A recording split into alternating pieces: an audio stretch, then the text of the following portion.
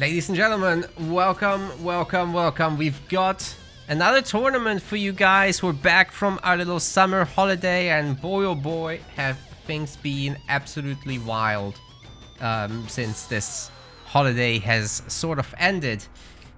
Today we're doing a Rising Star 2v2 tournament for £160, and we've got a grand total of 9 teams in it. That's 18 players, so, you know, pretty good amount of gamers here. I'm pretty happy with that, and you know, prize pool is pretty decent. Guys have donated to it, which is great. I'm already in a lobby and we're setting up the first match, so we're gonna go through that momentarily. I just need to update my scoreboard and we should be good to go.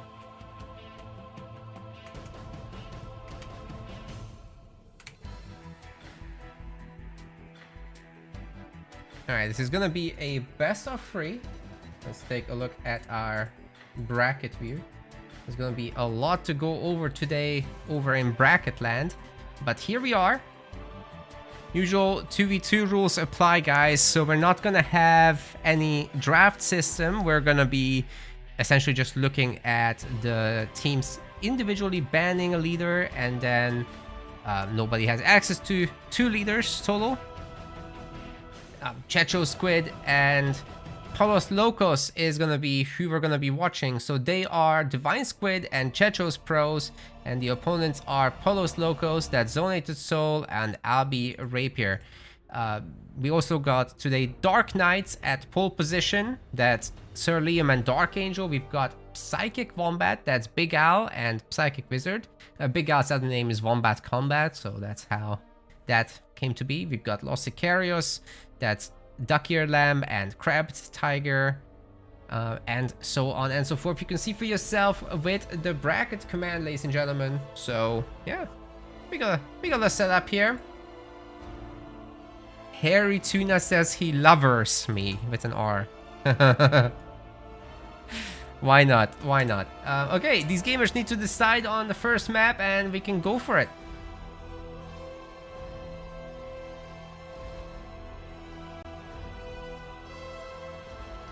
Okay, the leader bands are Serena. The map is gonna be Bedrock. And I'm not sure if Albi Rapier's team has a ban just yet. It's a pretty messy chat, as you can imagine.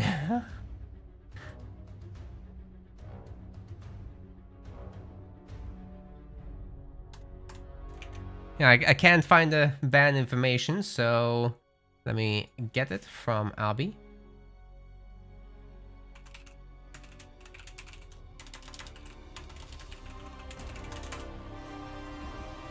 We're gonna get this information, and don't worry guys, we're gonna go over all the cheating shenanigans that have been uncovered. I'm gonna explain it in great detail, but during a point where the tournament isn't busy, right? First and foremost, this is a tournament stream. then we'll talk a little bit about that stuff, about cheating, and then we'll go over all that on our own time. Yeah, there's a lot of Halo Wars 2 content, and there's going to be a whole lot more because obviously we are still doing our Pro League, we are still doing our Amateur League, and there's a 1v1 version as well for the Rising Star. There's going to be plenty going forward, and we're only going to get stronger in the new year, as you'll find out. After the stream, we'll do a small sponsor segment as well. Okay, Albi Rapier is getting rid of RB. That's what he's saying. That's Polos Locos banning Arbiter, and Checho Squid getting rid of Serena. These are not going to be in the match, ladies and gentlemen, and we are ready to go to our first map already. That is going to be Bedrock. Let's do this.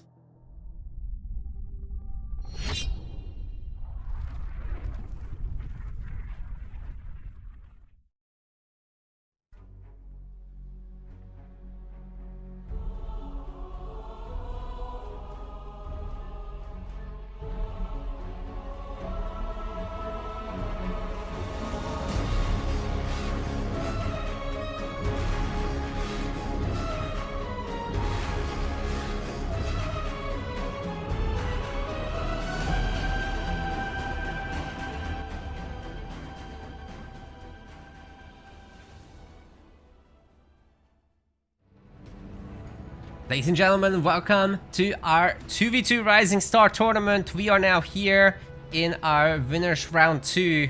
That's the first one we're covering anyway. EC Jolteon, also known as Abi Rapier, is going to be playing as the Yapper in the blue. Then we've got a lighter blue guy. This is his teammate Zonated Soul.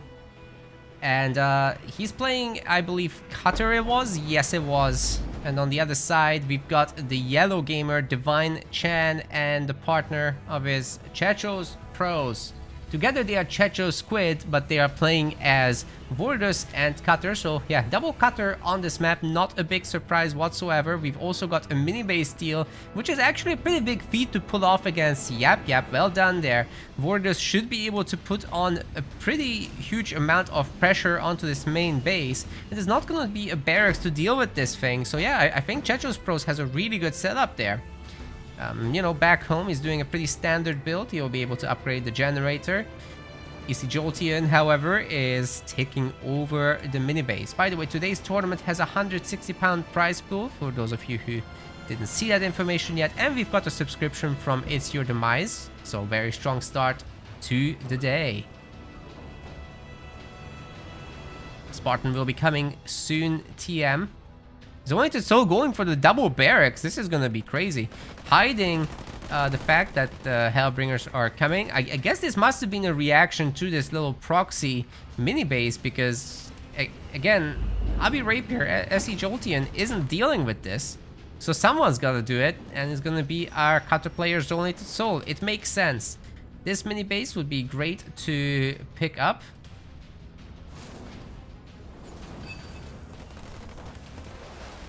Okay, I gotta pronounce it as essay.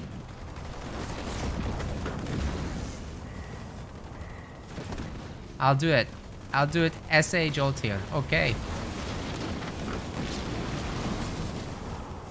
Did you guys notice that jumping a jump route onto a mine can like early detonate it? And like your brute isn't gonna get hurt? It's a pretty big deal.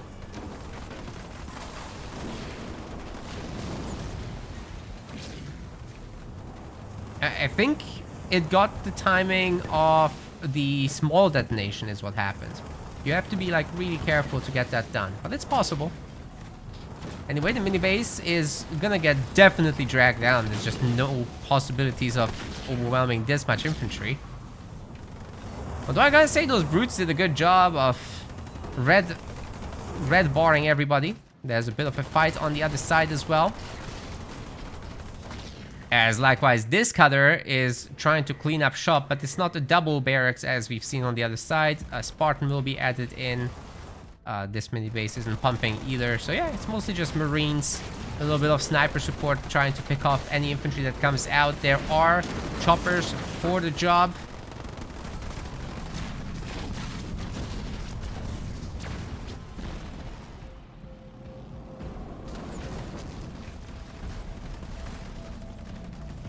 Brute looking to get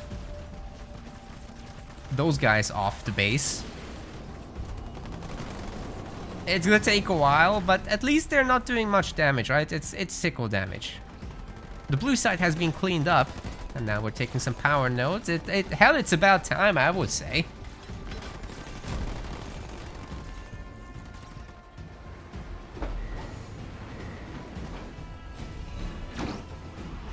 Every little bit of power income will propel the players to a much faster tier 2 and just improve the economy.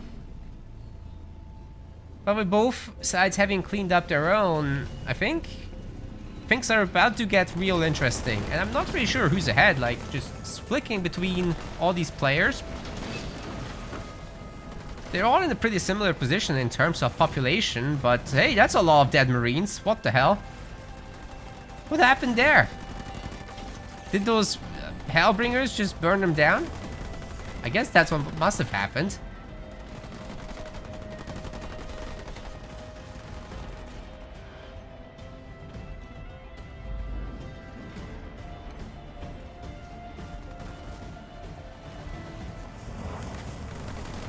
Yeah, I'm assuming we have some first-time viewers or not so regular viewers today, so I'll just explain once again why it is that the top players aren't playing today. This is a Rising Star tournament, right? So as the name implies, the Rising Stars are playing.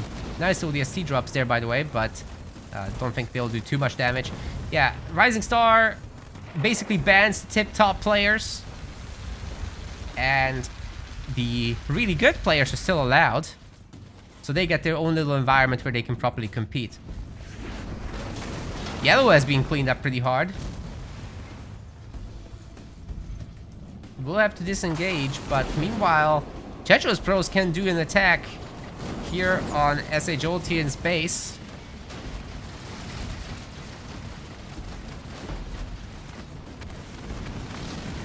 That extractor is toast. And Checho's Pros is getting rich off of this. There's no doubt about that. Look at that. Leeching. We don't ban the Warriors' passives, so they can leech resources from the bases just fine. Seems to be manageable-ish, especially with 3 turrets. They will take everything down here. Oh my god. Well, Cannon Fodder died for this. Solid Conviction is in the chat and says he'll return back. That's great news. Join the next Rising Star tournament when we post it. I'll have a listing up very shortly. In fact, everybody should join Rising Star tournaments because, like I said, there's no tip-top pros. There's some really good players, but you know, not your Carson Cameras or XCA, not those guys.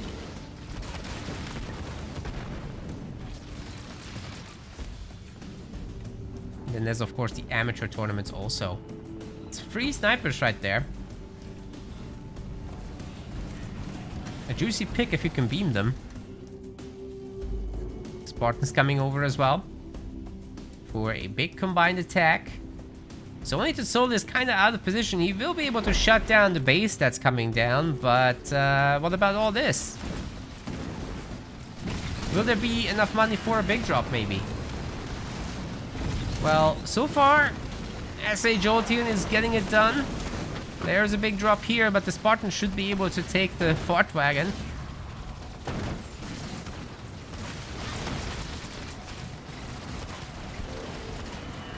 I love it when the gobbles go down, they just crush the pilot.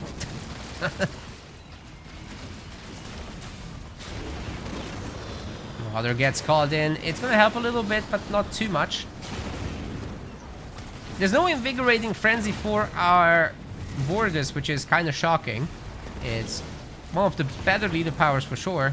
But I think the Grunts just got upgraded here. They now have an extra squad member or 2. Turrets are getting taken down, and SA Jolteon really needs that support, man. Where's Zonyated Soul's big drop? He keeps spending the money.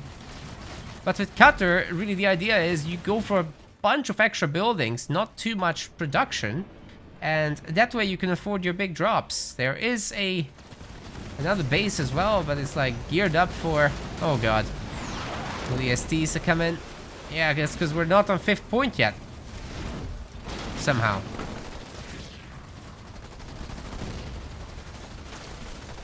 ODST Satchel's doing some detonations. Oh my god, all those ODSTs are down.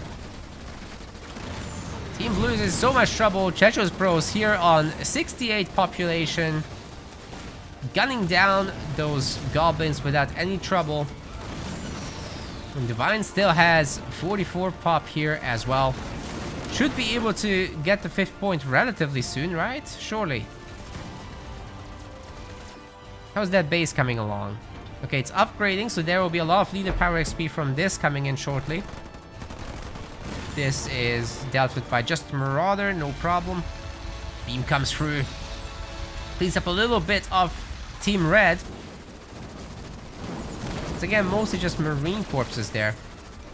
Nothing too substantial. I like the Sniper Warthog thing, however.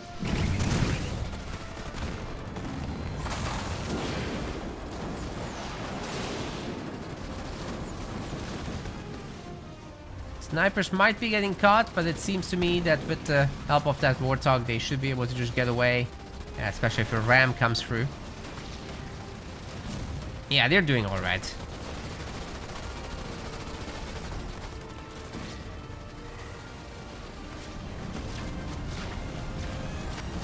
Have you discussed the investigation yet about the cheating? No, that's like in a big break or after the tournament. Let's see. If we have a long extended break, we'll cover that. And it will be posted separately on YouTube anyhow.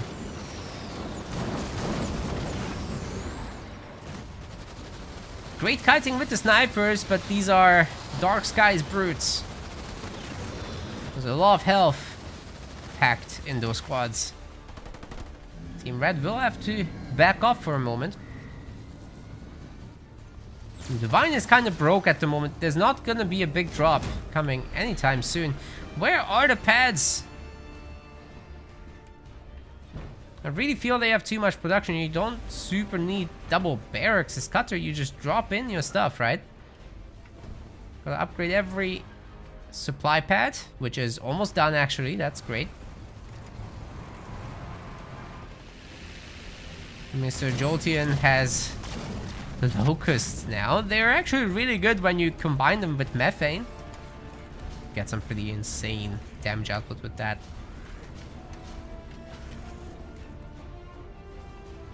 Finally getting an expansion up as well. Maybe all is not lost just yet. The Vortis, well, you can get pretty wild with him. There are no anti-air units here from either side. So actually those Pelicans could mess up the Marauders pretty good. They do some sick damage to those.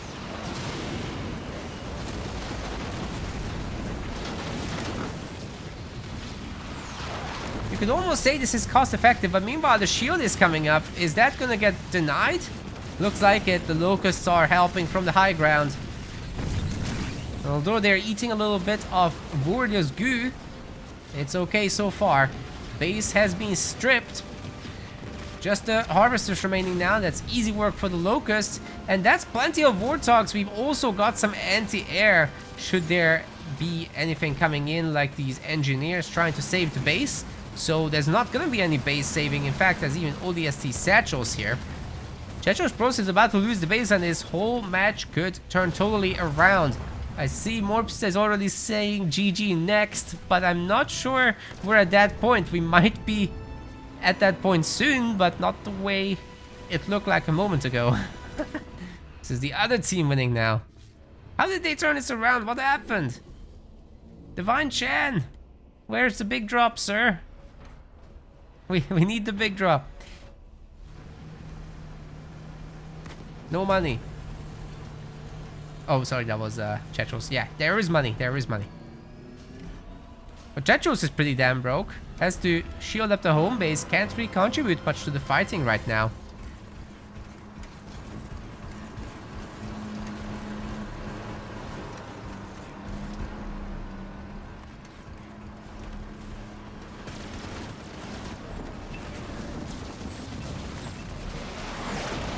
Okay, there's a big drop. Not getting combined with the mine or anything like that. There's beams coming in as well. That will clean up the tank. Oh my god, they walk over the mines. Yeah, all the big drop stuff is gone. Diego is left. So that's not so bad. But yeah, that was pretty poor. We've got the big drop as well from Zonated Soul. It's gonna get... Here comes the suck. That's what's happening. They're just not leaving here. And it seems to me the Wraith's taking this down pretty easily. Diego may or may not make it out. He's trying to run.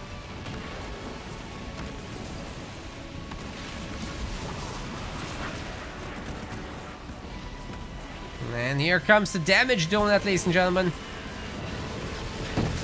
Oh, that's gonna rip those Locusts a new one and potentially tear the base turrets up as well. The Warthog's taking a beating right now. Maybe the snipers can hold, just barely, but what are they gonna do about all this? There's still Wraiths to support all that. Divine Chan could drop in some ODSTs as well, but the anti-vehicle and anti-infantry turrets are definitely being a pain. Have to say, not the best ODST drop. They're kind of getting sniped. SA Jolteon is also dropping in the methane. That should be nerfing the enemies down quite a lot. Reavers picking off ODSTs with the Pea-shooters. This is finished. Game stabilizes again, but Team Blue remains ahead as Chechos hasn't been able to get his base back just yet, but all is not lost on that front. He can get it back. Divine Chan has a lot more income now. It's unfortunate that he's keeping the armory though. I wonder how upgraded the Spartan is. We can't see it because he's chilling in that Wolverine. Yeah, this is a real messy game, guys. Oh, wow. Those mines just did a big detonation there. And this is looking like a really good army to me. Yeah, Team Respawn in the chat asking the important questions. How many of these guys are cheating? No. If anybody cheats, we're gonna find out immediately because we have the tools for it now. So, yeah. The worst you can do is waste everyone's time in a tournament and then we'll permanently get rid of you. So, basically the cheating is people unlock leader powers faster than they should. And we can check that in the post-match stats.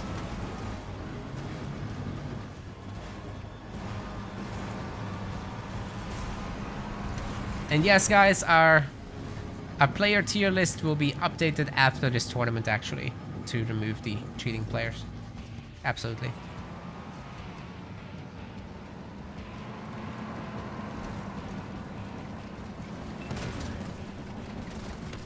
Well, Team Blue is moving up for a big assault. There's going to be, again, 2 Locusts that will help a lot with tearing down the shields. But first, you got to deal with that Wraith because it could pick up all of these Locusts very easily. You can't walk ahead like that. It's not safe. There's also a really good amount of goo here. I think the Big Suck could delete the army if there's a Cataclysm. Where Cataclysm? No Cataclysm. There's a beam, however, and there's a damage donut to help support the army. Whoa, there's so many leader powers coming in. We are having some insane lag as well. The damage donut is tearing into the vehicles a little bit, but there's enough anti-air, especially with the help of those Marines now. All seems good. These guys will hold, but again, there's no base for Chechos. How long can he economically keep this going?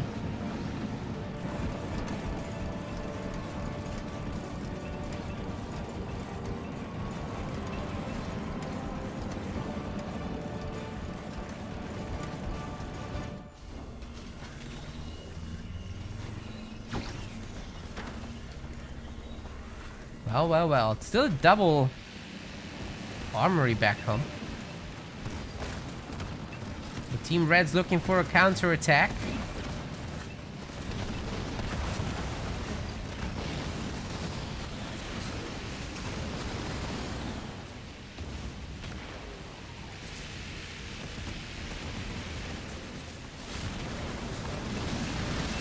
Oh, there's a Cataclysm! But there's no Big Suck. It was just used. And during Please Don't Shoot Me, the Wraiths can't use their special ability, so there's no more goo painting. That was a very bad use of the leader power, honestly. Like, normally you get it together with Invigorating Frenzy that makes it last longer. A very desirable trait, that's what she said.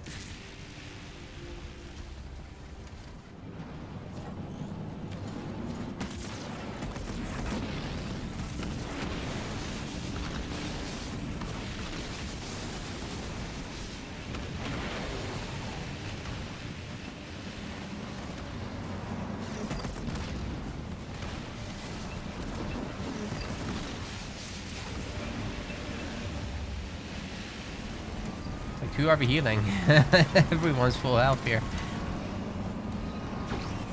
But yeah, SA Jolteon is in a really good spot here. Chetros might be able to set up the base this time if Divine gives him a click of resources or two. Speaking of Divine, 2 7-slot bases, that's looking pretty good. Zonated Soul did. Oh my god! You can't. No! Disconnect!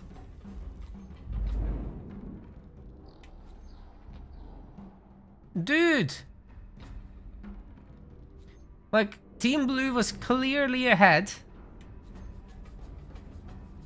I think we are gonna have to give them the point. But it seems a little unfair.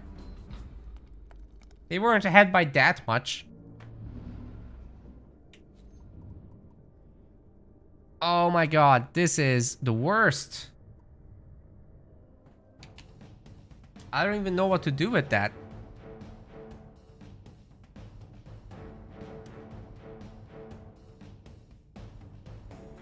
Well, what we're gonna do is we're going to review that match and then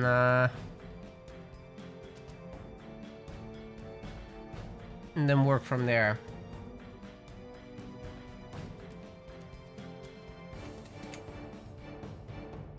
If it's being clean, then no worries.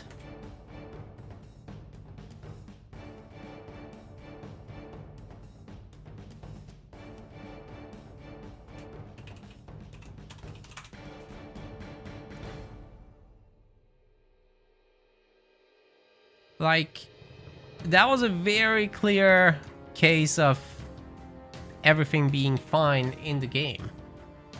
So why you have to do this? The players obviously didn't do it on purpose, guys.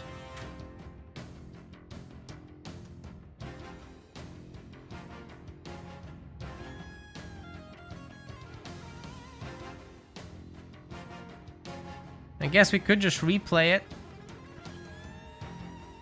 I'm just making sure there was nothing shady going on.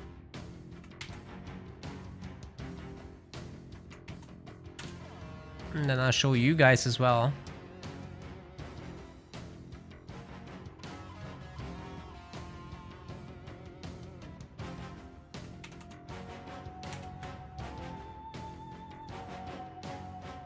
I think we're gonna replay this. So here you can see that we can track when you unlock the leader powers. So if you mess around with that, we're gonna see. But I'm pretty sure these are very reasonable timings. 2 minutes, then 5 minutes. Yeah, that's fine. And then Zonated Soul as well. Unlocking everything at the correct time-ish. So we're all good. Yeah, it's perfectly fine. We can replay it, I think.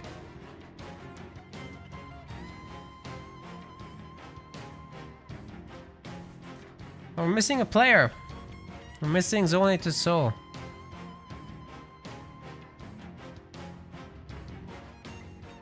Marco says he's loving the Halo Wars content. Thanks very much. Appreciate you. Alright, screw it, let's just replay. I don't feel confident about calling this game in either direction.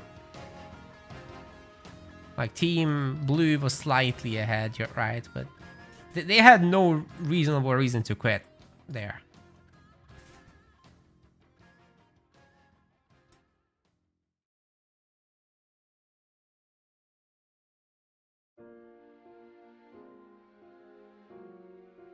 Okay, they can go again.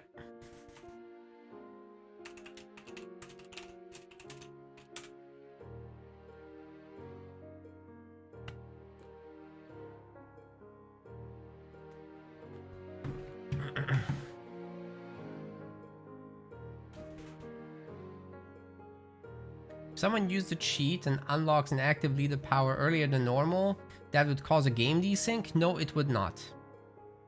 It would not. Unfortunately not.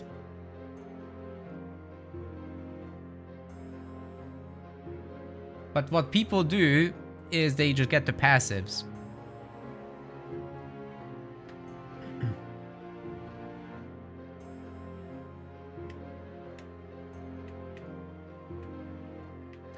Alright, we are back. How about we try this again? Same situation. The first game doesn't count, and they just replay it. Zonated Soul in the teal. SA Jolteon in the blue. They're playing as Cutter and Yap Yap.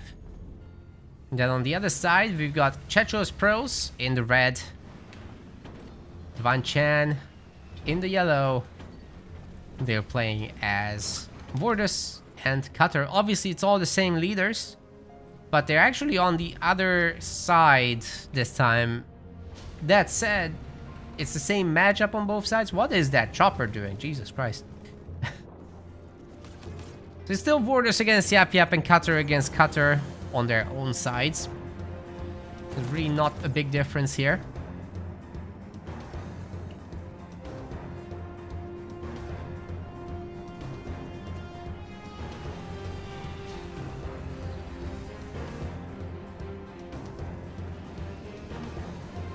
Players are trying to get their close by mini bases. That's very important. And this time around there's no stealing, so the dynamics are a little different. Well, maybe actually Chetros will steal this. Let's see about that. Nobody's heading that way just yet. He seems to have the money for it. Oh, no. He spent it. Should get this mini. Definitely.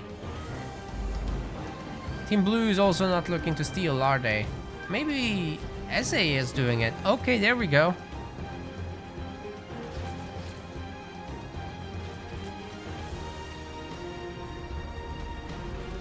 Checho's getting a raid camp. Obviously wants to clear this out. There'll be some nice income for him as well as Vordus here. Yes, combat spoils just takes resources out of buildings you're attacking.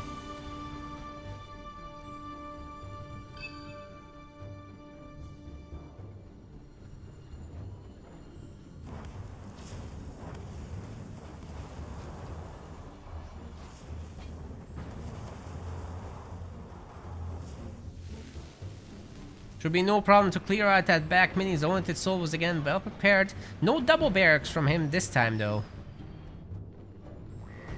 It's not that. Oh wait, it is double barracks. It's just on the mini now. Makes sense. He likes it.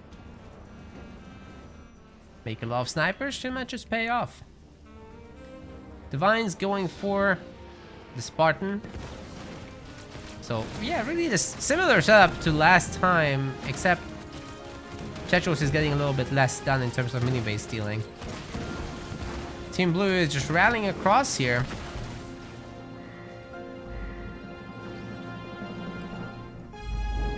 Oh wait, it's not real units, it's cannon fodder. Where's the real stuff? Wait a second. Are we going fast here too? No. Mr. SA, we don't have any barracks anywhere. Is that it? Just the front barracks? Okay. Look at all those snipers, holy cow. 4 snipers already. Bear in mind, if it's a sniper versus sniper fight, you need 2 shots to take out 1, so I think anything that Zonated Soul pumps out is gonna be in trouble. Looking really scary, actually. Takes a little bit of targeting micro, obviously, to do it well, but not too much to worry about here. Cannon fodder getting some decent efficiency there. But they're really not a threat, it's just they're here, so they're forcing Chetros to stick around and clear them out.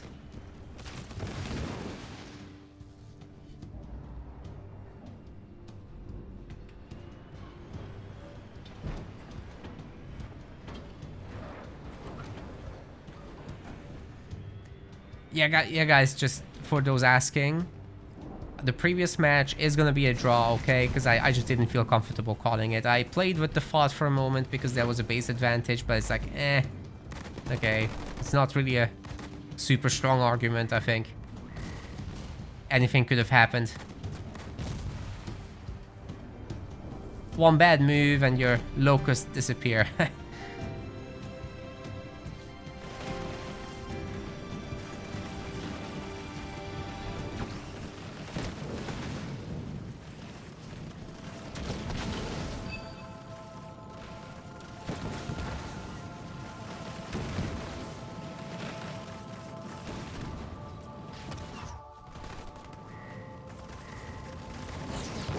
Good split on the snipers, but I think they're getting caught by the choppers there. Holy cow. That was a nice little catch. 2 of them go down. Could have been much worse. But fortunately for Team Red, Chechos is coming in with his own choppers and smacking these worst ones real good. And we're fine, we're fine. Just laggy.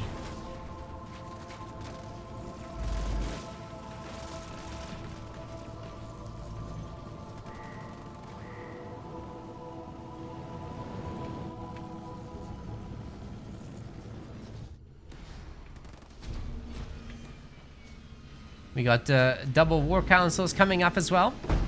That will mean a lot of gobos getting spammed out. However, the problem is that Zonito Soul, poor guy, he's all by himself here. Holy cow, he's getting bullied by the choppers, he's getting beamed. Where's that beam going? Wait, that's not their beam, was it?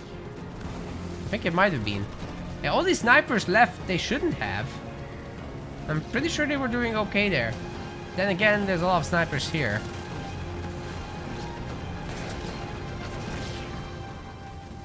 Hunter's doing a great job picking off the red choppers. Zonito Soul has an expansion, but so does Divine Chan. So yeah, they're very similar here in their setup. Now the sniper goes down, good pick. Maybe Zonito Soul just goes up on the high ground and keeps shooting at that infantry. It's looking pretty good.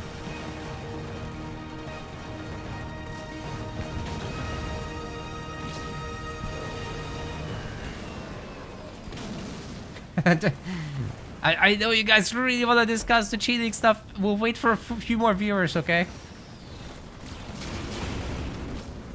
We're just gonna cast some matches and later we'll go over everything, I promise.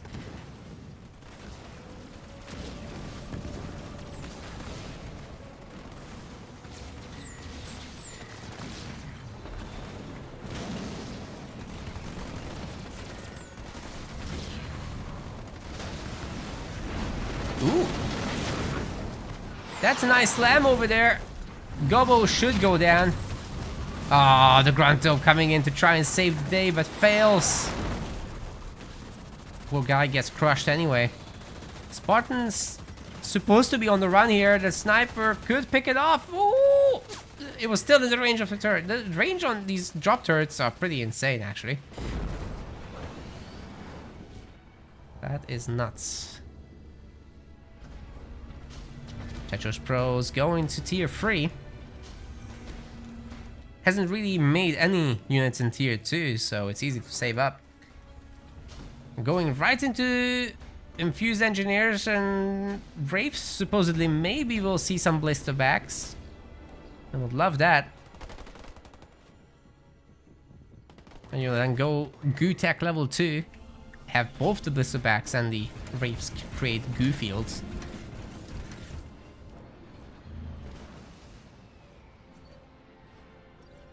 Zonito Soul hard stuck in tier 1, man. That generator still hasn't been upgraded. Whee! Okay, when you have the generator, guys, you just click that thing because it'll pay off so fast. It doubles the income.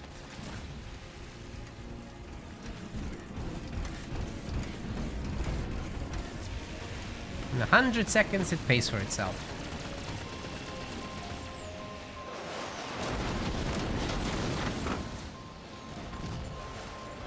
Ooh, very nice catch on those Marines. And they go boom. Great job by Team Blue. Can they now push through? They've got a Locust on the high ground. They have 1,000,000 hunters to protect against Wraiths with. And maybe our counter player can opt into Diego's. Zonito Soul is probably saving up for the 5th point at this stage. We've seen the drop turret, so that was the 4th.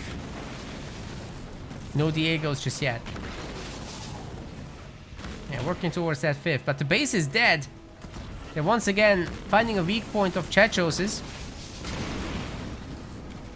Engineer should have been saving the base, to be honest, but that wasn't what we saw.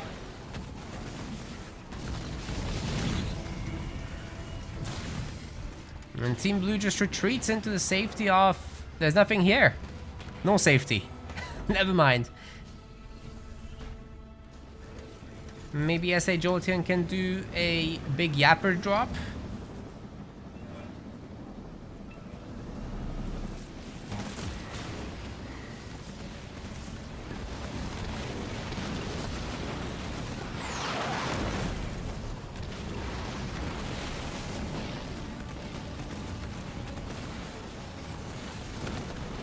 Nice beam! Oh, the engineers! Jesus Christ!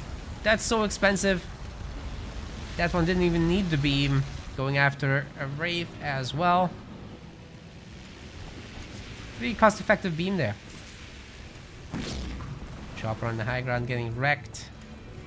As long as Jolteon can get up a shield, I think it should be fine. But now the other cutter base is under attack. Rapidly losing health. Where's the smokes? Where's the drops? Oh, the grunt dome doesn't reach it. Oh boy. That was not the plan. Damage donut comes in defensively. Can they save it? Where's the engineers? Where's the anything at all? Something needs to come and save the base. At least the units are getting absolutely peppered by bullets. Holy crap, it worked. They saved the base. The Yap player can very easily heal us back up now. Doesn't even need to use abilities. Yeah, this is looking good. Team Blue obliterates Team Red's army. Has more economy overall as well. Chechos is relying on donations at this point.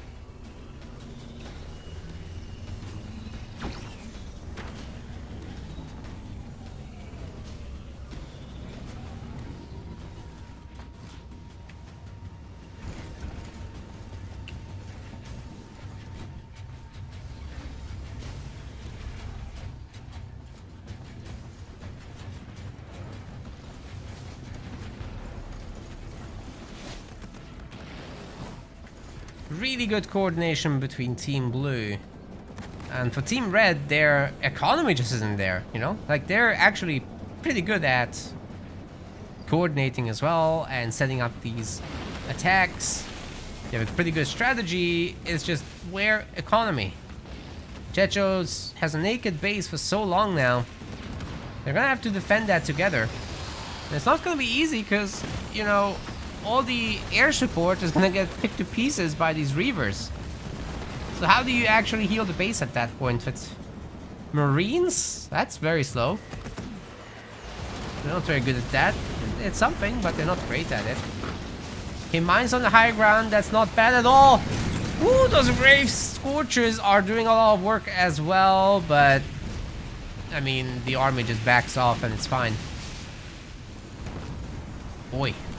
Didn't expect that satchel to go off. Not bad at all. Would love to see a handful of Nightingales here from Zonated Soul, but I think most importantly he wants to save up for the big drop now. Taking this fight against the Wraiths isn't going to be the easiest thing, but Methane comes in, that will slow them down, that will hurt them a lot, that will boost the Grunt and Locust based army. Why are they running away? This is the time to push. I guess they don't want the choke point. Understandable. Be difficult to fight in. The Spartan is getting absolutely shredded by the snipers. There's so many of them still. Is that a Kodiak? Yeah, it is.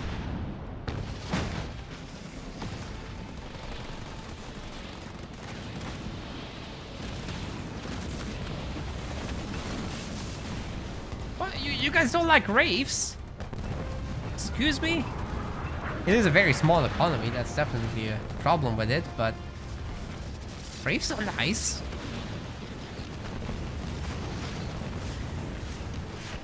Okay, another damage donut.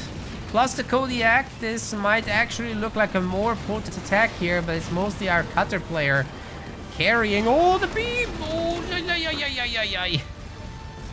Those Wraiths are getting wrecked. And Nightingale goes down too. That was highly cost effective. Spartan and another Wraith will go down too. This is a great defense once again from Team Blue. Barely losing any buildings.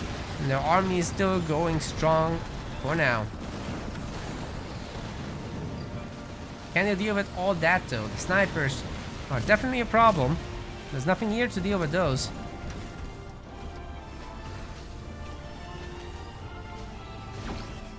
Zointed Souls tier 3. Mr. Jolteon's tier 2. Chechos has been tier 3 for the longest time. And Divine Chan as well is tier 3. So we could be looking at a bunch of vultures soon. Once we see that swap, if they come in as a surprise, you could just nuke down the UNSC base and that should go down pretty easily.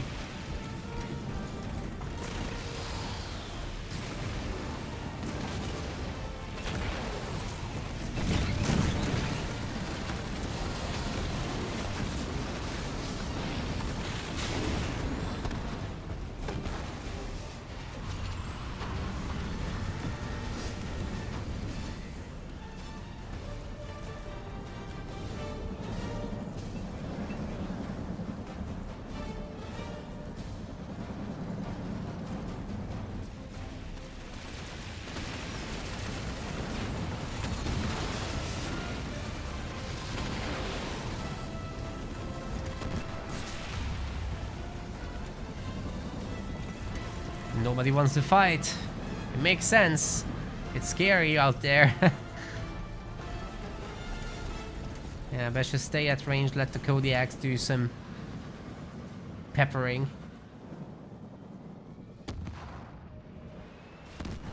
Maybe Zonoid Soul can get out some Wraiths, Vultures, excuse me. Air upgrade is coming through, so it's definitely the plan long term.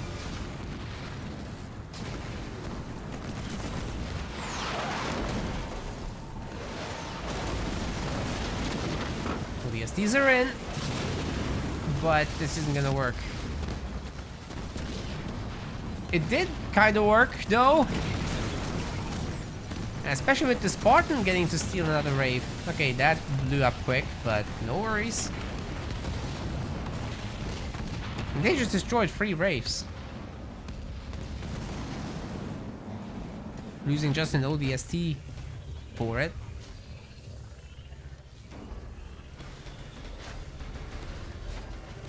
Reinforcements coming in for Chechos. He's got the economy set up finally. So things can get pretty serious from here on. Got the damage donut, but they're having to deal with 5 Reavers. That's a lot of Reavers, ladies and gentlemen.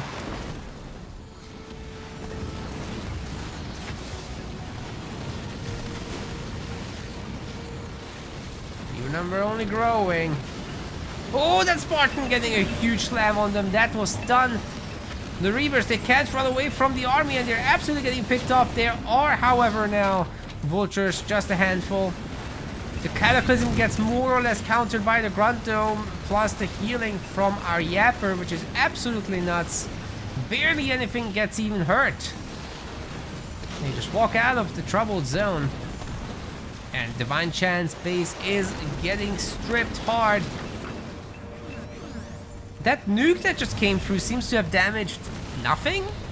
What's the deal there? Okay, the Wraiths are doing their absolute best to take this stuff down, but then beam on the air. Big drop getting dropped in, taking down the Spartan. There's no more Vultures. Big drop, counter drop. Trying to keep the army at bay. Maybe the base can be healed.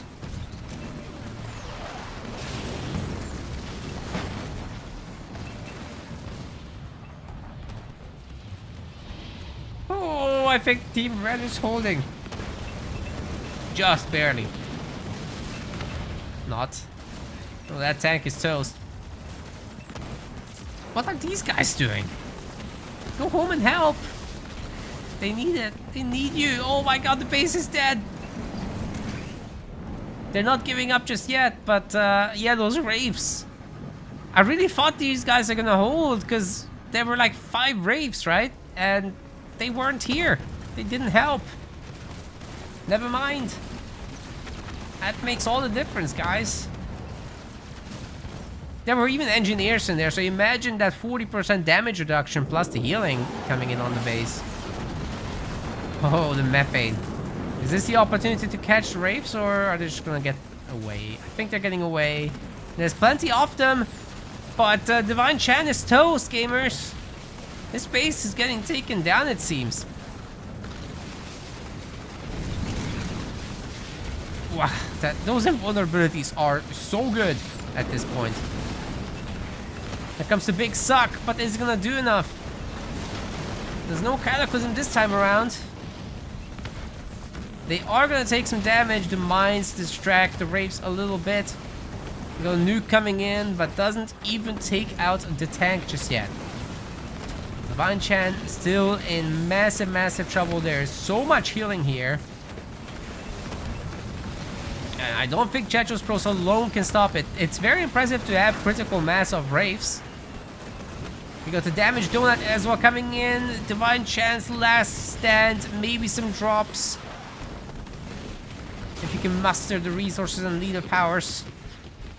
Team Blue is retreating. Is this it? Have they saved themselves? Oh my god, no way. I think they might have done it. Woo! Ay, ay, ay. They saved themselves. That's crazy, bro. What's that Pelican doing? It's like, I'm just gonna stay here, okay? Wow.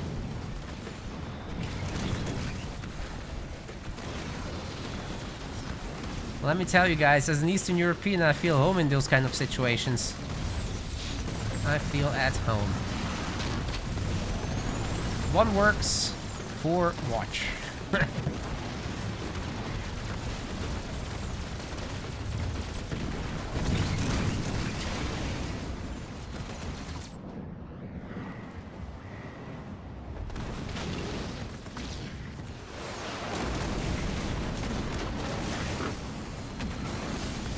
Mines and LBSC satchels could do a lot there. Ooh.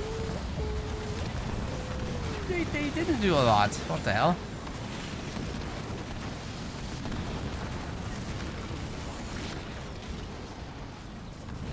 Dude, Team Blue is kind of falling apart, but they still have some major pressure on this base. Can we see a nuke from the Vulture? Ah, there's 5 Vultures. Bring them. Bring the Vultures. They're taking down the front base, but Divine Chan meanwhile getting some very much needed healing back on the home base.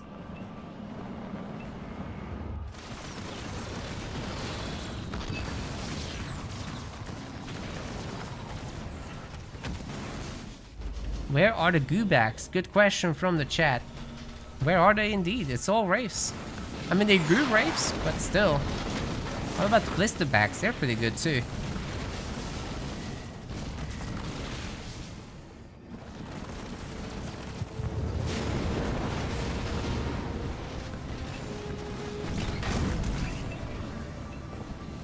I will strip the base of shields, but not off health.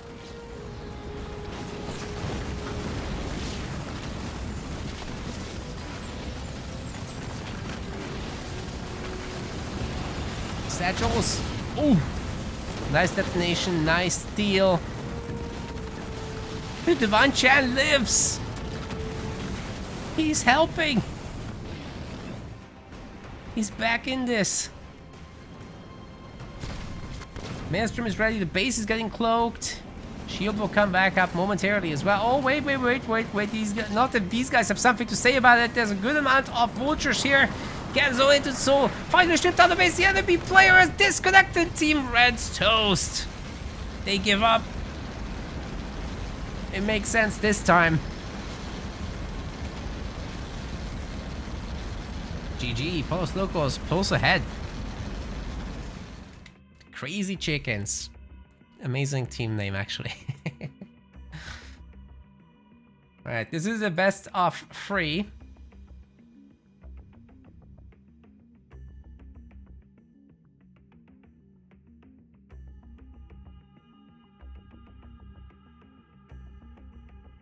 So let's see what the next map is going to be, what the next leaders are going to be as well. In the meantime, I'm just going to verify that this match is also valid.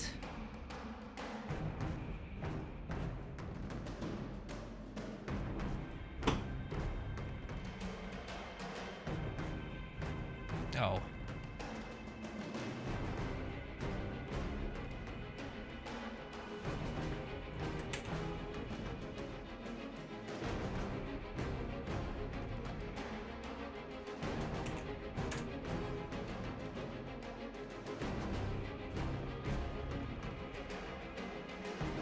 Alright, it seems like clean play to me.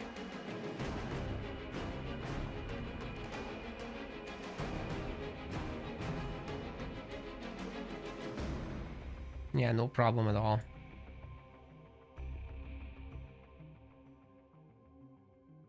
Everyone's playing fair. That's good.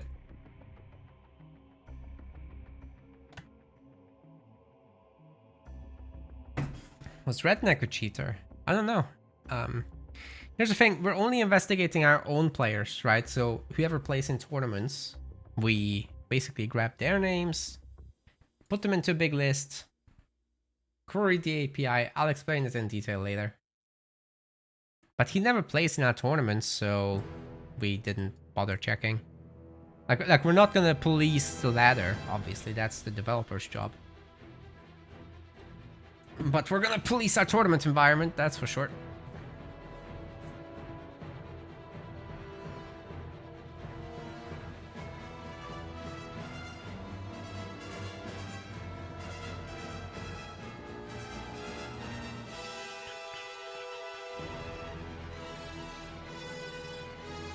The viewers are showing up. Good to see you all.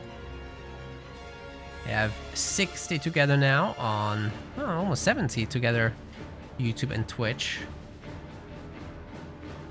Appreciate you guys.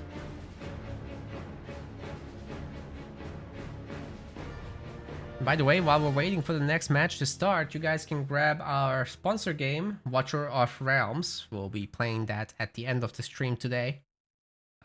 It's popping up over on the side. And maybe I will pin the message a little bit. How about that?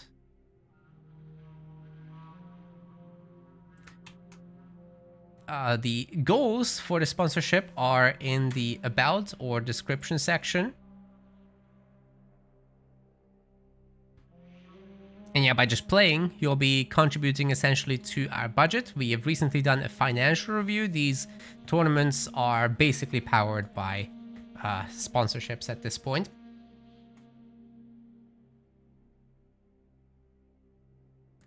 What developers? Yes, yes, of course. Sadly, they're not active. We're gonna talk about that aspect too. Alright, I think the next map is going to be Frontier, it looks like.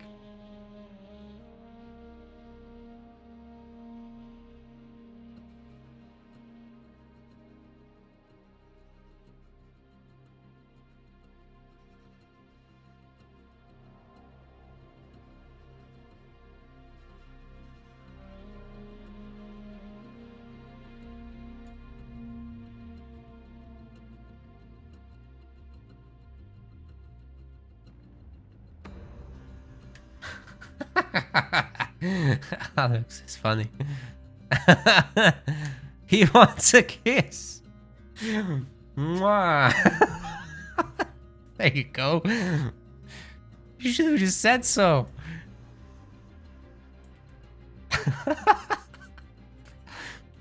Poor Alex getting censored.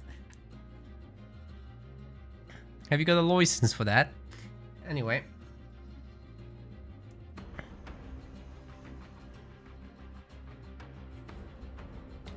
Players are ready. Let's do this. Let's go to Frontier next.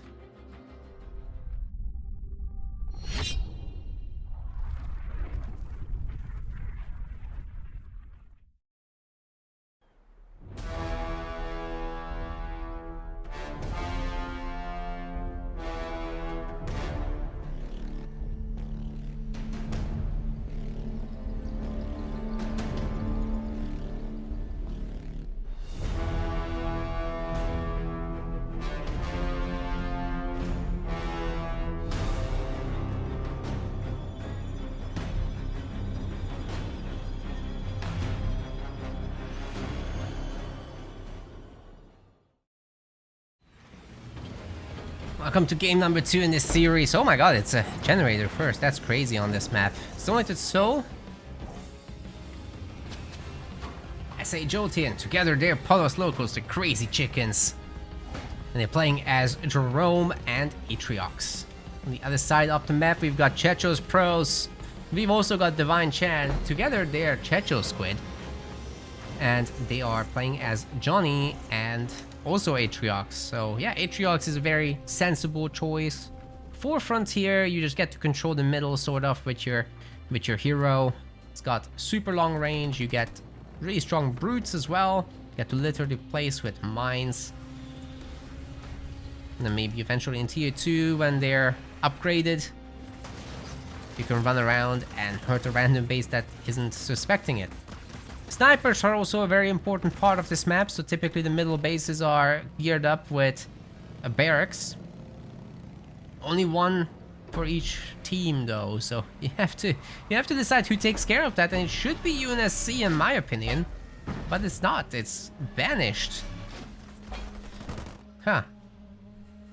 Oh my god. Wait, Zonated Soul is going like Gen into Spartan into Barracks. Okay. I would say that the early hero is risky here. Because it could have been, you know, this is a Johnson team, right? So early hero, I think, gets shut down by bunker and snipers. That just doesn't work. You can obviously pop the guy into the Mantis, so we'll probably see that. But yeah, I think you have to make some snipers first to control the middle.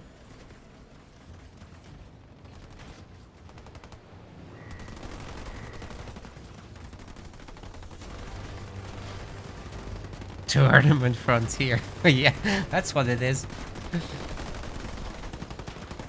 Man, what I wouldn't do for some more maps. And you guys probably too. Okay, the jump back brutes are currently locked into the base. Very interesting. Checho's bumping them normally. Grunts are looking to take over some power nodes. There's the Spartan. There's a sniper with it. And Zonated Soul will probably soon not upgrade that Spartan because we're spamming snipers instead. Well, I guess the Spartan to a degree will be protecting the snipers.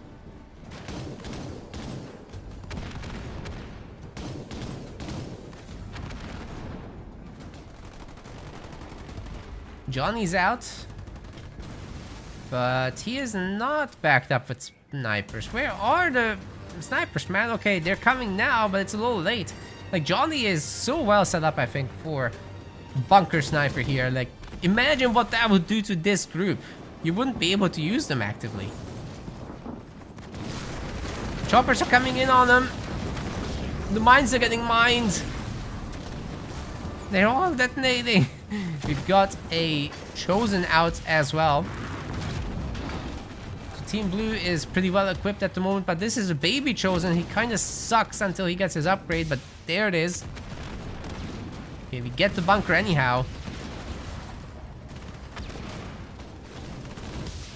This should hold for the moment. Pretty good aggression. Chosen's coming through for Chechos. There are boys on pretty low population at the moment.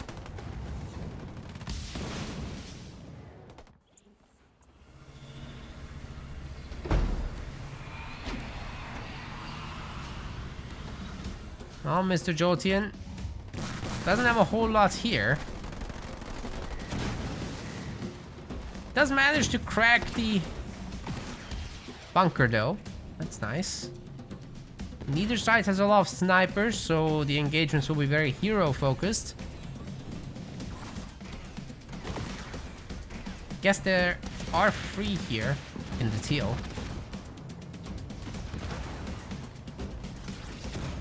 Wait, this is a baby Chosen still? Chechos? You gotta fix that, sir.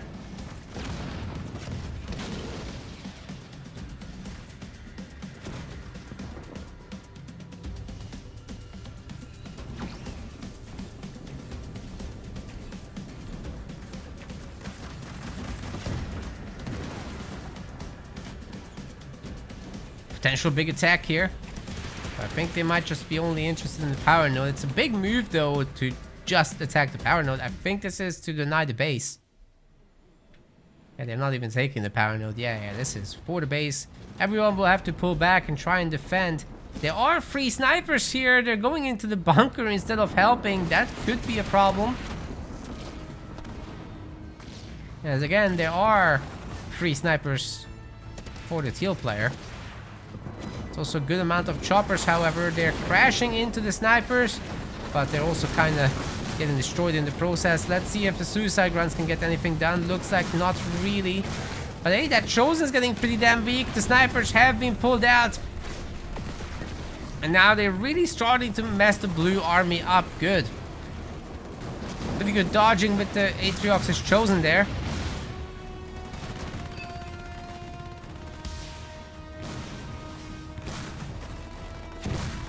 And at least to me, Team Red looks pretty victorious in that fight. They are going to be able to push the issue a little bit. Atriox still hasn't expanded, which is super weird. Chechos has been using up all his resources on choppers, I suppose.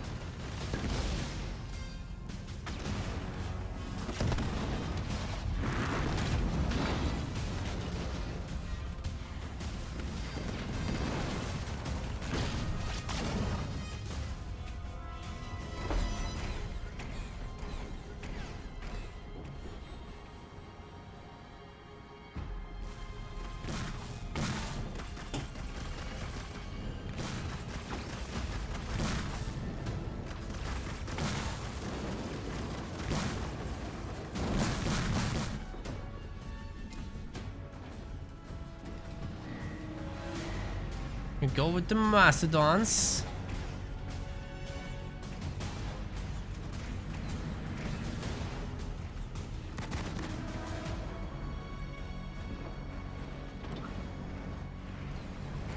That will definitely give some staying power to this army.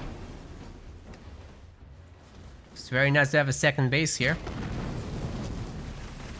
But Jerome is now kind of hard stuck in tier 1 for a while. A lot of power getting spent. Mr. Jolteon is in tier 2, however. And we are getting Scortrans, but he will lose his base.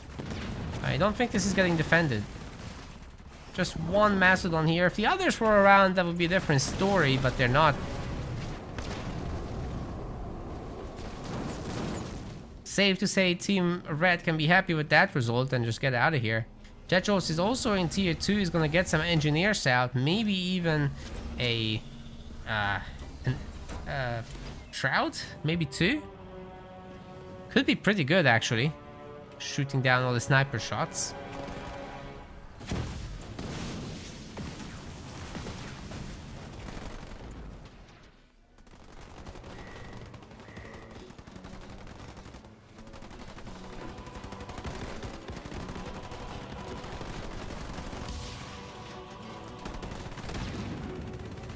Oh no, the generator's still weak. If it was full health, it would be so much stronger, but now it's an easy pick. It's an easy Mastodon pick over there as well for Chechos. Well done. Especially with surrounding it, that was nice.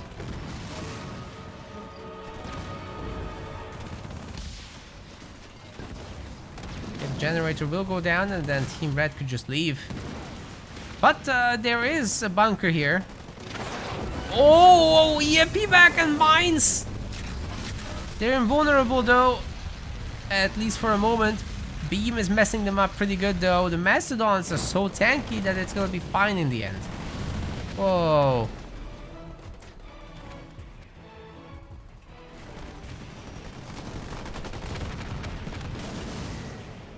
Yeah, nicely done by Zonotitzel keeping those Mastodons going. I don't know about Chechos taking this front base. That is very daring for sure. We still don't have a lot of army. Dark Skies brutes. Here to change the fate of the universe. They're that strong.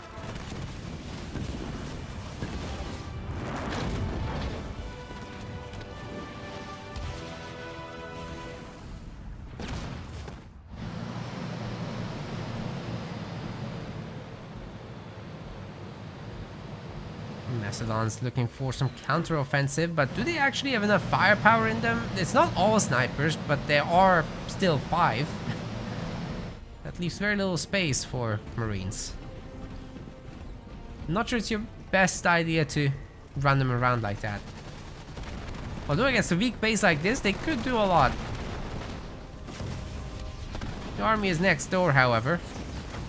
And Johnson being tier 2 will see a lot more Mantis,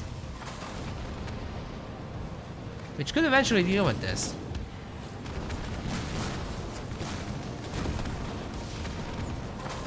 Shroud's helping a ton.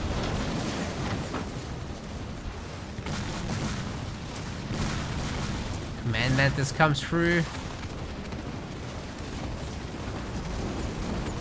Ooh, good stun and mine combo right there. The Mastodons are gonna eat that for sure.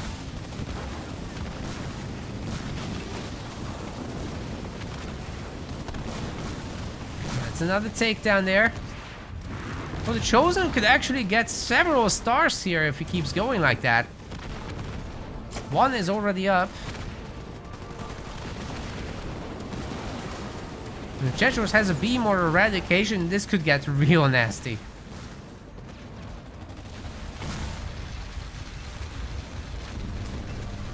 Bit of a beam there. It's not even gonna get the Shroud. That's insane. Yeah, put it back there. Get some healing. Whoa, Team Red is really making a difference now. All those Mantis pushing in. There's nothing here that can truly deal with it. The turrets are anti-infantry. I hope that one's gonna be anti-vehicle over there. Yep, looks like it. The Marines are about to get their upgrade. That will help a lot as well. Ooh, our boy just about got out.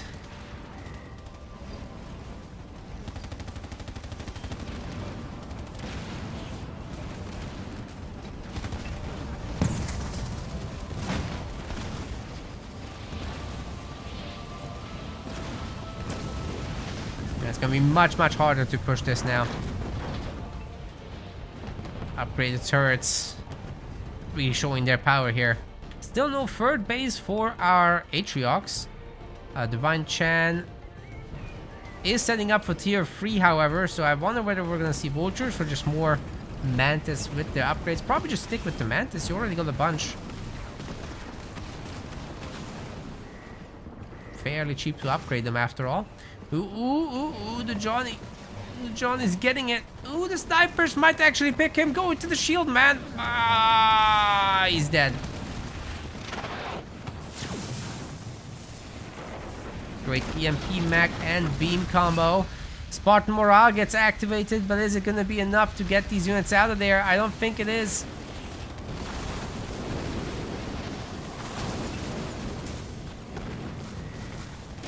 At least half the army does get to escape.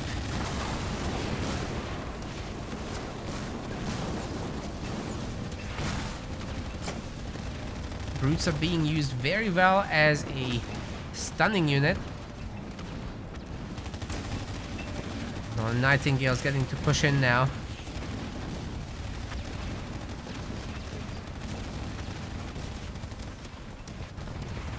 Could help a lot against the turrets if they go and smoke them, but easier said than done. Don't forget those Marines are actually shooting them down as a priority.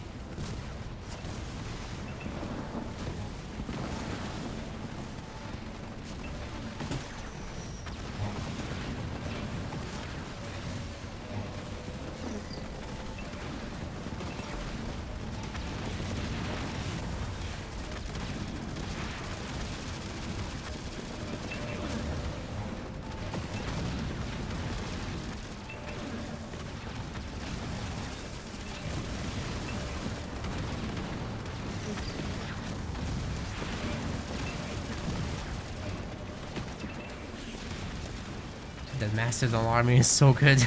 It's insane. They're just pushing through everything.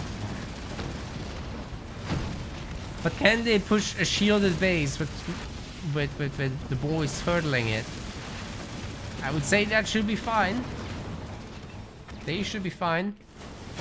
The little counterattack. Wait a second, this hero still hasn't been healed? What is going on? There's so many brutes. They could absolutely smash the base, though. Doesn't matter if the hero is alive or not. But yeah, Jetros never took the time to heal up that Chosen very well. This base is in a lot of trouble. The UNSC war does continue, but a bunch of upgraded turrets. Oh, a Colossus. Now that's an idea. There are, however, a bunch of Cyclops over here as well. Still a Mega team. Oh my god. Yeah, a bunch of these Mantis are about to join the opposing team. That will really change the dynamics. The brutes aren't getting anything done. They're just kind of shuffling around, not being controlled properly. I'm not sure what Chechos is really doing there. I can tell you he's not getting much done. So gotta be really careful with the Omega team here because they could steal the Colossi. That would be a devastating loss of resources to Divine Chan. But currently he can keep up. For now. We'll need a population upgrade soon.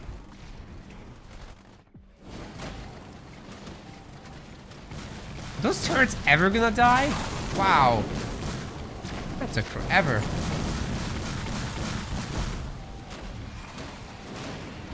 Yeah, Hammer Brutes versus Hammer Brutes. Not a particularly fast matchup. Kind of jump around, don't damage each other too much. Oh wait, eradication? On whom? That hit nobody. What the hell? But yeah, what I said came to be.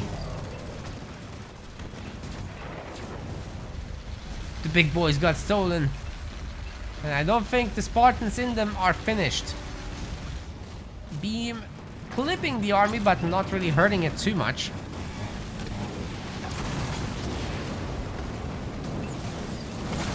Colossi are really trying to get away from this, but I'm not sure they're going to be able to.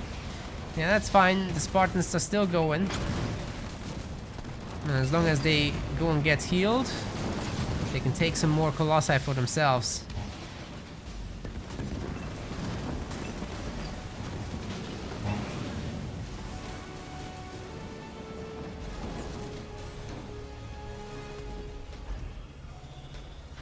What? S.A. Jolteon not only defended himself, he's taken a third base, and he's now going to attack the main of Chechos with a bunch of brutes. Oh, that could be a disaster.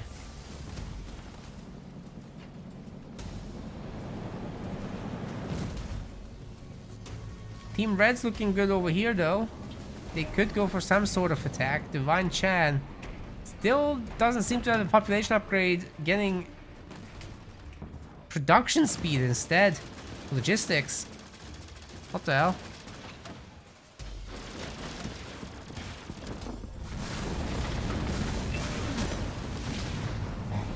Oh, the mines! They did a little bit.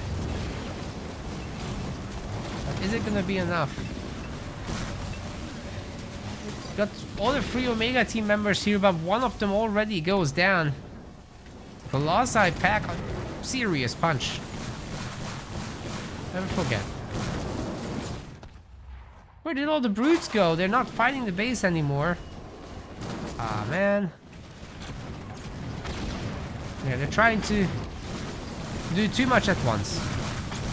Numbers aren't that good, and these Colossi are certainly gonna shred them. Wow, those Colossi. They're gonna smack anything now.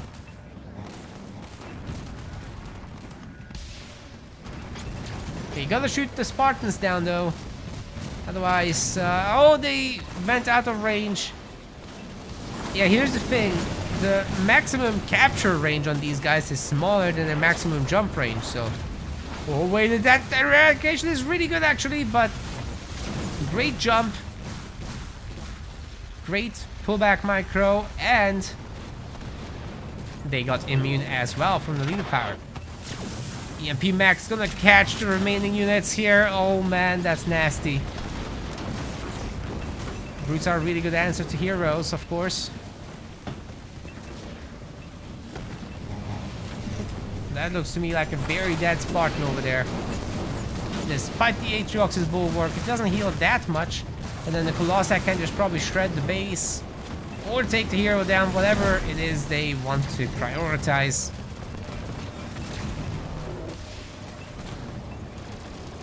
Easy work. Oh, you have Stomp! Did you see how much damage that did? Oh my god.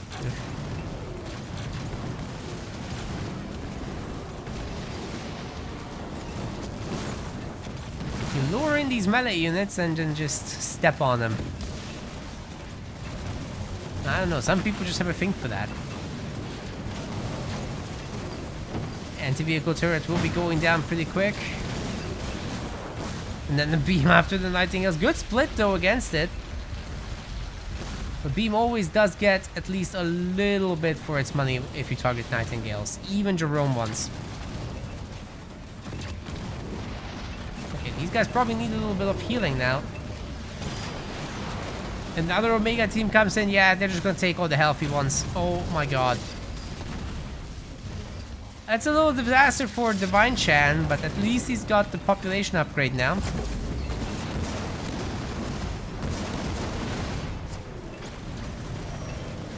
Wait, actually one of the heroes did go down. Oh, look at those stomps!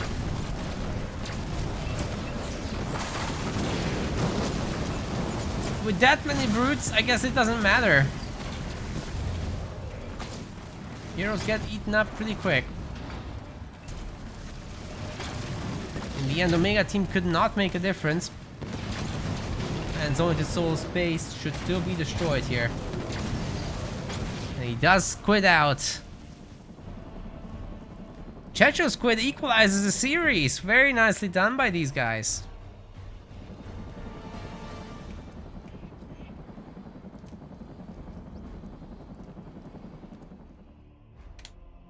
Very nicely done. That was good.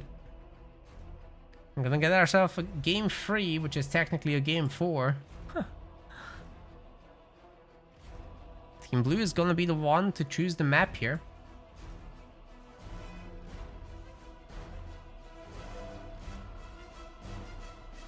Now let me just go and double check these matches again.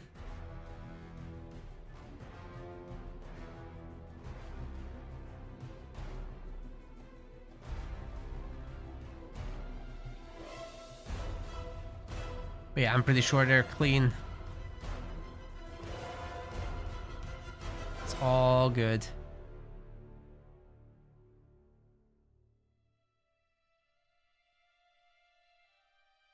Players are playing fair.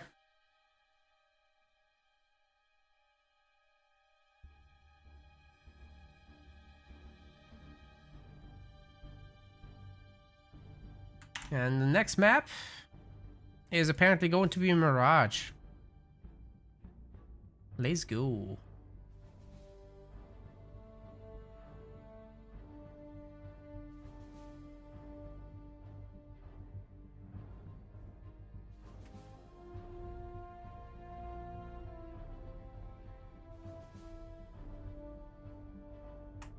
Yeah, players are ready, so at any time they might start. Good to see so many of you hanging out. Even on YouTube, there's already 30 people. That's fantastic, guys. Hope you all are having fun. Make sure to hit the subscribe or follow buttons, depending on your platform. It's totally free to do. Really helps us out. Call a friend. Tell them Halo Wars has a tournament scene. Maybe you have a friend that's quit a few years ago and you miss him. Send them a message, you know? And you're all invited to play in all of these Rising Star tournaments or Amateur League or whatever. And you know, if you're up for a challenge, you can work your way up to Pro League as well. I'm not gonna stop you.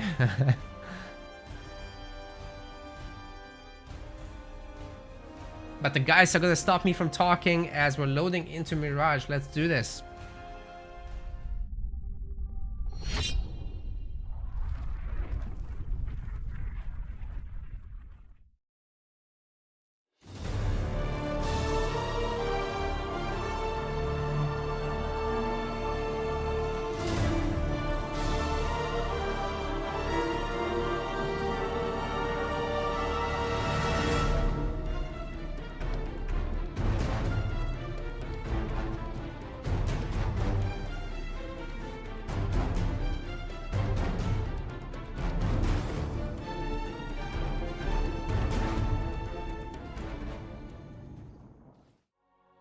Alright, we'll be ready to start in a moment. The guys are just picking their leaders.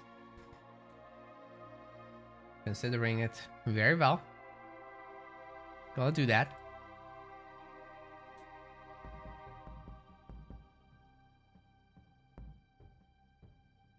Just one more, and we'll be off to the races.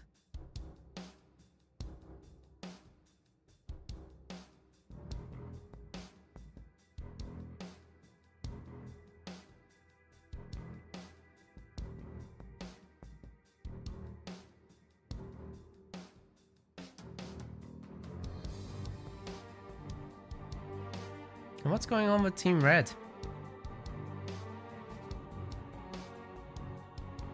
They're not quite ready.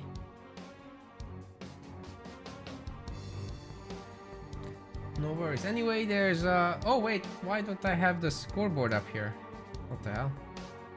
Okay, now that's done. Well, it doesn't all come down to this, right? Because we have a double elimination ladder, so it's really not that troublesome. If you do end up losing, you have to go through a loser's bracket, which is usually high risk. And there's a bunch of best of ones in there. You don't want to deal with that. It's always preferable to stay in the winner's bracket as long as you can. We've got some progress in other matches so far.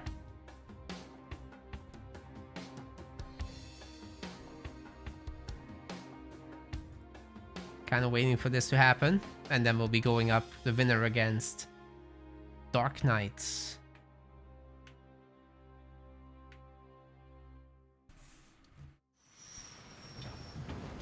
Ladies and gentlemen, here we go with game number 3.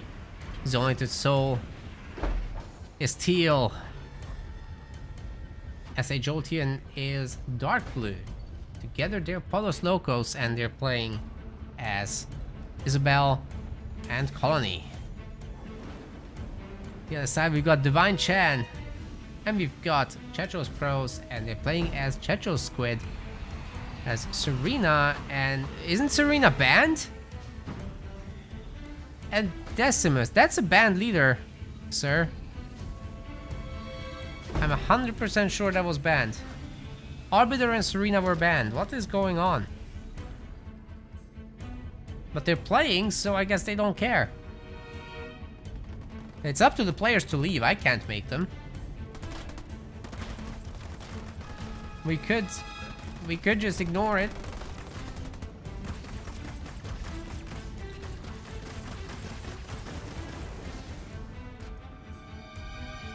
I guess they are forgiving it. All right, let's go with that.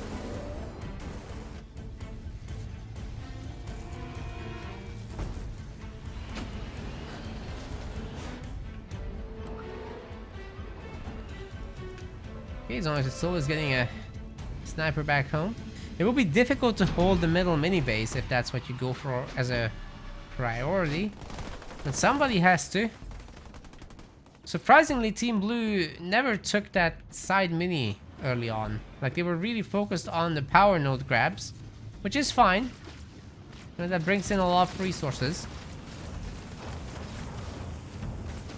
But how is Chechos now going to be able to hold this? I guess by putting a grunt into every garrison is a good start. And then the sniper has his work cut out for him. More of those coming. And SA is actually starting to get a hero up, but also making some engineers. That is highly unconventional. I guess you do want to save that chopper with the skitterer. It's a very, very high value unit. So if you can, save it. Put a skit on the Engie as well. It will make a big difference later. I really like the holograms here as well. Chechos banned Serena, but it goes to both sides, exactly. That's why it's really weird that they themselves picked it.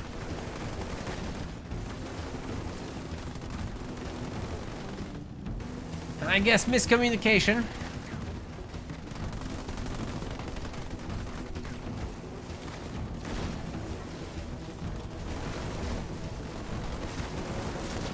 they don't speak very strong English, so...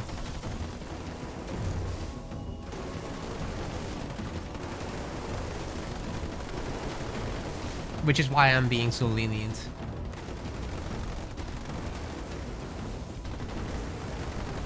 Would hate to take the match away from you guys just because, oh, they broke the rules a little bit.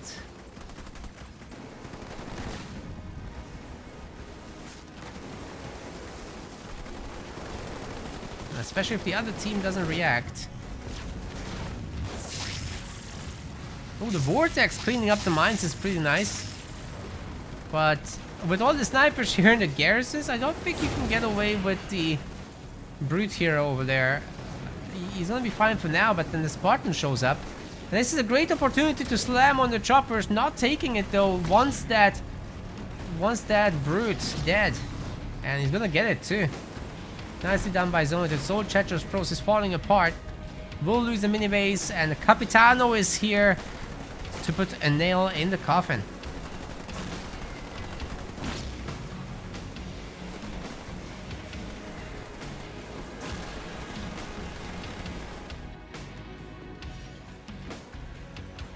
Where was Divine Chance hero, man?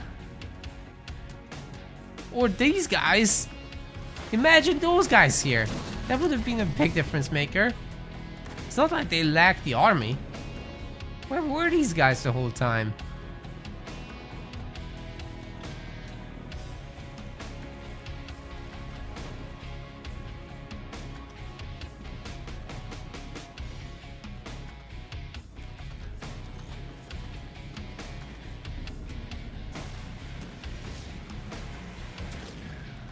Okay, Capitano, another snipe.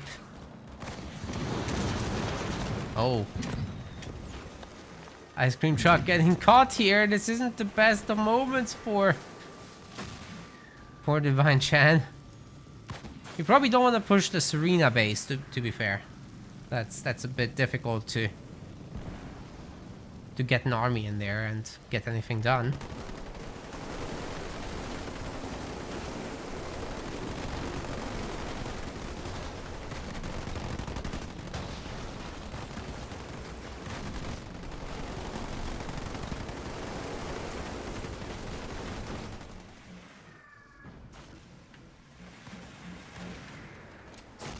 Sniper does go down. It's a really good little spot here in that upper garrison, but I think it's time to unite the armies. Mech Blast would do a lot if it lands well.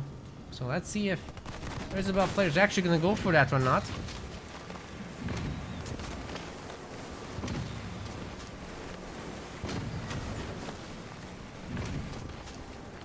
Ooh, that's a good one. But it's gonna be punished with the Mech Blast. Spartan's taking a serious beating over there from the snipers. No surprise there at all. And the Hunter Capitano actually gets beamed. There was no engineer shields to save him. Is the Brute actually gonna survive? No way. Wait a second, there's not enough snipers here for blue. They're gonna get rinsed. Ay, ay, ay, ay, ay. Look at the Vigils. The Vigils. The Vigils were so good. I don't know about this colony drop. This seems like an overextend. It's gonna pull the snipers back for sure, but so what? This boy just runs, gets his shields. He can 1v1 that guy.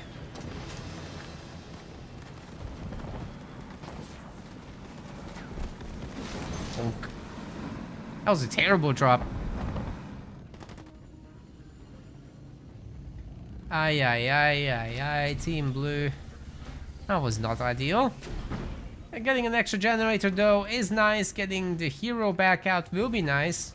Zonated Soul also going tier 2 on the front base actually, which is kind of nice. We'll make it a little harder to lose this one. It's turreting up as well.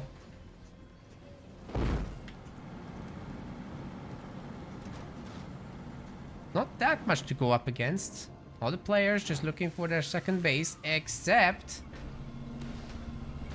SA Jolteon. For some reason, he's not going for it.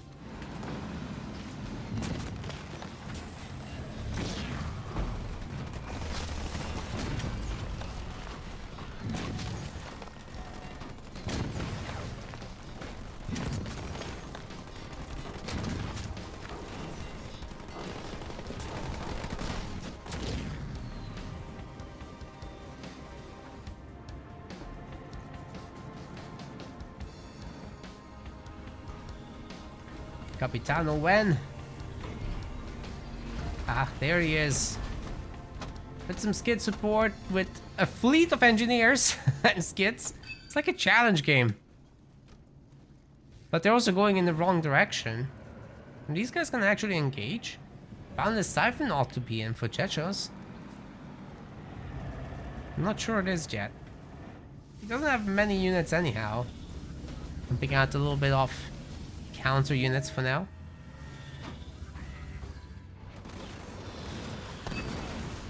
Yeah, they only now have Boundless Siphon.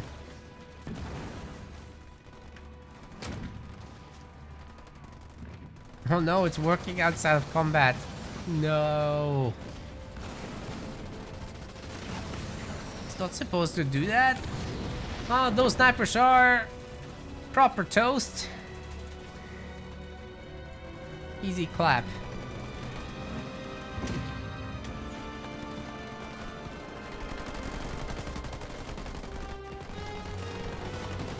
Ooh, ooh, ooh, ooh. It was gonna be a good split until there wasn't a second split.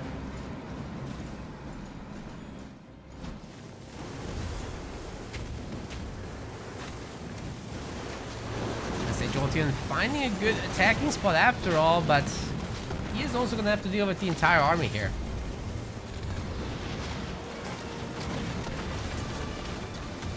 Capitano can certainly get a lot done, but it's also a little much. That Warlord is definitely dangerous opposition, especially as he heals himself back up to full. Oh, gonna split the edges! Jesus Christ! Don't lose them all. Ooh, okay. That could have been worse. Oh man, this one is gonna go down, isn't it? Oh yeah. Brutal. Brutal indeed. Team Red still in a pretty good position, but our Isabel swapped into vehicles. We've got a ton of Warthogs, a bunch of Wolverines, in case there's Banshees.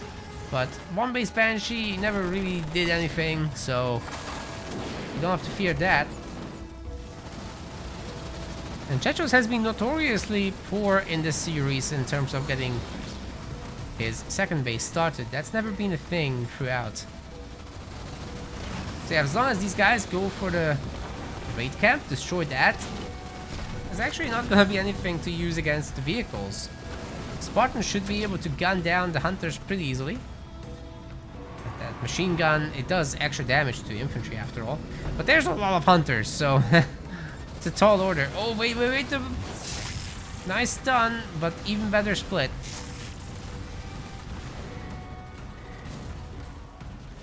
Hero just grabbing a ton of vehicles there in the end. Zoeted Soul has to leave. Isabel doesn't have a drop, so you can't reinforce this or suddenly counter the units. Capitano once again trying to defend, but there are snipers, there are Kodiaks. They slow him down, they chill him, eventually freeze him, and the snipers can just pepper him from maximum range. They do outrange the Capitano. They are faster than him, especially when he's chilled. I think as long as they provide vision, that thing will go down. The engineers doing their absolute best here to keep him going for now, especially if the shields, the bubble shields get activated, they could keep him in the green. The Kodiaks do have to leave eventually. More Wolverines will be needed for this.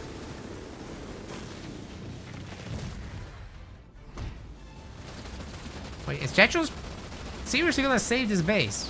What the hell?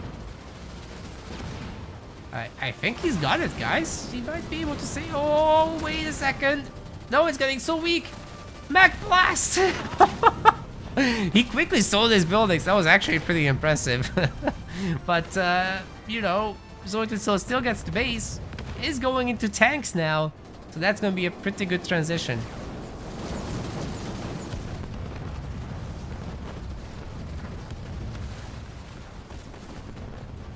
And as far as this base goes, well, with all those turrets, things should be fine. Would have been so much better if there's anti-infantry turrets though. Chechos is saving up for the Decimus drop. Just needs to lose 1 unit. There it is. Decimus when? We're ready. Everybody's ready. I consent. Do it. Where is it? Ah, give me Decimus. Okay, it's not happening. Maybe here? Oh my god. That's also pretty good. Unfortunately, it happened just before everybody got frozen, but it's still more than enough to clear out the Hunter Capitano. The dropped in devastating host units are getting frozen as well and subsequently picked up. But can Divine Chant actually save the base? The Kodiaks are doing so much damage. Will it be enough? The Hunters on the other side cleaning up all the tanks. So far, so good for our Decimus player. Checho still not dropping in. Decimus, the base gets healed. And ultimately, Divine Chant saves himself. Devastating Host has to run with their tails between their legs. One of the Wraiths is dead. One of the Hunters is dead, actually. Plus the Capitano, so good pickoffs there.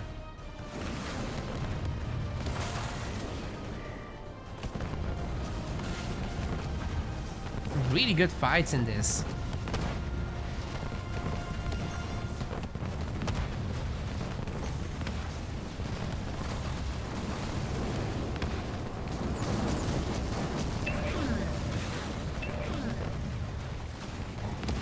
So many drop back brutes. And they are stripping out the shields. This is actually working out very nicely. 1 star on our boy. Oh, he's gonna get the Wombo combo, isn't he? Yes, there it is. Oh, nice stun on that Spartan there. I'm pretty sure that Spartan is going down now. And Kodiaks are here to support the tanks. Get in close, however, would be able to take them down eventually. But meanwhile, the problem is that the brutes are opening up the base. Plus, the Hunters are coming back to defend. Okay, one of the Kodiaks does go down, but it doesn't matter. There's 3 more where that came from. They should be targeting the base. They are pretty good at that. Beams coming down on the army. They're not split. They are getting split. But will it be enough? The engineers are getting it now. It's okay. Actually, the engineer shield activations do save this group. Capitano gets frozen and shattered, but it's okay. Noted Soul's base is nearly gone in terms of the buildings on it. Not the main base. That's a tough nut to crack. But wait. The brutes are actually cracking the Hunter Capitano now, but they're gonna eat an EMP. Oh, not an EMP, a normal Mach Blast. That hurt, but they're also gonna heal back up. Just gonna attack something. Engineers doing a decent job up there, but there are 2 Wolverines. They are taking them down slowly but surely. They're only gonna last so long. Hunter's Brand hurting the brutes a little bit, but Zonated Soul's base is still stripped. These guys are still healing themselves back up. Base has been destroyed. The players have resigned. And Checho Squid is gonna be victorious here in game number 2. That means they're also taking the series. Man, that could have gone very, very differently a little bit earlier, but they kept their cool. It's easy to do with a Serena player on the team. And then they cleaned up. Nicely done.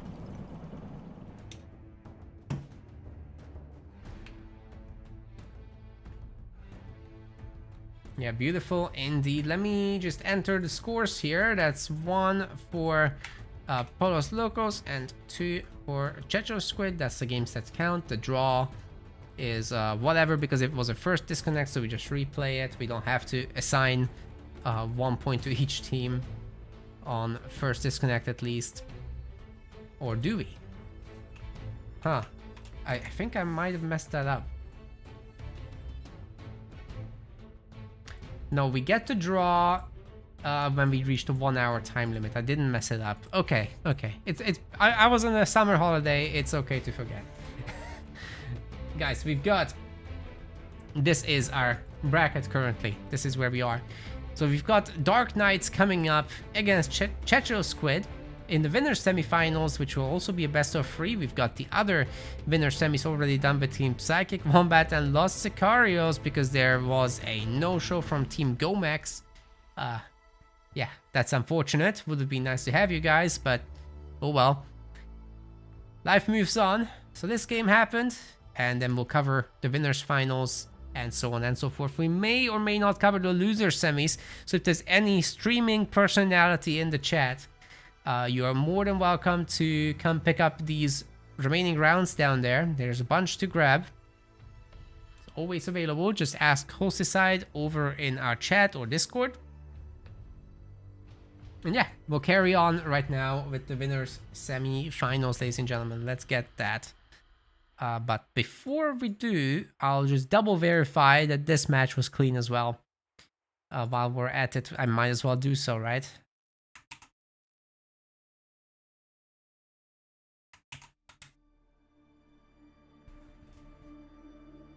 You guys can do your picks and bans.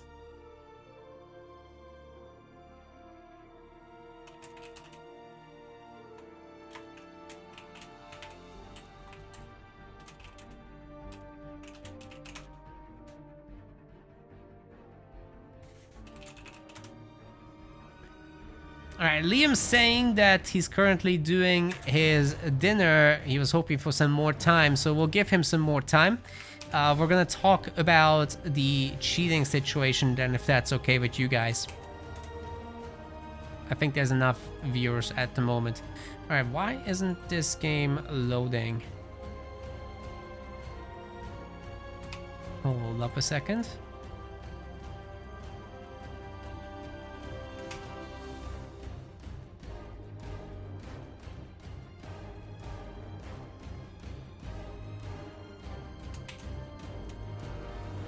I just gotta verify.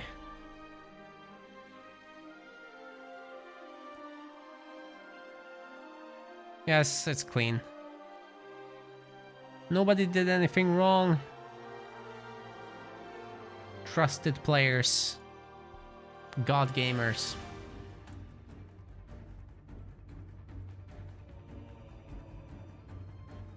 Oh my god, we got a $10 super chat from Nathan Robinson. Love the content, thanks for keeping the competitive side of the game alive. That's very helpful. We appreciate it. Thank you so much for the support there. That will go towards one of the tournaments at some point. Alright, so guys, uncomfortable topic time. Since Liam is eating his dinner and we've got tournament matches coming up, let's talk about cheating in Halo Wars 2. Some of you may have seen our announcement, or that of Liam's, or that of EO Deslas. Basically, the problem is that we've got players in the game who are using an external tool in Halo Wars 2 to give themselves leader powers. So some passive leader powers are very easy to hide, right? If you intelligently pick your moment about when to make use of them, we basically can't tell as the spectator. So first problem is, during spectator matches, you don't get visibility over the leader powers. But now, just very recently, things have changed because we've got a website where we can go and check these cases of players having these leader powers coming up and whatnot. So yeah, we are now able to catch the cheaters live, and that's definitely a situation, guys. That's definitely a situation. So let's swap over here to the other screen, and I'll show you guys some examples. So this is Rock Generation particularly getting the full analysis package from us. This has been publicly released as well. These are all the MetaPlays tournament and show match games where he has cheated, right? So let me just turn off the sponsor thingy to not overlay. There's a lot in here. So right now, we know that he's cheated in the Grizzlies tournament. First one, then the Pro League's main event, Scorpions Pro League. The last time, he actually didn't win money that one. Then in Scorpions qualifier 2-1, ton of show matches here. The Sentinels main event, it's qualifier 3. The Goliath's main event, monthly tournament 15 and 10. And there were plenty of others. So yeah, how do we actually verify? As you can see in this spreadsheet, there's a lot of data. And we basically had one of our community members and moderators, Shonagon. He created a version of the Halo Wars, Halo Warpoint, website, where you can actually check that something's off, that somebody unlocked all these early leader powers, which wouldn't be possible with the normal progression of the game. So this new version of the website, which is currently in a beta, showed us upon analysis that these kinds of things were happening. But the main reason we know about this stuff is because Liam told us. So Liam is one of the content creators in the game. Excuse me as I find the right tab here. This is the right tab. So basically, let's just play this. And here you go. You'll see Rock Generation is Johnson in this one, right? So he has the digging in deep leader power unlocked already at this point at 1 minute 24 seconds. In typical games, you will achieve this around, I don't know, 8 to 9 minutes, depending on how well it's going. But look at the resources: 21, 30, 75, 81, 88, and he placed the building. Well, that is not possible because this building costs 100 blue. So he has digging in deep at this point, right? And we can tell because he literally does. At 1 minute 19, he already has it. So Shonagon is our hero, Liam is our hero, and whoever clipped that clip, which isn't actually listed, I think in this one, maybe it's just Liam.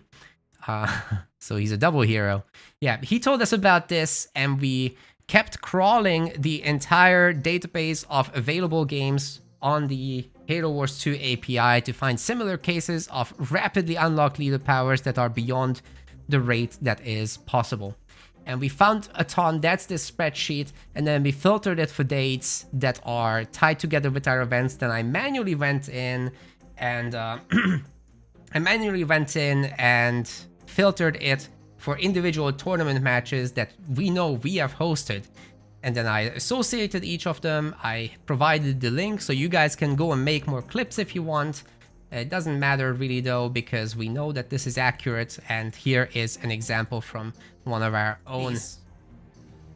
You'll see that he has Forge picked here. So there's a leader power with Forge that gives you the discount, right? Accelerated assembly on vehicles. So he's gonna make a Jackrabbit, and instead of costing 15 power, it's gonna cost 5 because he already has accelerated assembly 2 at the very beginning of the game. So watch closely the power resource here. 124, 27, and it drops down by 5 because he made a Jackrabbit. Yeah, that's the only thing that can cost 5 power in the entire game. So we are not going to need any additional support or data. We already know that this is all accurate.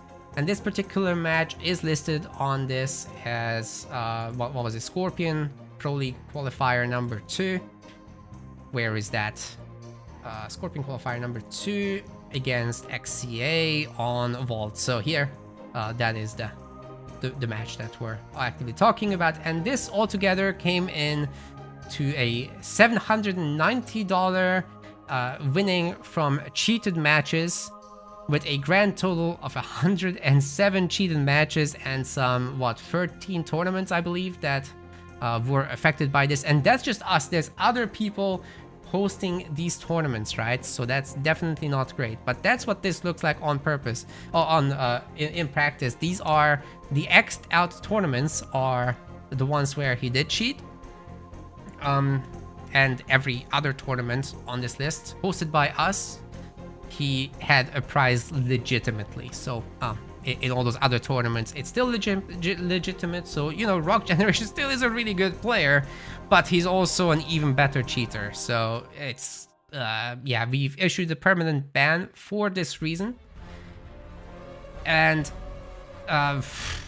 there's some other players that had this, so we've got the full announcement on our YouTube, on our Discord, on Reddit.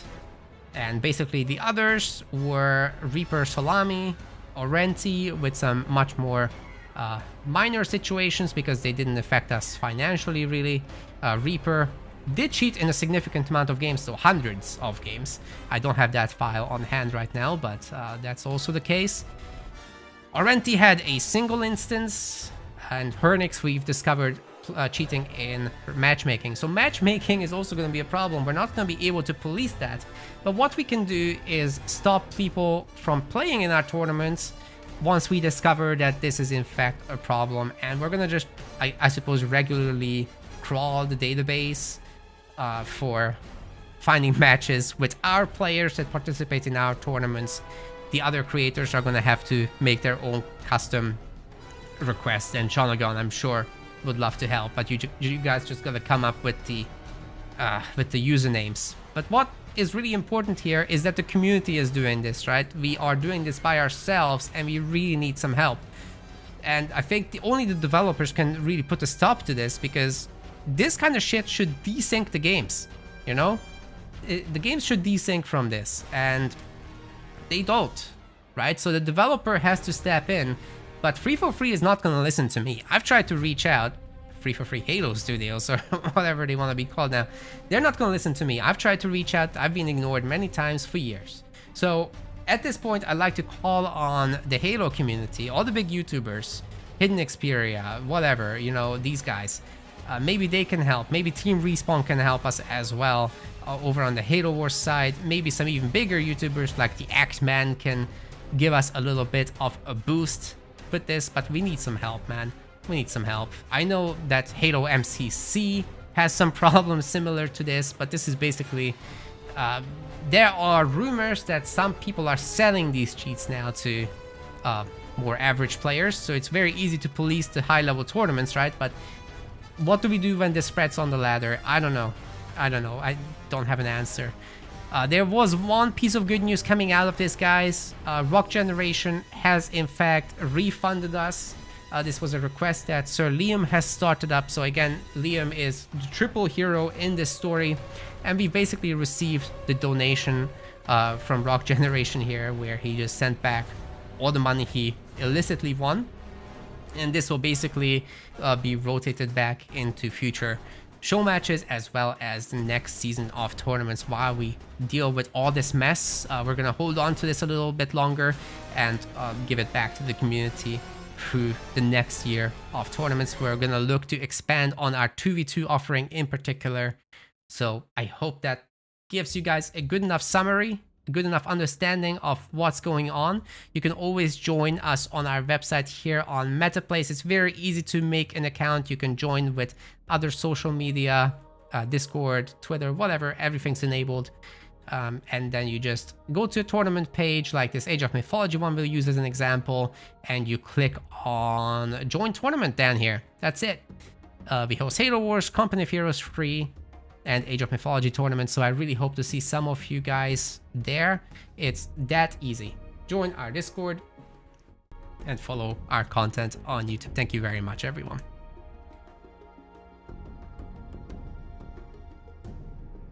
Okay, I think that will do for a YouTube highlight there. I hope you guys find everything enough, clear enough. All the information will be again linked in there. And if you want to support what we do, you can do a you can support us financially as well. We have the patronage page over here where you can become, well, a patron. It's our own system on our own website. Costs as much as a coffee per month, and you'll be helping us keep the site going. You'll be helping us fund extra show matches on top of our tournament schedule, and so on and so forth. Our top goal would be to get to produce guides on top of everything. We obviously have a lot of work, so it's gonna be at the higher end. You can also donate directly to the tournaments if you want to support our players. You just pick what tournament you want to donate to directly. And lastly, you can commission some specific show matches here under the support us tab. You can find the show match commissions. Tell us who you want to play, what the rules are, and we'll make a best of 7 happen. Alright, I think Liam will have probably finished his dinner now. Again, I'll put this whole piece over on YouTube later. And hopefully somebody will help us, man, because we need some help here. Really appreciate you guys. And, you know, there's a modicum of, I don't know, mixed respect for Rock for at least sending us back the illicitly won funds. So at least we can put it to use with the community. It's a better outcome than I was hoping for, at the very least, but it's never gonna clear his name in my view. So this is where we're gonna be from here on. Oh, and we'll keep looking at, you know, what's going on in the community. We're not done with this process. It's ongoing.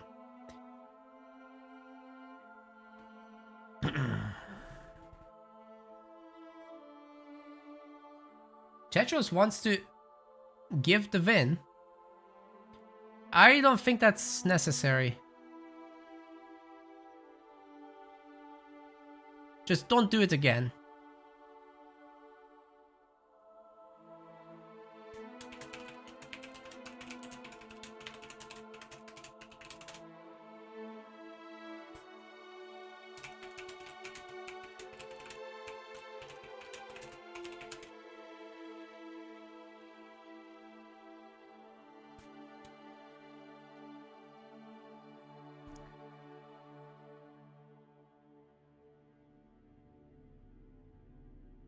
Wait, host side reverted it? What? Oh man. Okay.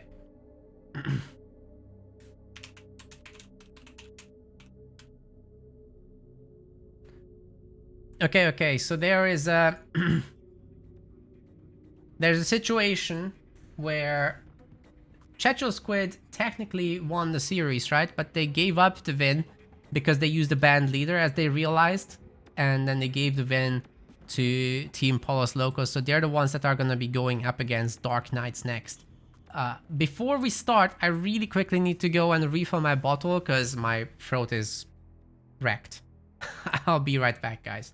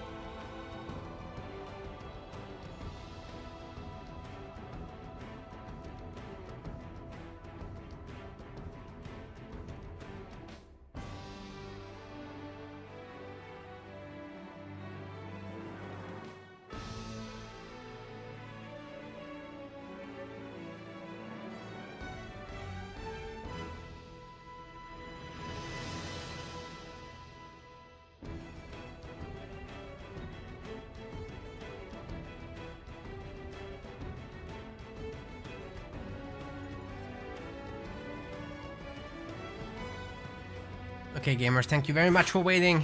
We are getting our next lobby set up.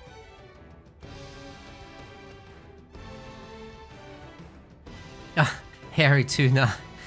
You can just go back in the VOD or use YouTube to quickly scroll through. Are Xbox One players able to join? Of course, there's crossplay. It's totally fine to join as an Xbox player. No worries. Okay, they want me to host.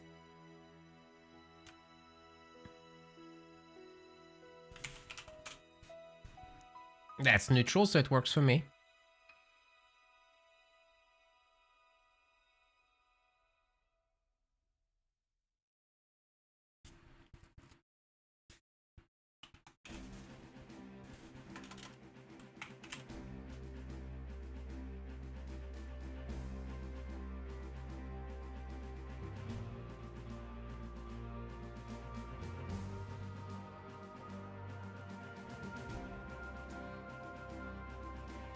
Okay, get Liam, get Dark Angel.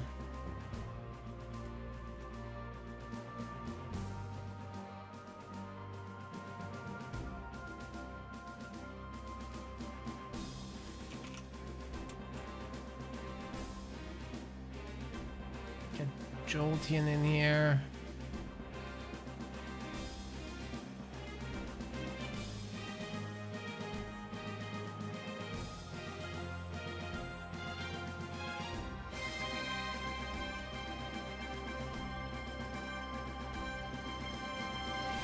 Okay, I've got all the boys in the lobby.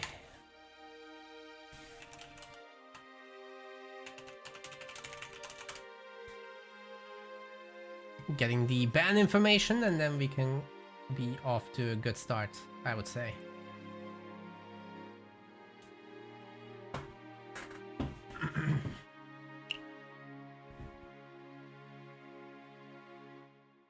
Colony and Atriox are banned, and Bedrock is going to be the first match, so we can go ahead right away.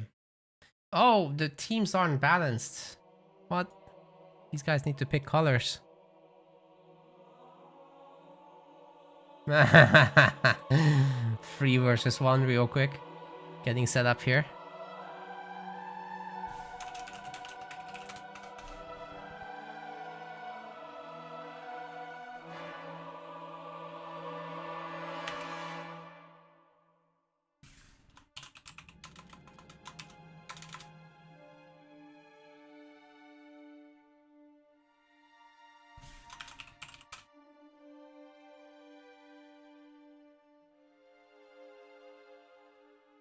Right, the colors are the other way around. But now we can go.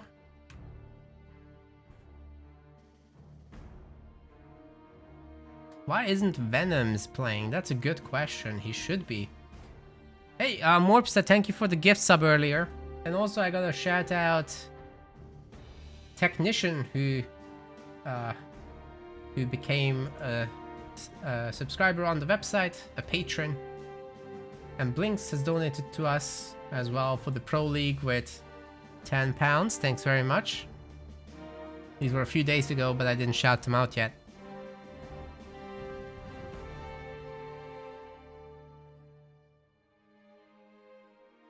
Much appreciated, guys.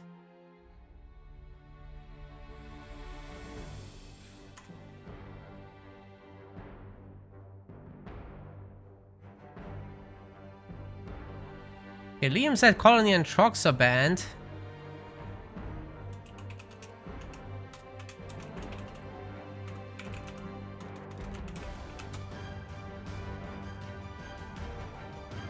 I'm just double making sure that's the case.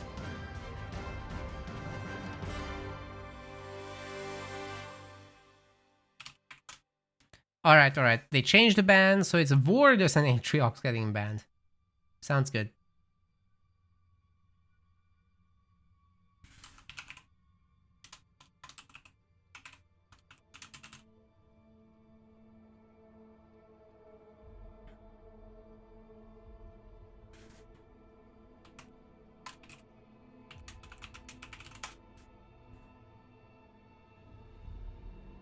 Yes.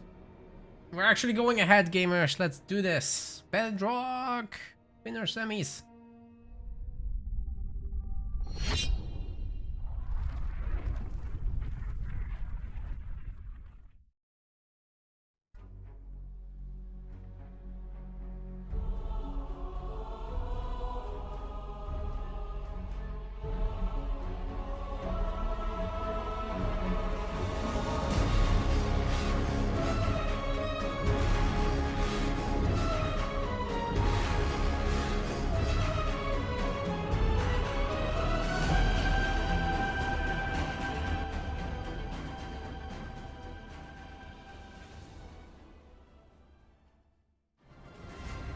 Ladies and gentlemen, welcome to the winners semifinals of our Halo Wars 2 Rising Star 2v2 tournament.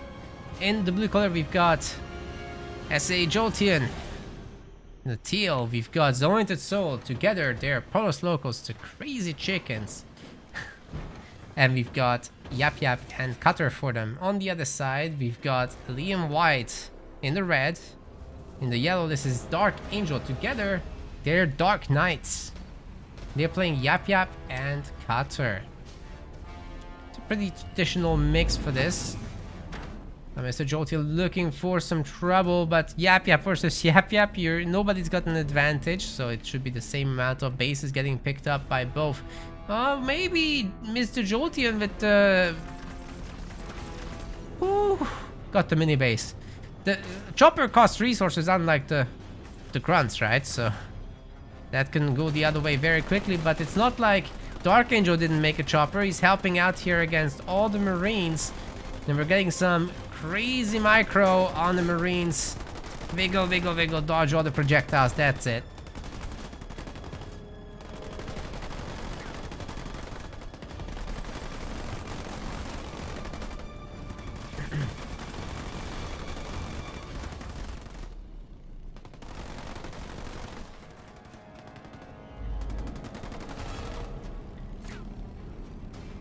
Question in the chat, is combat spoil still banned after the cheating fiasco?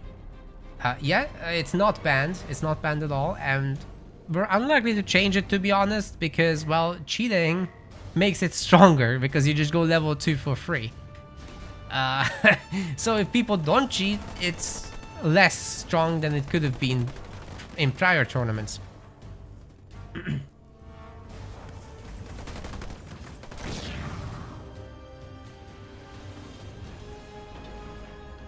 So I'm not sure I follow the logic on that one.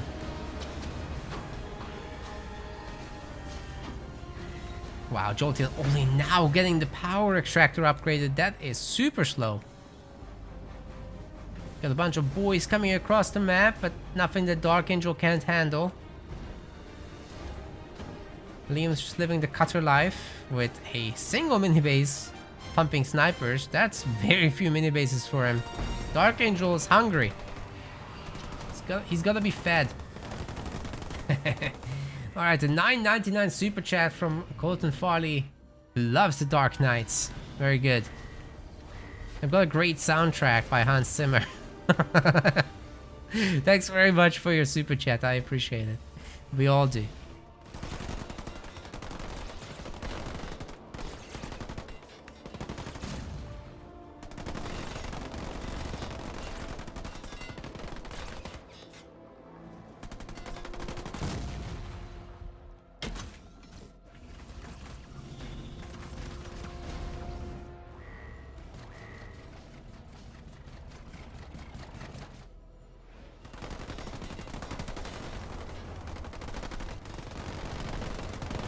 Gotta go to one of those concerts before the old man kicks the bucket, man. Like, that can't wait any longer, I think.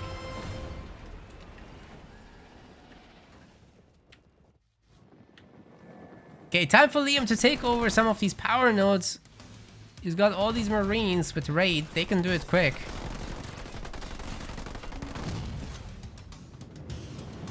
Team Red has pretty decent map control as well, but if these choppers crash into the infantry, I'm not sure they'll make it. Marines don't have... Oh, they don't have grenades. And now they don't have their lives either.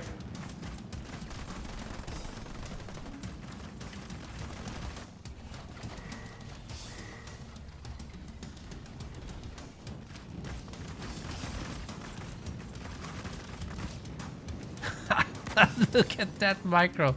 Liam's really good at that, actually. Got a base coming up. Zoneted Soul getting an extra generator right away. Looking for that tier 2, of course.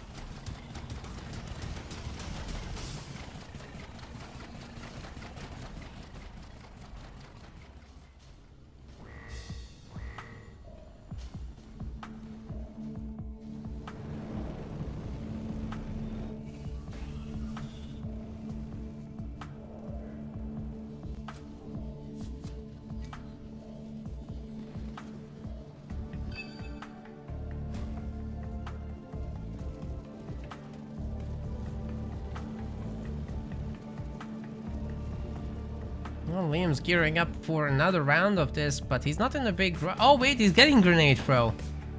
Okay, I thought he might go for a faster tier 2 instead and just hide under his garrisons and whatnot. Certainly Dark Angel could have protected him there. So I'm not sure the grenades are super important, but I guess if you're gonna go for a Marine heavy tier 2 with Cutter, you might as well get grenades now.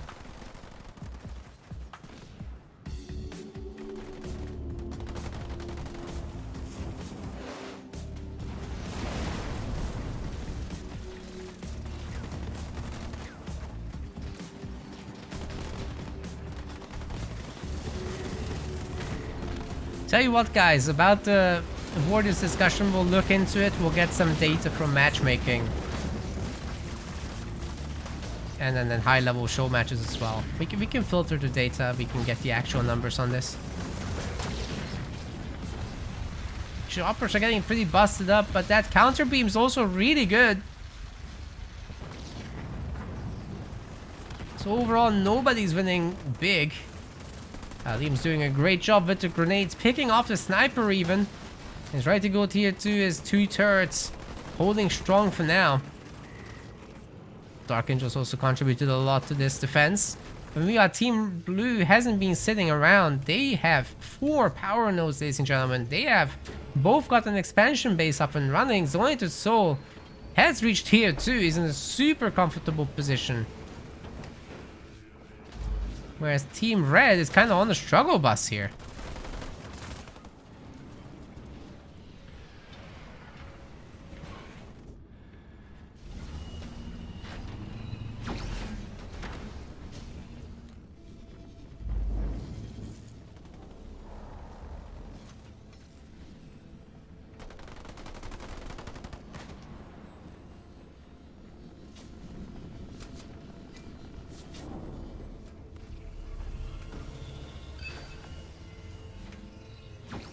Here come the Grunt Gubbos. Shard Storm Launcher is getting researched as well. And eventually a third generator will be upgraded back home. Yeah, Team Blue is super well set up here. Liam's trying to expand. I suppose Dark Angel will as well. He's floating a lot of resources right now. Something definitely to deal with in the long run. A lot of augmented harvesters all over the map.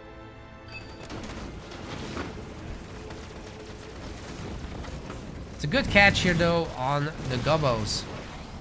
Ooh, look at that Cyclops drop in the middle of the mines. That was really nicely done. Team Red might just have a much bigger army to bully with here. This could go a long way. Ooh, beam in the middle of all that. The Locust should be taken down by the beam. But the rest does get away for now. Let's see if Liam has an ODST or something. He has the money for it. But it's not 5th point yet. He'll have to get the extra buildings. 2v2 it can go a little slower sometimes.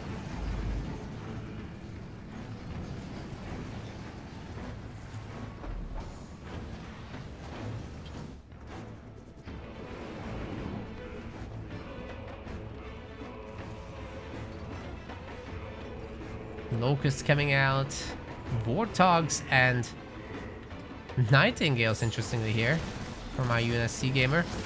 But this Liam base is definitely not staying. Probably best to just sell the buildings here. They'll try to fight the army off, but I don't think they're saving the base. Yeah, that Locust finishes it off. There's no satchels from the ODSTs even. Yeah, that's unfortunate. They're gonna get ODST themselves, so together with mines! Oh, where's the heal? Oh my god! These guys just lost a lot there. That was painful. The Locusts are staying alive.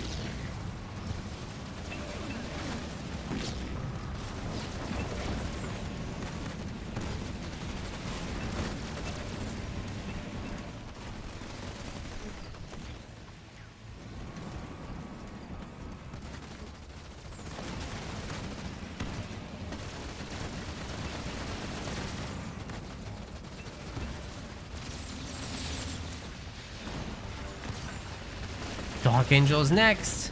I'm not sure these guys can hold on, to be honest. Let's see. Maybe he gets a shield and then together they'll be able to hold. We're about to find out for sure. But it's time for 5th point drops. Stonelit Soul doesn't have a lot of resources right now.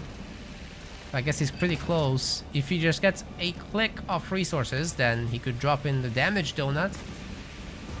Liam likewise, with a little bit of support from Dark Angel's money bank, he could do a big drop as well as he fights. Could make a huge difference there.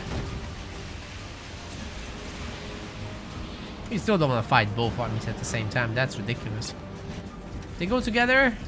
This is just Gobos again. Where's Dark Angel's stuff, man? He's so broke in terms of army size. Got the money though.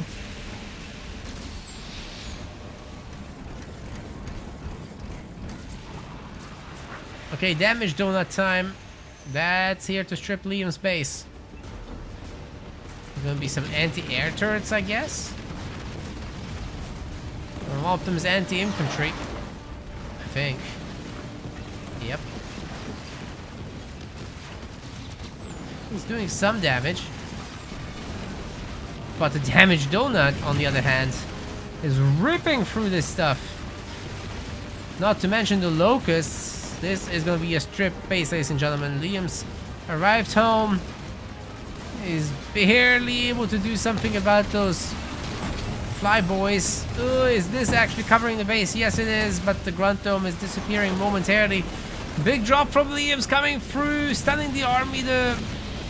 Some of the units here are smoked as well. Look at that base getting healed. It's back in the green. That's insane.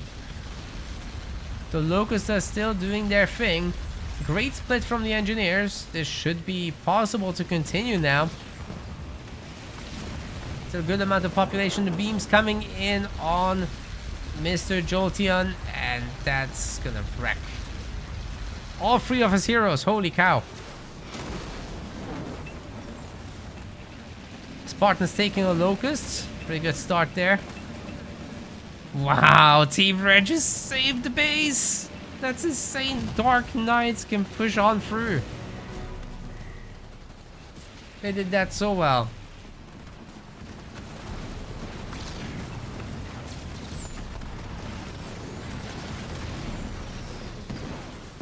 Very nicely done.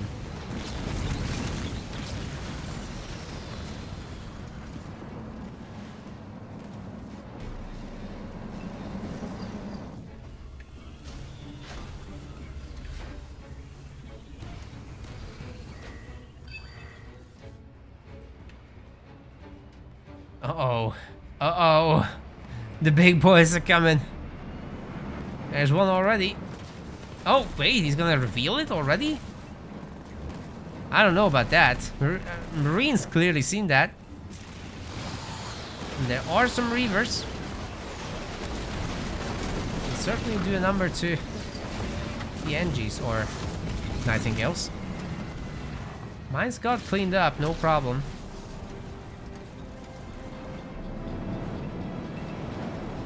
Yeah, Stonelit Soul is about to be real powerful. And I don't think Liam is allowed to keep a base like this. Even with engineer support, that would go down to that many nukes.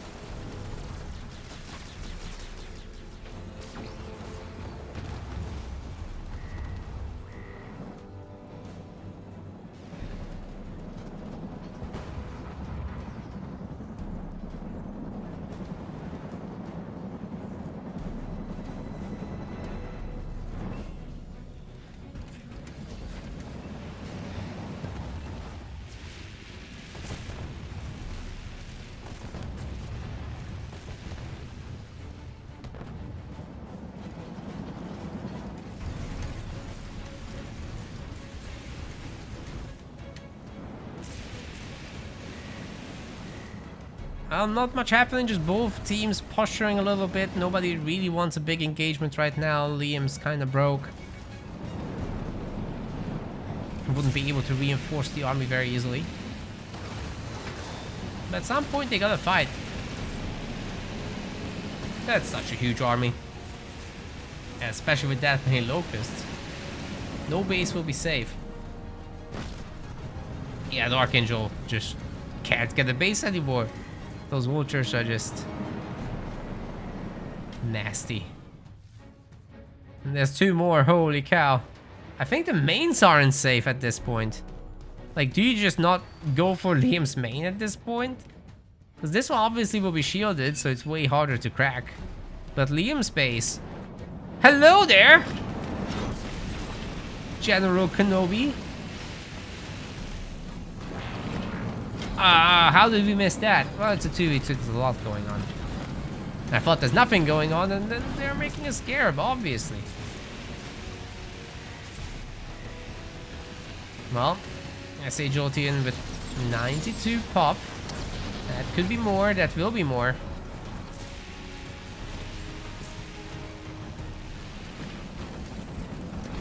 Well, these targeting lasers make me think that the vultures are doing the nukes, but no.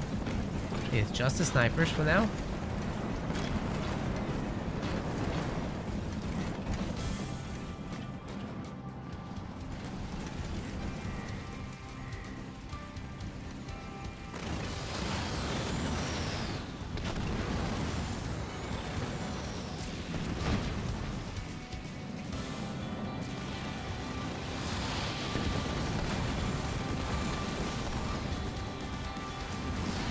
Okay, here it comes. Oh, the Grunt Dome is a nice save there. It'll definitely buy some time. The Methane also hurting these units quite a lot, but the Scarab could just pop the shields.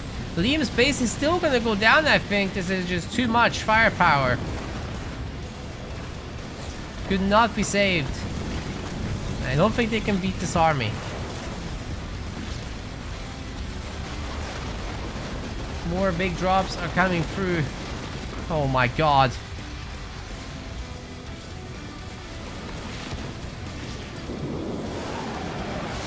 And there's more methane coming too. Yeah, that was just a very, very decisive fight.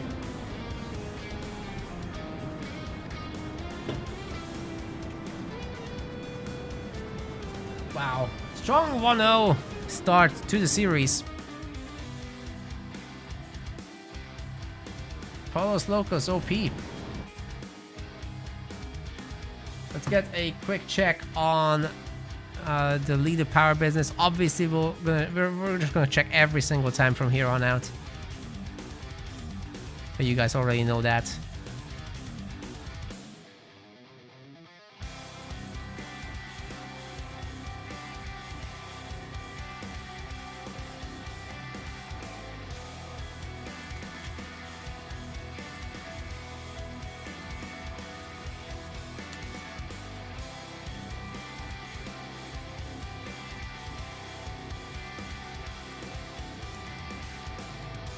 Alright, it's all good.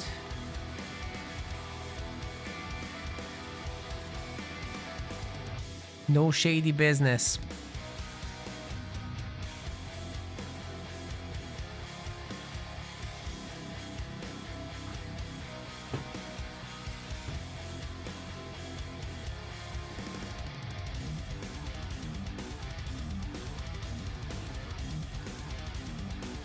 Had some small problems with the lobby, but I think we're good. We're going to Rift next.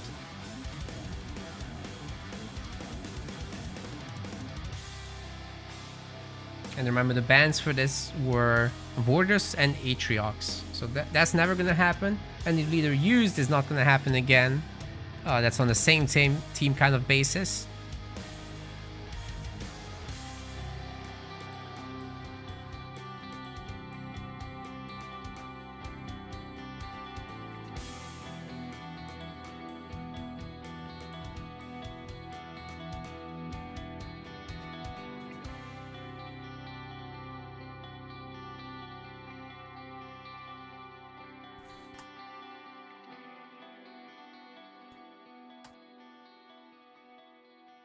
Players are currently thinking about their leaders. It's coming soon.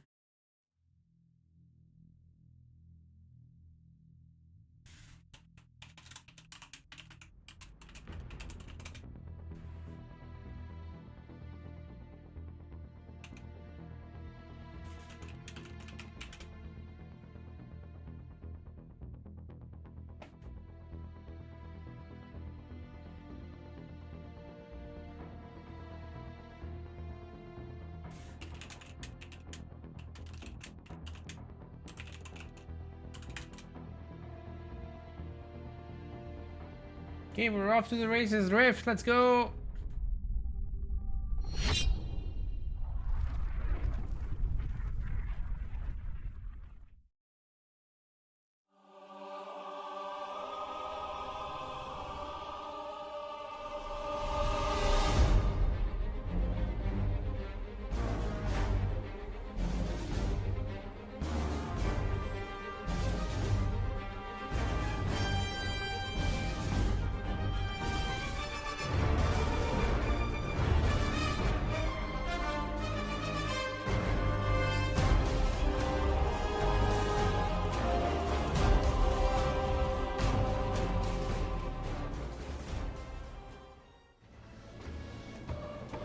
Ladies and gentlemen, welcome to Rift, our game 2 here. Zonated Soul in the blue color.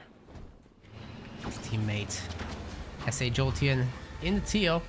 They're gonna be playing as Serena and Mr. Worm. Together there, Post Locos, the Crazy Chickens. On the other side, we've got Dark Angel, who is yellow. Sir Liam, who's red. They're the Dark Knights playing as Shipmaster and Mr. Worm.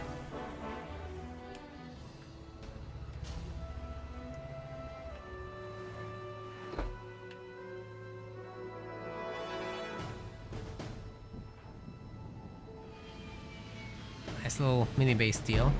Nice little mini base deal. Can they get a third one? Oh, dude. They're freaking getting it. Come on, Dark. Get the third one.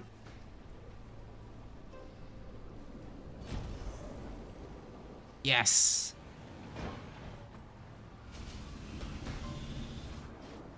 Well, this is gonna be a big ass rush, isn't it? Well, Zonated Soul with the double barracks. I mean, this is definitely something they could defend.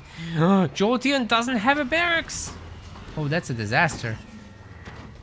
I guess you could make choppers and skits on one base. That's gonna be miserable.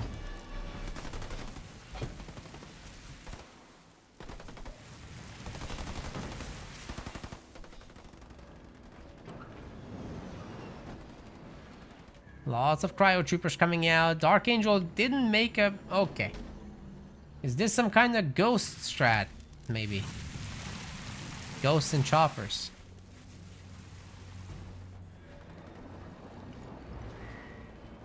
Yeah, guys, don't worry about cheaters. Host's side is gonna check the matches. For the stream matches, I'm doing it. So... If it happens, we'll catch them. Worst case, they waste some time.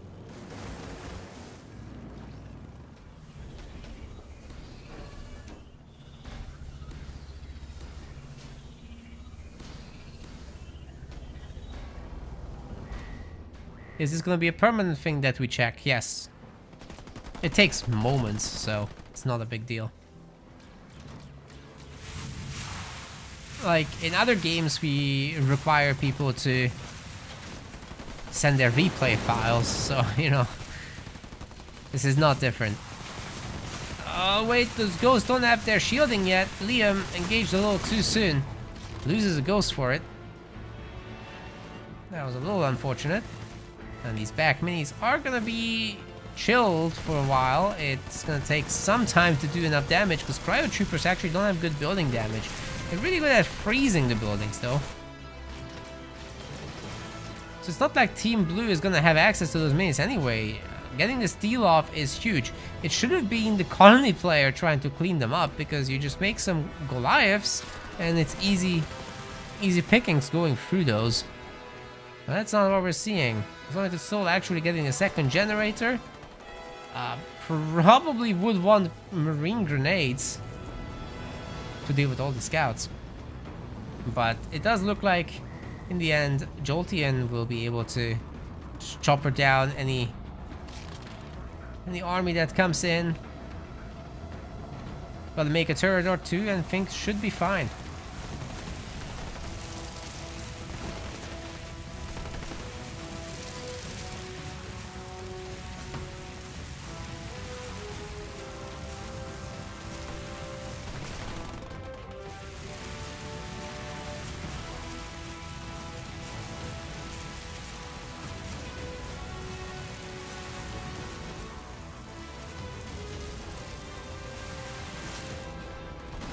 Oh, big fight here.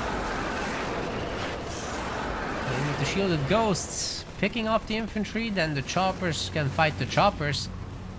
It's not looking too bad, but Team Red does have to be a little careful, especially once the turrets come. Oh, that's a watchtower. That's not a turret. Yeah, they can keep going. Just chase down the choppers. That's looking good for Team Red. We'll fight the watchtower a bit. Should be easy enough to dislodge it. You know, the mini bases finally got cleaned up. It's 5 minutes in the game. Team Blue is only now getting the minis. That's something.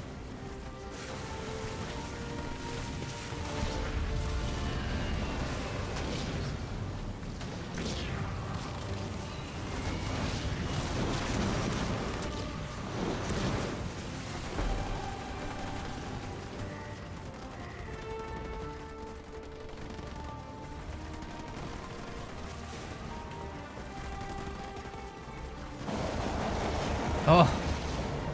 Oh. That was a nice takedown on those ghosts. Base is gonna be fine now. Good defense by Team Blue. They also got their second bases going much sooner than the Dark Knights, right? Where's the second gen? Huh? No second gen? Bro. Team's already making the third gen. He's tier 2 as well. Getting out some elite rangers. But will he actually need elite rangers? Because I don't see that much infantry. Sure, there's the cryo troopers, but I mean, wouldn't it be better to just make a bunch of banshees, fly around the minis, go tier 3, get some Wraith Sap? I think that's probably the way to go here.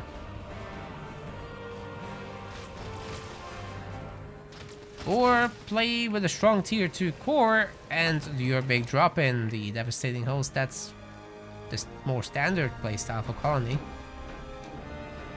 But yeah, you could absolutely go Banshees, especially on Rift.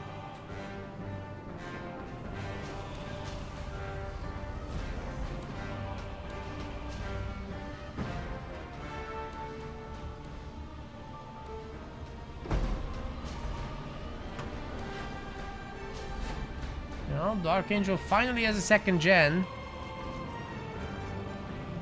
Still not ready for tier 2, but he does have the base about done. Oh, Liam is also nicely developing his own. It's a very peaceful game after that initial set of chaos.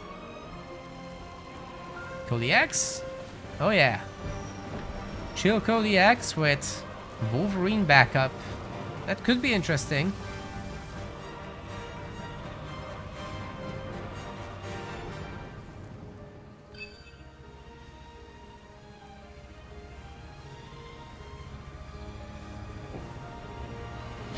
What are we gonna do with the cheating refund?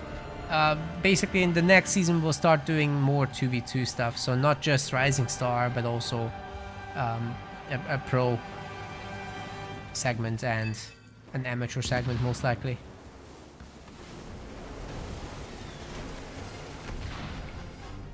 In the meantime, just extra show matches. But yeah, it will be returned to the community 100%.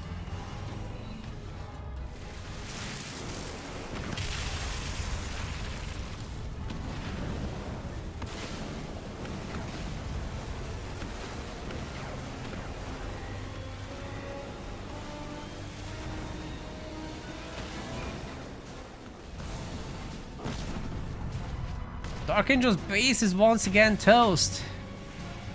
Ay, ay, ay.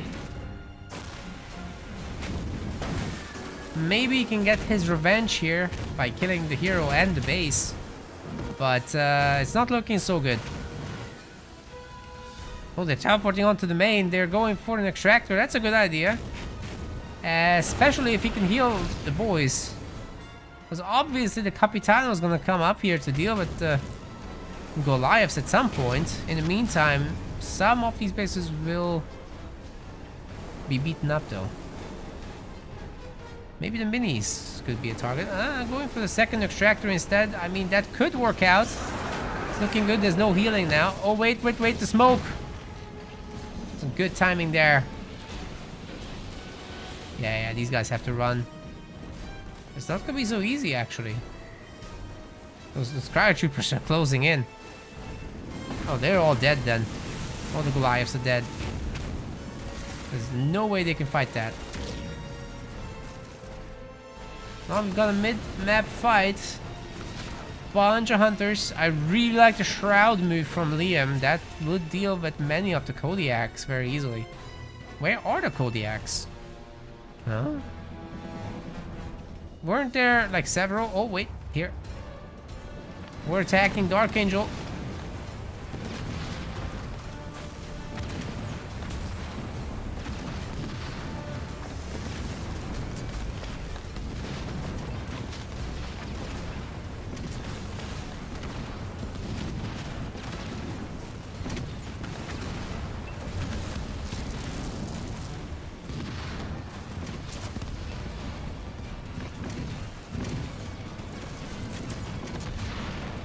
Frozen boy. Oh my god. Yeah, that ice cream truck is doing okay up here. It's chilling all the base, which means that these buildings aren't producing resources really, especially once they're frozen. The base is down once more. And even though Liam is cleaving into this a little bit, the shrouds are out of position, so they're no longer shooting down the projectiles here. Now, beam's gonna help. That is gonna be enough. Maybe not. Dude, Dark Knights is on the struggle bus. I think they might be going into the losers bracket at this rate. Those Kodiaks can keep this up for a long time. Finally, Liam does get out some Banshees, but there's also Wolverines here. Can we see a devastating host? That's what will be really needed.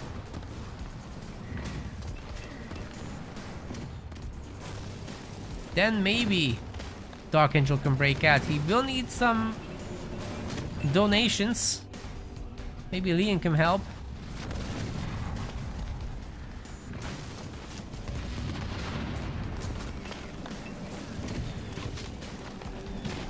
Or a spirit support or anything at all. Oh, those Kodiaks are just pummeling the base, man.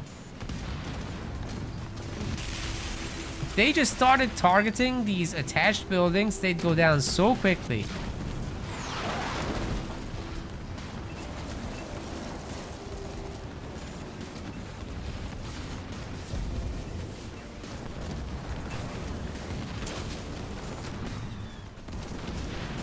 Shield comes up.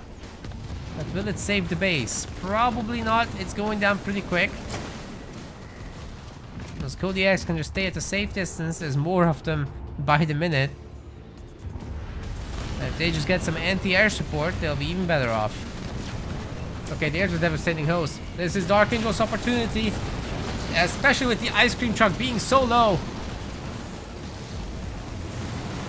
Nice kill there. Was that a displacement? I think so. Could go after those Kodiaks real quick. The Banshees are certainly doing a number to them already. Plus the Hunters getting on top. Whoa, they're just melting down. It looks like Team Red's finally breaking this position. Well done. There's no honor guard from Liam, so you know that could make the army even stronger. Maybe it could just hit the bases. All this is happening.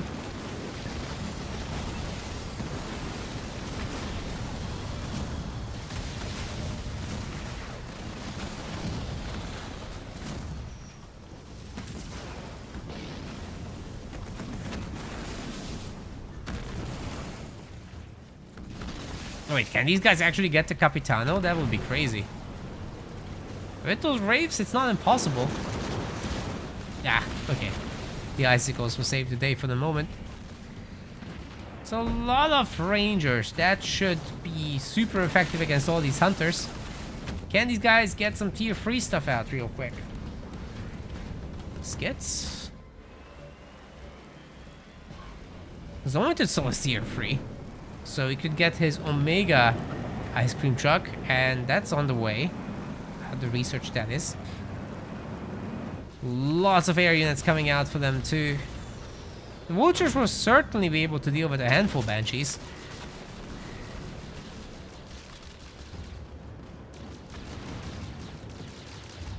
Nice split. But go down they will anyway.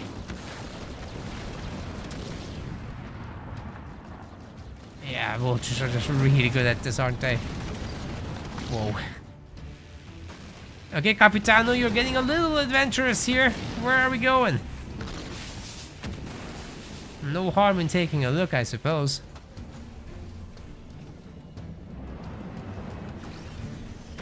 Okay, SH Jolteon probably should go tier 3 at this point. We're floating a lot of resources.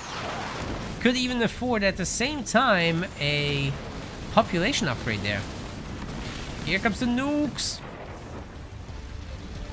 Beam trying to go after the Vulture. Will probably get one. At least the Nightingales to say, oh, as I say that, one of them goes down. It is what it is. Team Red has a very powerful Death Ball here. And Liam is finally tier 3. Let's see what he can make happen with that. He's got a nice little base going here. Vehicle upgrades. Power extractor. But he's only got the one foundry and the one apex. That's not a whole lot of production. That's what this base is for. So yeah, if Liam can keep that base going. Got all the production near the front line. He can go pretty heavily into whatever he wants, but it's gonna be nuked. No, that's gone. That's gone. His base is going bye-bye. Rest in pepperonis. Oh, wait a second. Wait a... Ooh. Yeah, they really wanted that thing dead. Makes sense. What's the cost? Is the cost too high? No, displacement there, taking out a lot of these Vultures. All 3 of them, maybe? Just 2, but that's still pretty... Oh, wait a second! No way that survived. Okay, this one's gonna go down though, right? Right? Ah! It's frustrating for Team Red.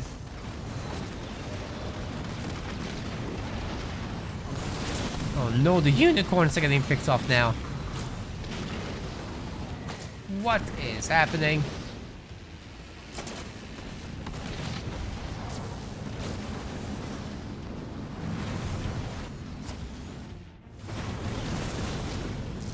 Yeah, Liam needs to kind of deal with his base. It's a really nice portal there. Dark Angel can use it too.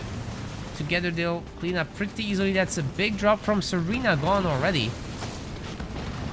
Next is the ice cream truck, of course. Won't last too long here. What was that nuke? Coming from the other side of the map, wow. Hey, that's a lot of Vultures. Kinda gotta look out for Dark Angel here. Is there a portal still? Yes. Are the guys gonna go back through it? Oh my god. Here they come!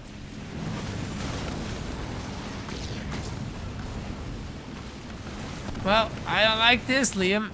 I don't like this, but they the nukes haven't yet taken out the base. Can Dark Angel save it? There's more coming, oh my god! He's saving it! Oh! No! That's crazy, man. These Vultures are just such value generators. Man, that was painful.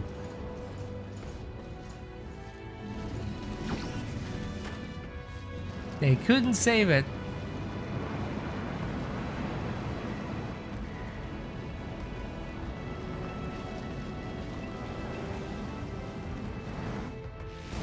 Counter-attack time, using Liam's only the power against him. There's so many nukes available, I'm not sure his base can stay up. Holy crap, it's going down, guys. Oh, disaster struck.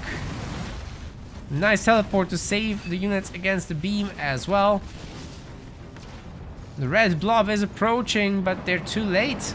They lost all the bases. Zonated Soul. SA Jolteon. Polos Locos, Crazy Chickens could put away this entire series and head right into the winners finals against two very experienced Pro League players.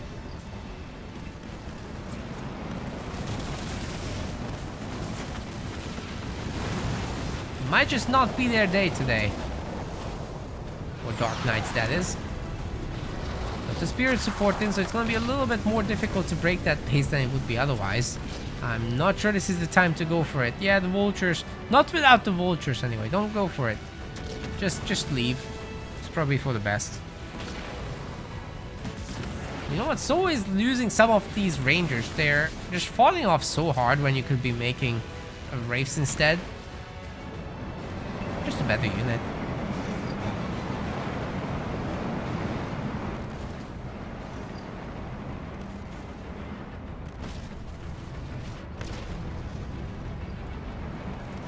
Crazy series.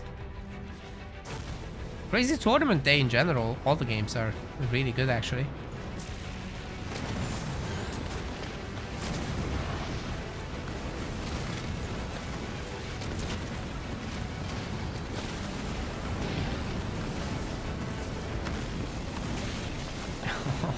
Poor Ice Cream Truck. What are you doing there?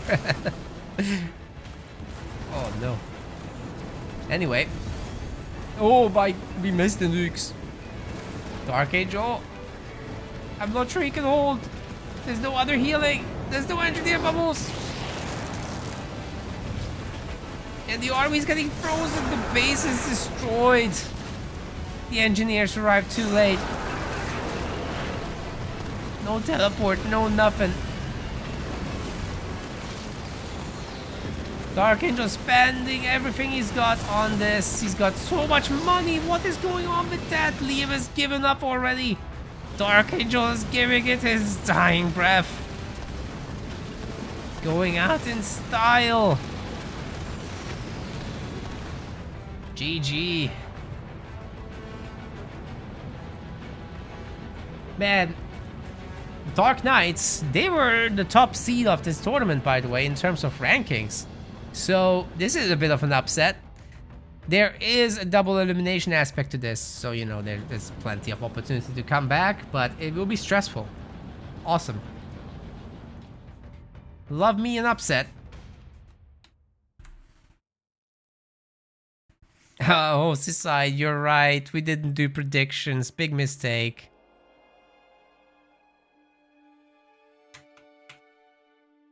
Team Mexico gains another big W. Very nice. Now, this is what the bracket is going to look like from here. So we've got Dark Knights and Dark Sniper. There can be only one Dark in the best of one. And then Psychic Wombat and Checho Squid is going to fight as well. Checho Squid has defeated Womboland, and Dark Sniper has defeated Chaparritos. So, yeah.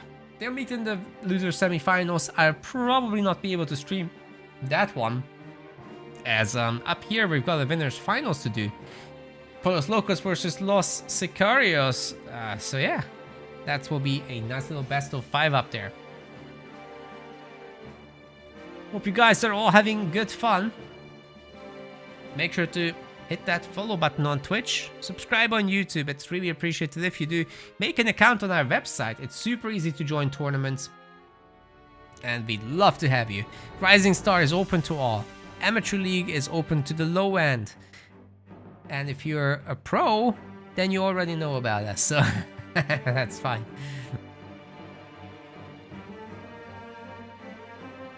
Okie dokie, let's set up the next game.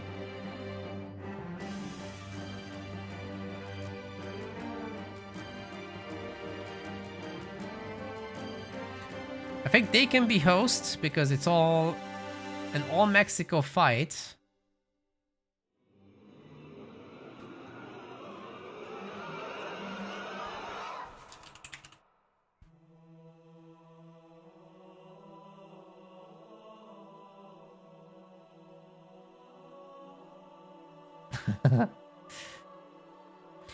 Okay, Ducky or Lamb and Crabbed might need a few minutes before the finals as his controller is not working. Not a problem. I think we're just gonna let the ad run on Twitch. I'll insert one on YouTube as well. And then we'll be right back. I could use a short break myself anyways.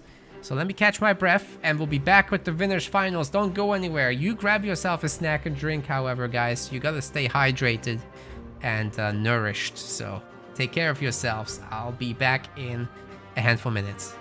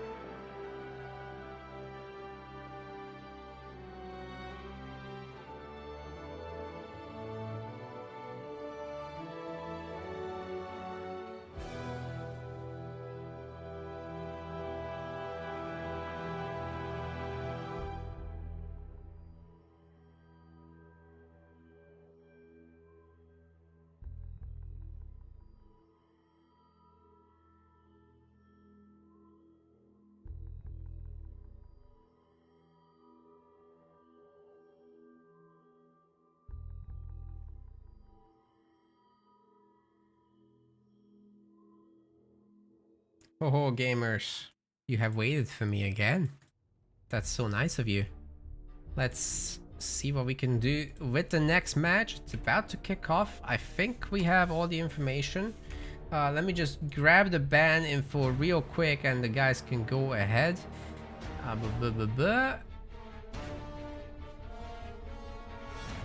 Where is it?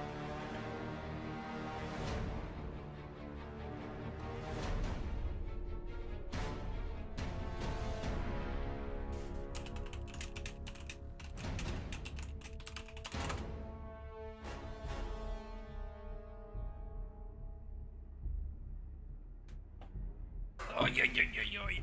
Just grabbing the ban info, you guys, and then we'll be off to the races. However, you know what we can do? We can do a little bet on Twitch.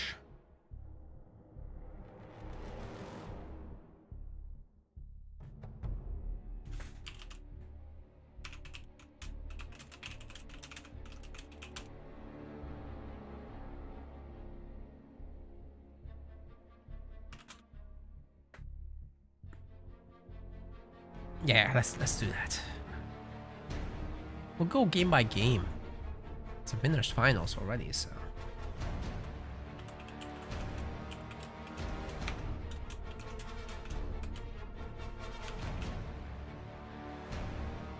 But I'm not sure I'm gonna click it just yet. Let me give this like a 10-minute period and then we'll wait until we actually start the game.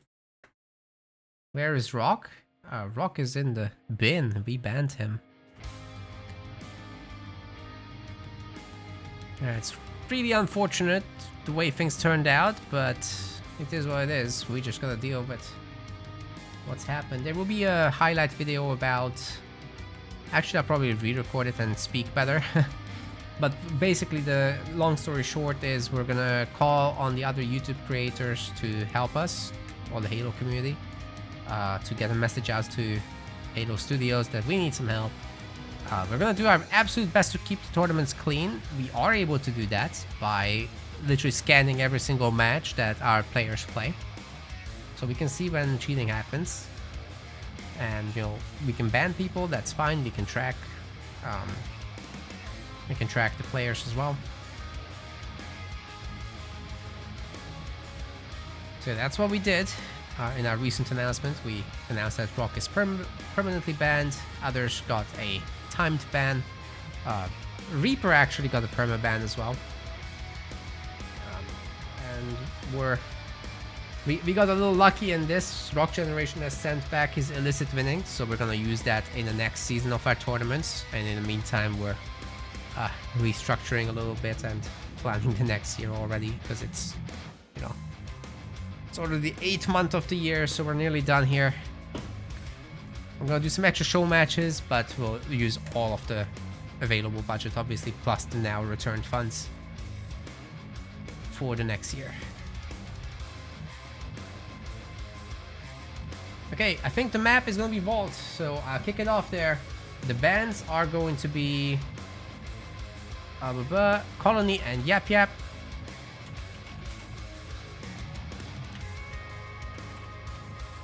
And that's all we need to know. It's gonna be a best of 5, gamers, so let's get it.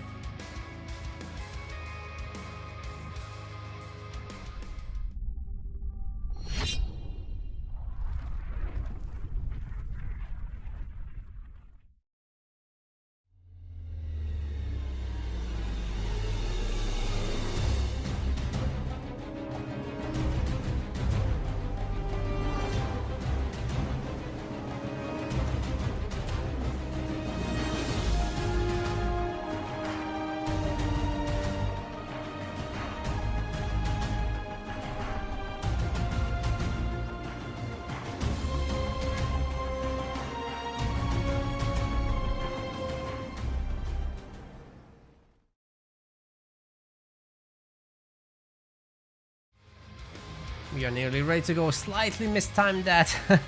But hey, go ahead and bet. Go ahead and bet. We've got that up and running. Just take a look at the leaders and then do your bets. You get 10 minutes, as I recall. Hey everyone, welcome to our winners finals. That's what this is. for the Rising Star 2v2. We've got 160 pounds on the line, and this is Krabbit's Tiger. His ally is Duckier Lamb. It's gonna be pretty cool, I'm pretty sure. Vordus and Atriox here for their team. They're together, Los Sicarios, and on the other side you got Zonated Soul as well as SA Jolteon. Together they're Polos Locos, and they're playing as Atriox and Cutter. Lots of Cutter in these as a whole. We've got a pure Banish team on the other side. I wonder what the thinking behind that is. It could certainly work out.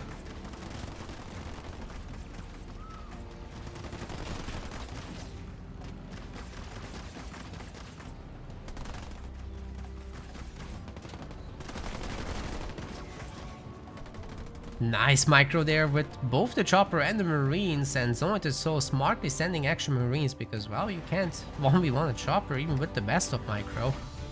You're gonna get hit eventually. Middle Mini belongs to SA Jolteon, and he's got that War Council coming up for the Atriox is chosen. Krabbit Tiger will have to deal with that, but wasn't he himself? No, he's Vordus. He's Vordus. Okay, that's making this more interesting.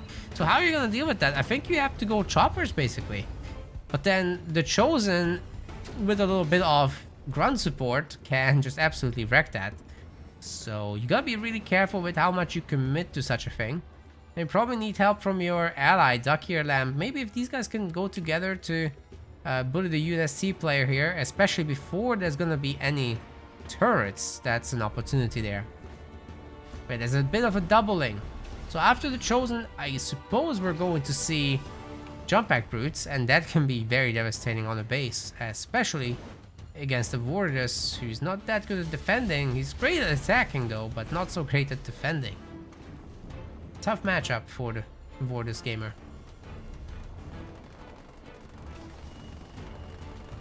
What does the draft look like? There's no draft in 2v2s. Because there's not enough leaders for that, so... There's only a ban, and Colony and Yap Yap were the bans in this. Yeah, 2v2s don't have drafts.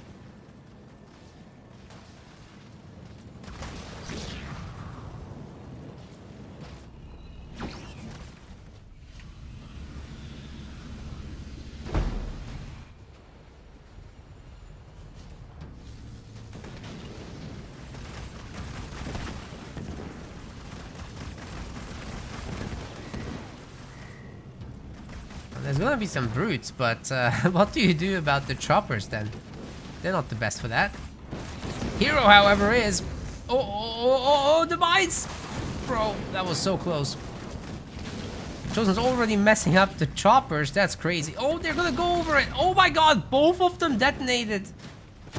SA Jolteon is running away with this game so far. This is a really good start. Whoa. To be fair, that wasn't supposed to happen. That was mostly player error.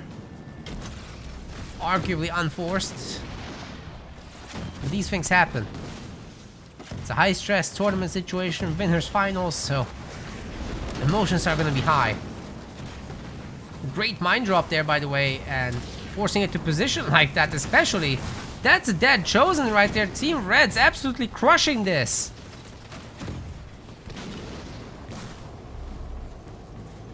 Well, now they can do whatever they want. They could just go to this mini, take it over, and then head to the main, or just do it right away, because actually that main, the mini base is empty. So just go to the main and strip away the power. I think that's the way to go. Get more brutes out. That's actually what SA Jolteon is doing. So this is looking pretty good.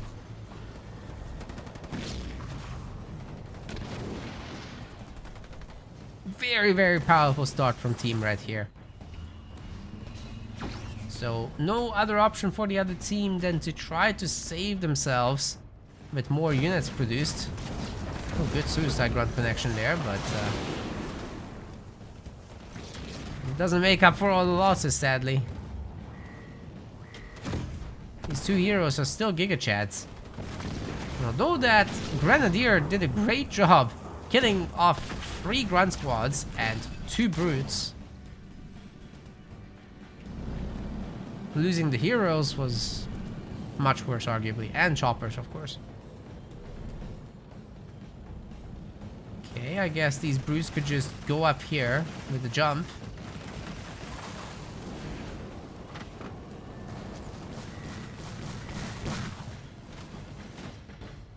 Nope, never mind. The 2 heroes are going across to the main base. There will be a chosen there. So the chosen war. But the blue one having the shot advantage plus the chopper. Oh, the chopper actually knocked it out of the mines.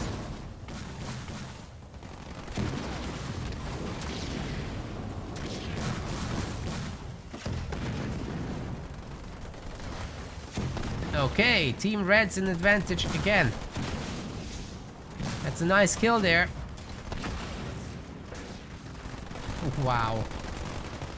ODST drop should absolutely ravage this space. I just don't see how Team Blue can stop this right now. This game 1 is probably just a goner, but it is a best of 5, guys, so it's nowhere near the end. But wait a second, the choppers are actually doing a great job. Can the mines detonate? I think they will! Holy shit! That took just half the army, but oh my god. By half, I of course mean the entire thing. Jesus Christ. Okay, where's the ODSTs? Give me.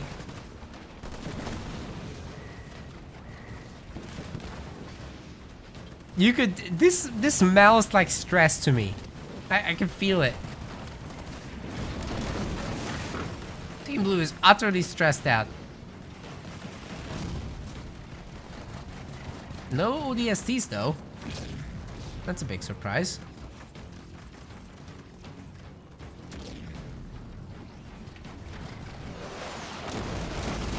Okay, there are the ODSTs. That should take care of the chopperinos. The satchels maybe a little unnecessary there. They already had this.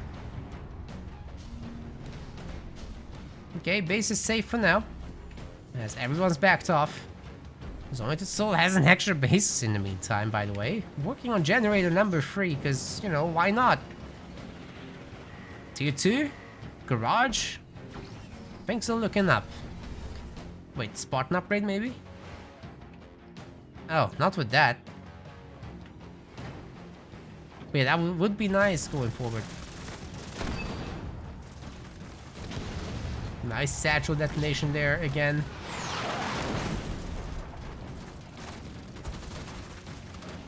Drop turret plus snipers can certainly get a lot done here. Woo! Good take down the snipers though.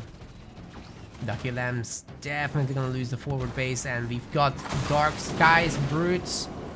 They're now going to town.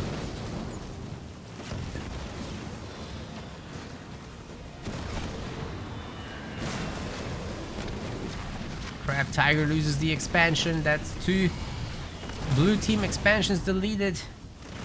We got the Warders drop in, but it's just a Marauder, right? It's not that big of a deal. Though it seems to be getting away for now.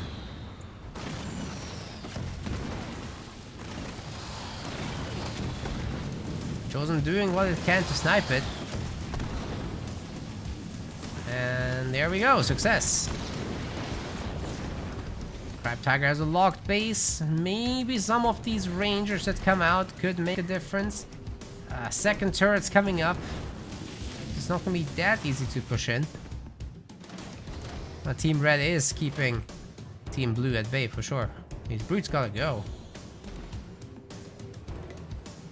And vehicle production is up and running. Wolverines mostly. I guess they're worried about air. Which there isn't any off right now, nor is there going to be. So it doesn't hurt to be prepared, but you know, it's it wasn't needed. Should pivot into hogs.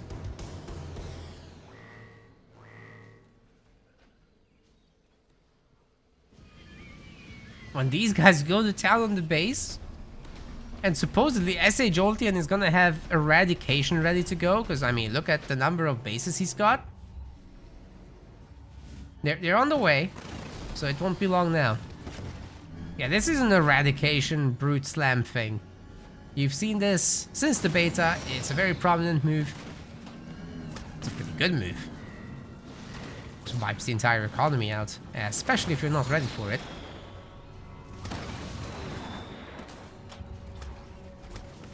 Of course, you can stop it with a great Atriox's Bulwark if your teammate helps you. Here we go. Yeah, spread out those brutes. Don't need to all get hit by whatever is gonna come down to hurt them. There's a bunch of rangers. I would love to see that Eradication then. Where is it? Give it to me! Give me the Eradication! Oh, wait, there's a beam here. Force only to soul back for the moment. But we're really not doing it. Buddy, I'm gonna go make a sign and protest. Finally! Yes! That's the stuff. It's all gone, gamers. That's it. Okay, one harvester barely staying alive. Whatever. We'll take it. Meanwhile, these Warthogs are taking this other base out, and yeah, this we could see coming, but satisfying ending to it.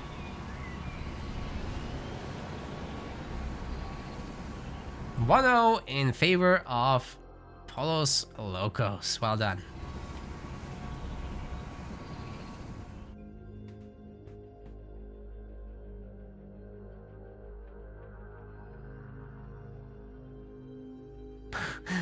HCS doesn't even know we exist. That's true.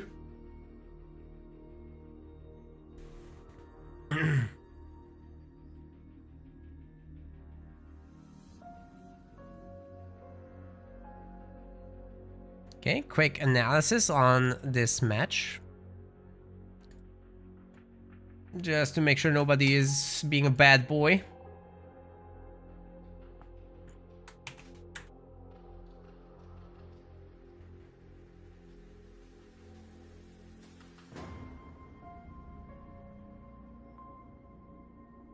But it looks clean. Everyone's a good boy.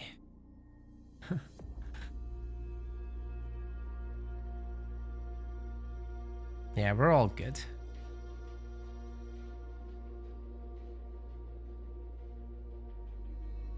Clean game, GG. The next map is going to be Rift, a bit more defensive there. We'll see how that goes.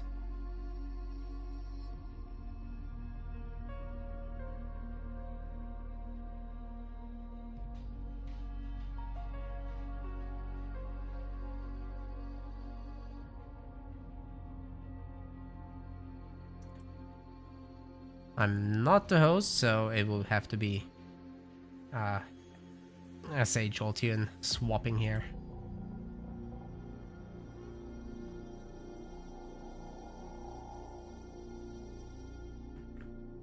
Hey Noel, yeah, it already did happen, so Rock has returned the money.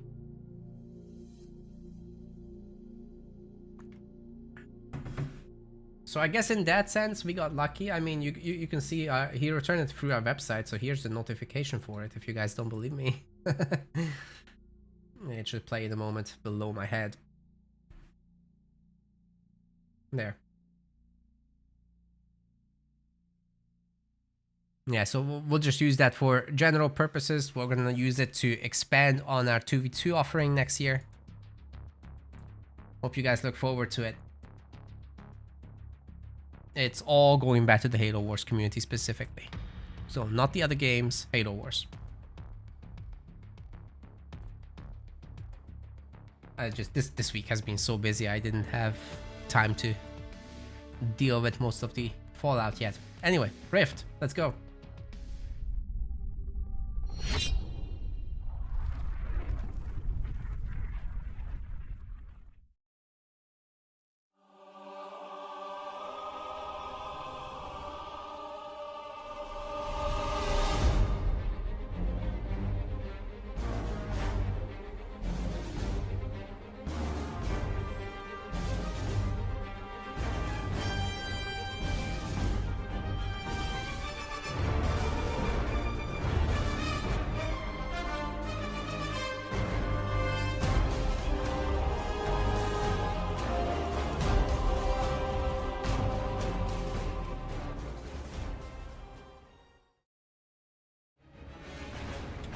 Ladies and gentlemen, in the blue color we got Crabbed Tiger.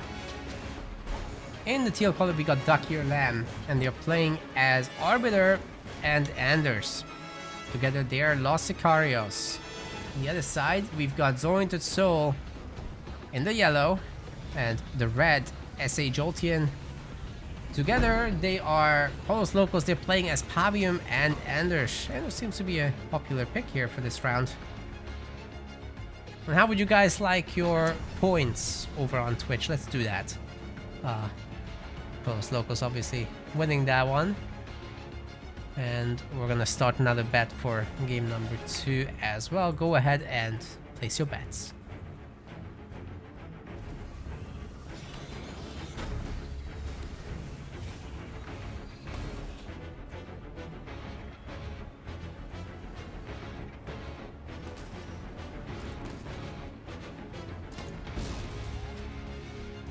Jackrabbit might get to steal some minis in the back there. Nobody's looking at them. I do think that SA will get his own mini. The Jackrabbit isn't gonna get everything there, but hey, at least one. Let's see what Duck-Ear Lamb can do with that. What was his leader again? Anders, so he's probably not gonna be too aggressive. Zorinted Soul really looking to clean up shop. Double barracks at the beginning. Wonder what that will be for. Is this like an all-out rush? Because usually this can't... Oh, no, it's not Jolteon. It's a double early generator. Yeah, it should be pretty peaceful.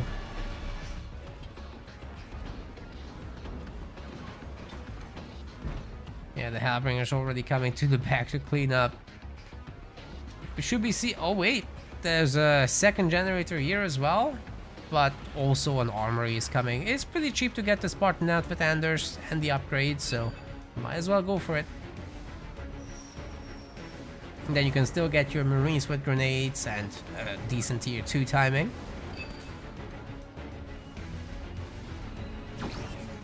And if you want to spend as much as a normie, you'll also get infantry level 1. But it might just be better to go tier 2 and make some Warthogs.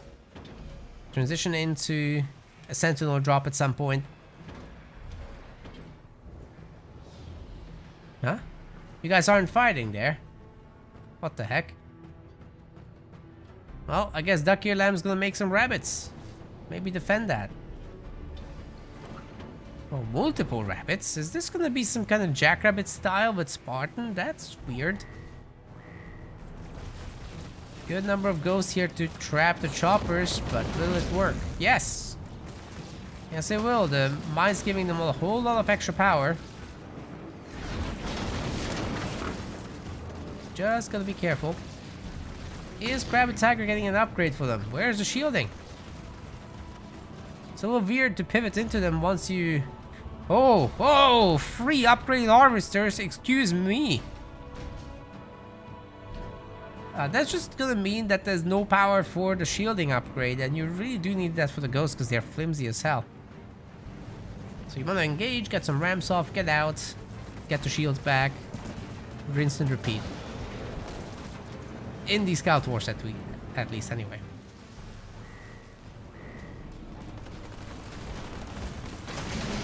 Without the shields, they're kinda booty. Not so good.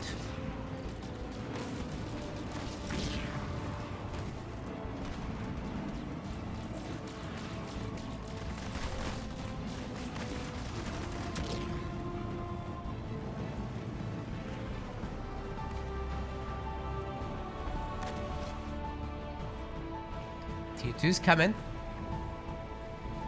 Hijack was skipped. And not at all the stuff I was predicting. Everyone's getting a second base on Team Red. They're doing well with that. What about Tier 2? Way out for now. Way out. Jolteon has it. There will be hunters, there will be rangers.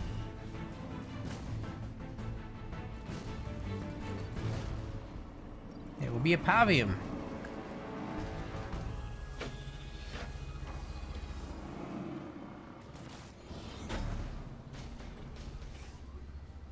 Crab Tiger only now getting the second generator at 5 minutes into the game. Ghosts have shielding though. Might be able to get the base here. But once the hunters show up, not so easy anymore. Yeah, that investment probably isn't gonna pay off.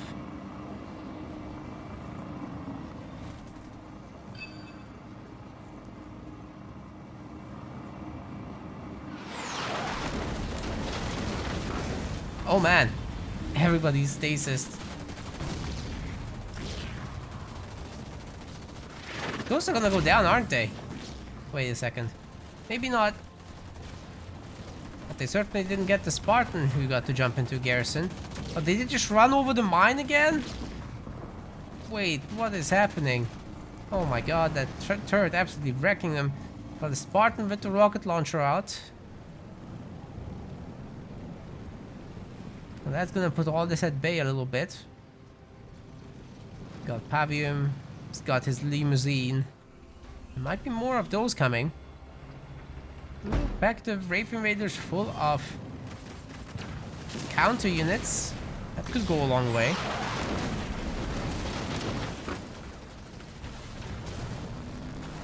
That Spartan jump really didn't work out though. Still, this might be enough here. These to defend with the drop turret. It's not looking that bad. Oh, Pavium, where are you going, sir? Well, that boy's toast. Gets into the limousine, that helps. Spartan taking a pretty bad beating there.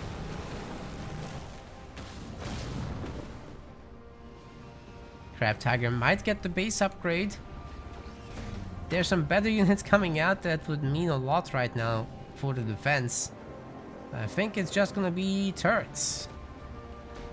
The turrets have to do the heavy lifting here. Dakir Lamb with the extra base already up and running. Kodiaks is gonna be the option here. So it still has a frontal upgraded base. Could be easy to pick the buildings off, especially these unupgraded supply pads are so weak. It's a good target.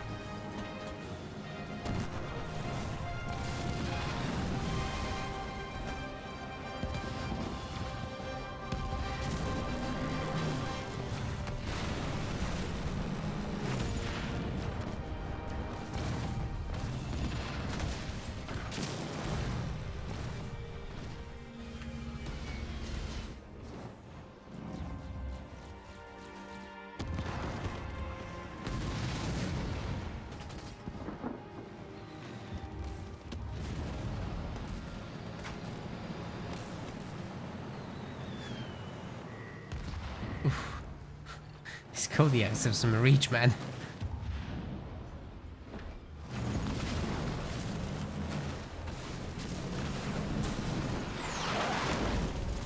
Taking that. Picking up the Reavers with the Spartan, a really good idea. Well, basically you just get to call in your Super Sentinel and there's no anti-air then if you pick them all off. So I sure like this.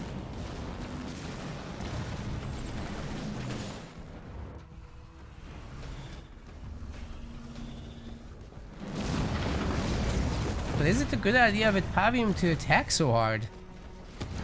Because they're not getting anything done really. Like, this is a lot of resources going down the drain. Back home sitting under a shield. Could have 5 Reavers by now. Maybe more.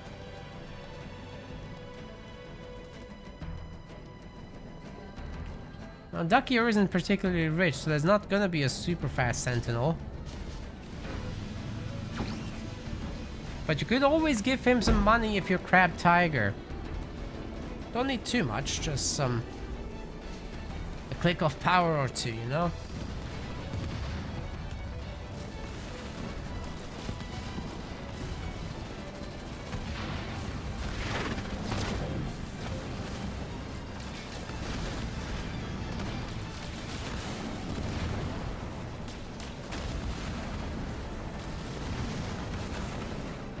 Nice one.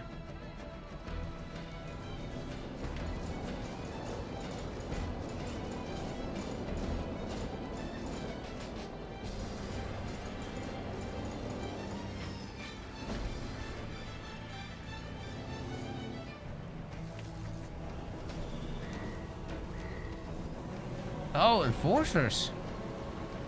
In the Phantoms, that could be pretty good if there weren't so many Reavers already. Seems Team Red is pretty much ready for whatever at this point. It's those ghosts that are annoying at the minis. They're very slowly taking over. Wow, that Spartan just got absolutely blasted. Gotta leave. There's a lot of firepower here. But without engineers or shrouds, the limousines can't really do too much. And that's a really good setup with the Kodiaks. I love it. They're super nicely sped out as well. Don't need to do a checkerboard when you can just cover the entire map with them. Oh my god. It's crazy. This counter artillery. Oh my god.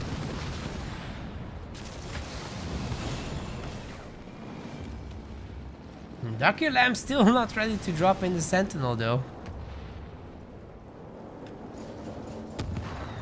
So the soul's getting real rich. Jolteon might be working on tier 3 here, that's it. Yeah, it'll be pretty easy to get the Pavium upgrade. Really get going with that, with the reflect damage.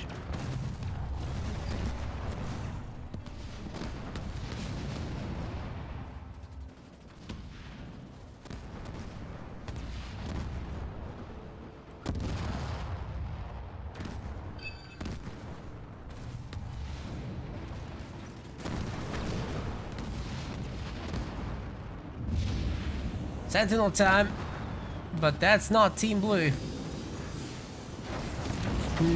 Nobody's ready for that. Except the Phantoms, they're very ready. Oh my god. Overwhelming firepower there coming in.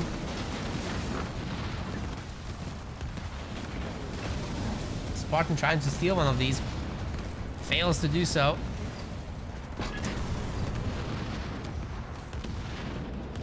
I guess these guys could try again. Many of these Kodiaks are very hurt right now. It's a good time to attack, but I guess we're waiting for the shields to come back online. That's now done, so it's time to go. Where's the Pavium, man? Why isn't it upgraded? Jolteon has a million resources.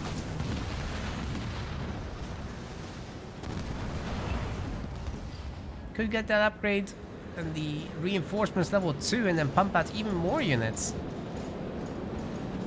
But alright, now we've got all the support units needed for Team Red. And they're just gonna take this cautiously. There's a lot of anti-air here. Even Wolverines now.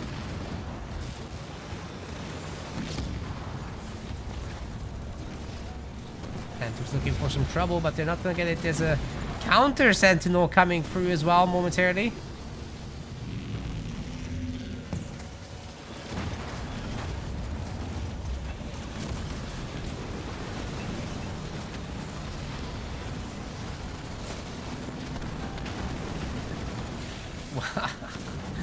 Yeah, those Phantoms are getting wrecked.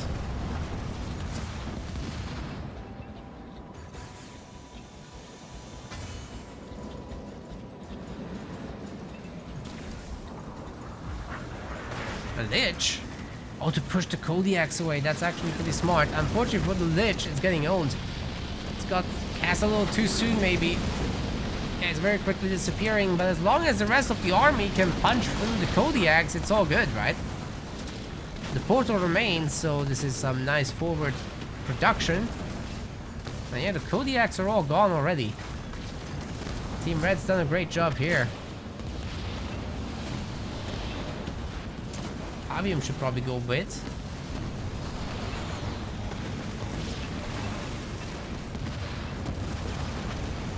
Blue Sentinel might be going down there. Oh my god, it's so close to dying. And there it is. The big laser. Finally got it. That was a tough nut to crack, but Team Red's gotten it done. Now it's time for the Phantoms. They're empty. They're useless. Can't get anything done.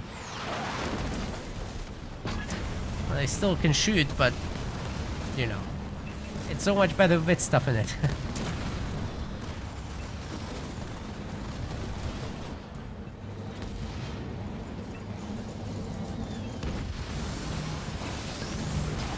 So it's all ready to go to 100 population. Ready to go to tier 3. About there already. Never took back that mini. We've definitely used the extra supplies. It was a good plasma bolt, and actually surprisingly those Reavers are on the struggle bus. A lot of them might just get picked off right now. Oh my god, that's very expensive.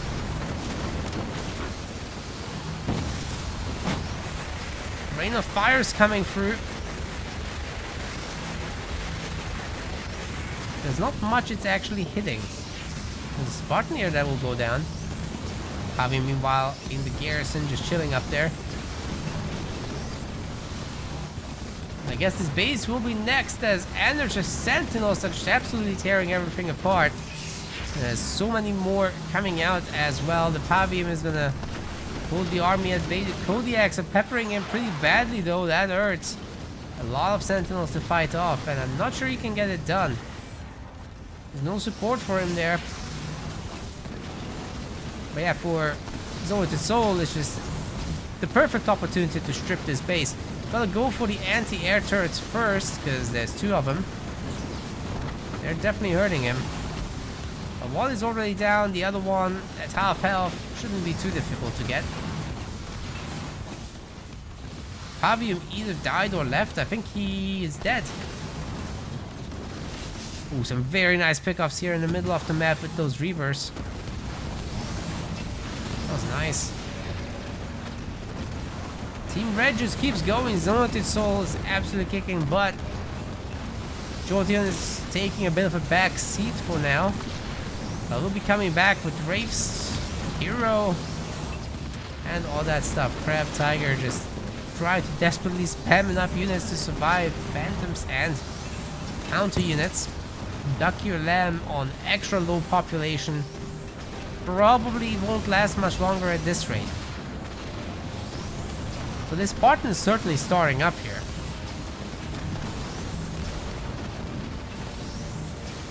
Okay, looks like the Kodiaks are the next target.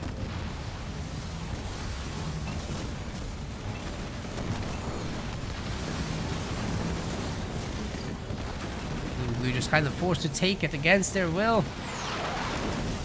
This wasn't the plan for them. Kodiak push was so good, but then some great use of leader powers and patiently waiting with all his army has really paid off for Team Red.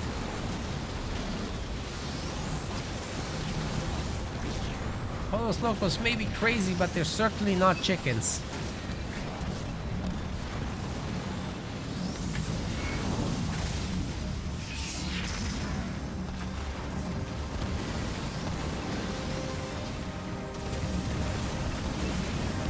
They're showing these boys how to fight.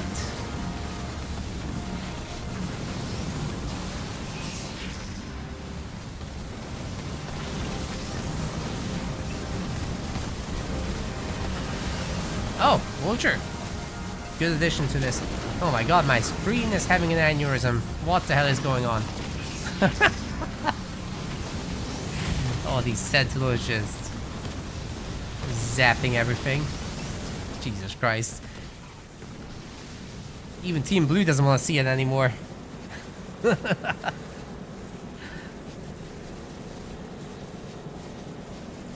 Okay, that's gonna be 2-0 already. One more.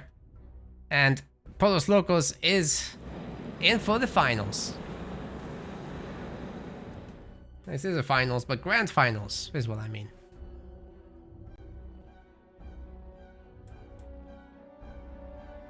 So the next map pick is obviously with Los Sicarios. Let's see what they end up picking. It looks like they want Bedrock.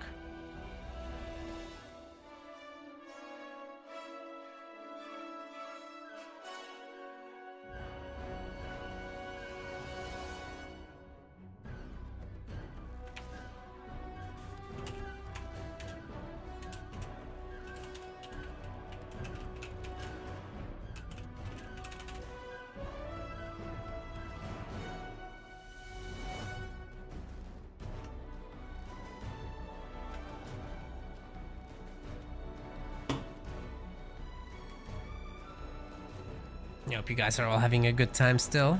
Plenty of games left for the day. We might have some results from the lower bracket though. That's exactly right. So we've got Dark Knights defeating Dark Sniper. There can be only one Dark. And Psychic Wombat was defeated by Checho's Squid. So we're gonna see a Dark Knight versus Checho's Squid. If somebody wants to cast that, it's available. I'm not gonna do it. But yeah, we'll probably jump into the middle of that because we've got at least one more round in our side.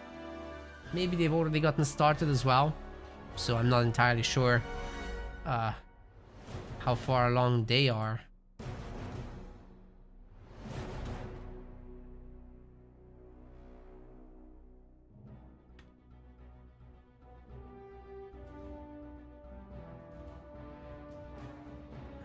Albi is gonna be right back. That's Mr. Jolteon.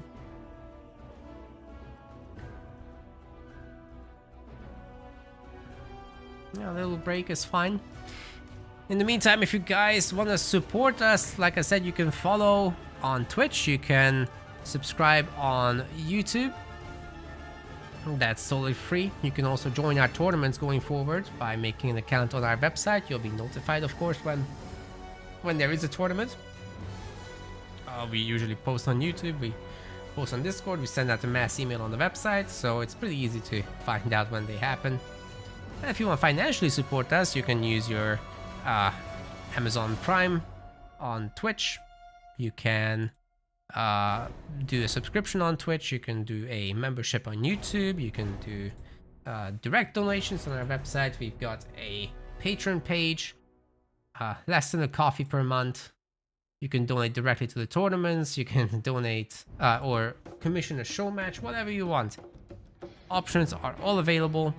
Check out our website for the options there under the Support Us menu. Thanks very much.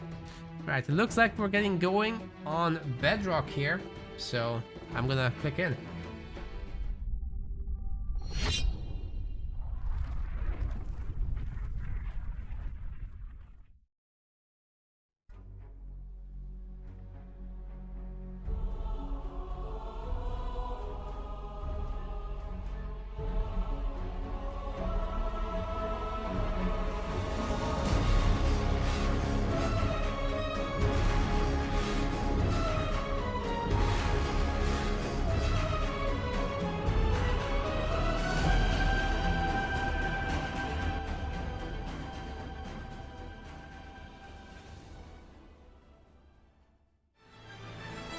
Here we go with game number 3. We've got Crabbed Tiger in the dark blue, in the teal. We've got Duck-Eared Lamb.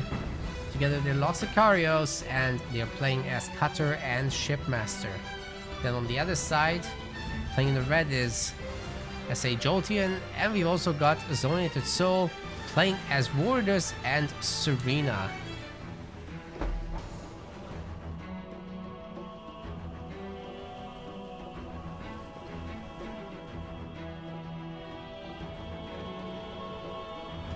Pretty standard start to the game. Duck-Eared Lamb making sure he gets his own minis. It will be difficult to afford this one in the middle, but might just go for it, really.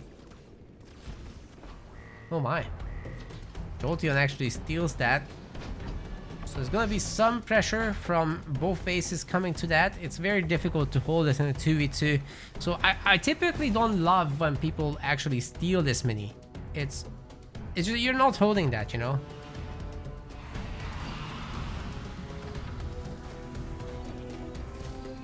And already Hellbringers are gonna be made. Maybe that's the goal, that these guys can go a little bit more anti-infantry focused with snipers and then have to deal with Hellbringers. That's pretty easily doable. Also guys, make sure to do your bets. It will expire shortly. If you want some more points, that's what you gotta do. Okay, Team Red's getting the final minis now.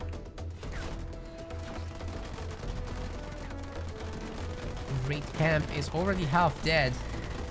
It will go down. Not before it gets that one jump route, I would say. The other one just doesn't have a chance. Will take double damage. That's a brute. Ooh, that Grenadier drop is good in the middle of the Marines. Might be an overcommit from Team Blue to make that many, to be honest. It should have been more heavy on other stuff, including maybe a Jackrabbit or two would have been good. And Ghost is showing up now. There's gonna be a chopper as well, but it gets rammed down pretty good. Oh, double ram from the chopper, what the heck? Yeah, sometimes that happens. Anyway, the brutes are gonna go into the middle of the infantry, see what they can get done, but I think SH Otian is gonna lose this.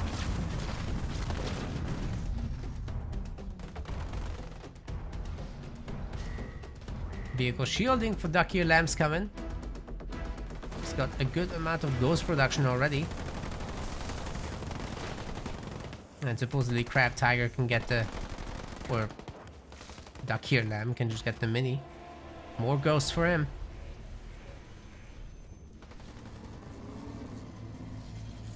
Good of Team Red to capture all these power nodes in the middle that will catapult them ahead in tech.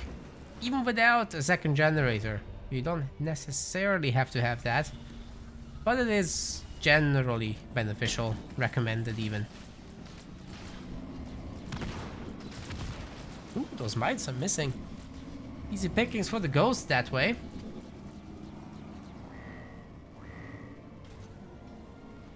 Crab Tiger at 48 population could do a lot of damage. Although many of these infantry units are weaker.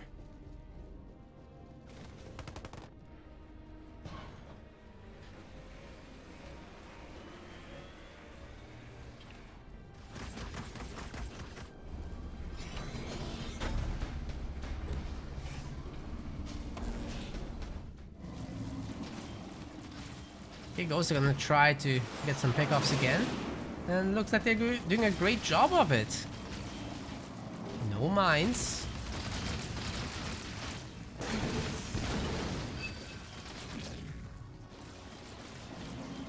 Picking up the reinforcements is going rather well. Oh my god, look at that. Dakir Lamb, very nicely done. With the beam as well. Oh, that's great against those grunts. They're just gonna melt away. Individually, they have no health, so AoE damage absolutely ruins them.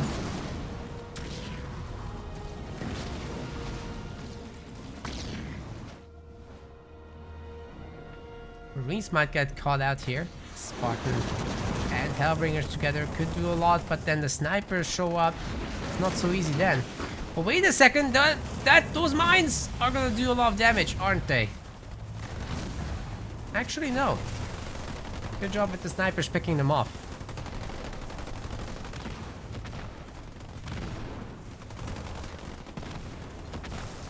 Crab Tiger, I suppose, could drop in ODSTs onto the snipers. That would be devastating for them. And now he's dropping them on the base. I guess the ghost could just take care of the infantry over there. No worries about that. After all, the snipers can shoot ghosts.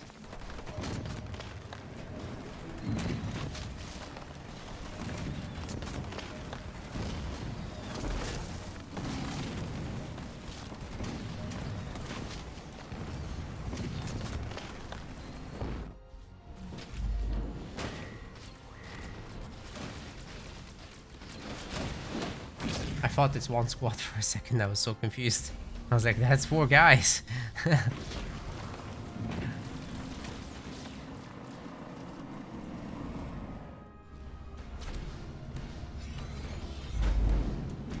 Okay, sticking with tier 1 for now, but that second extractor will definitely catapult Jolteon into tier 2. Zonoid Soul ends up holding the base just fine.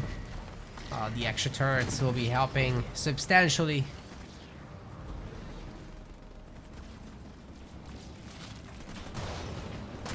Of course, these choppers absolutely saved him.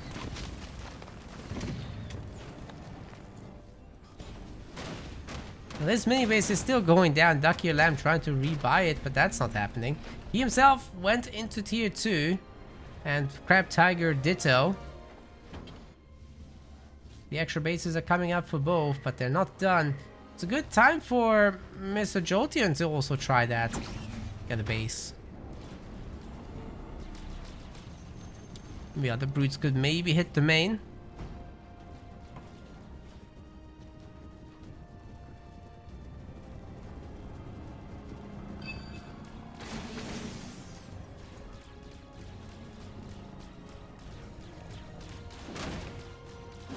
But they got caught. Not happening now. Oh. Oh. Yeah, this got away. One good hit though. Team Red once again trying to take over the mini map or the map. Certainly not a small map, this one. Third generator getting upgrade for Zonoid Soul. Can't be far away from tier 2 now. It's a lot of income.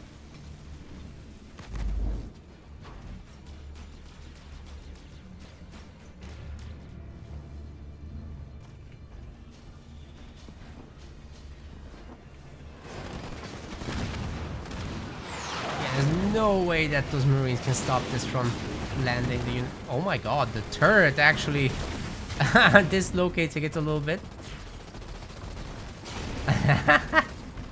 Sure, why not?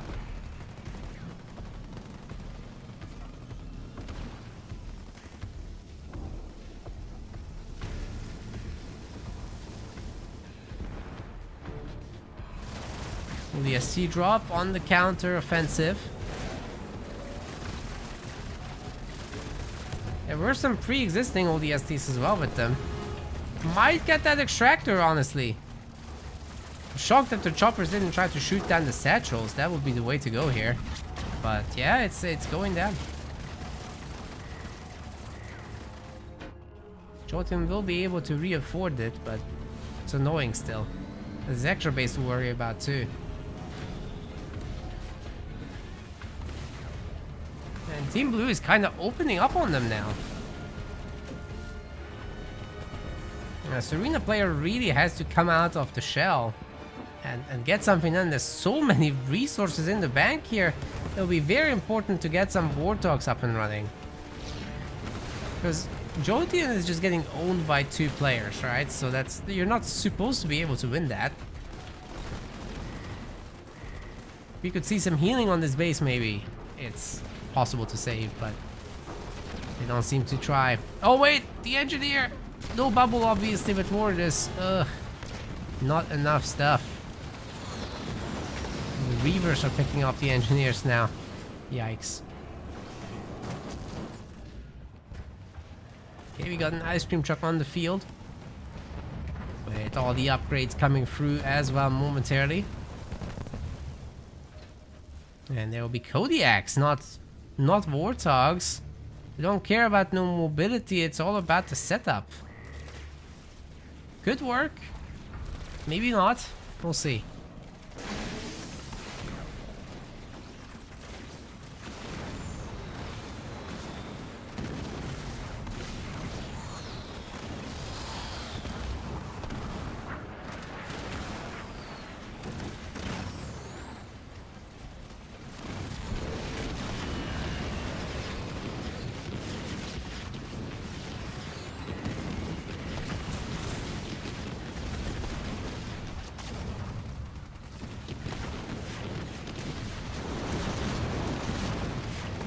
Damaged donut, guys. It's stripping this base.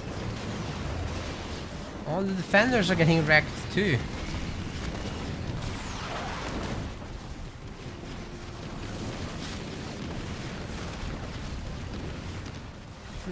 here to help. Team Blue really getting it together for this game. Well done, them.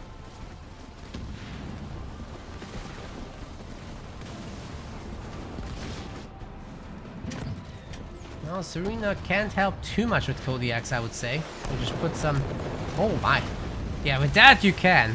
This is so much better now. But they're also going to be counter-dropped. Oh, these mines. Maybe a big cutter drop soon. Oh my god, Jolteon is just completely out of it. Getting the main blasted like that is not fun. And it's gone. Bit of an equalizer here. We're not fully there yet, but Los Sicaria's got a point on the scoreboard. That's progress.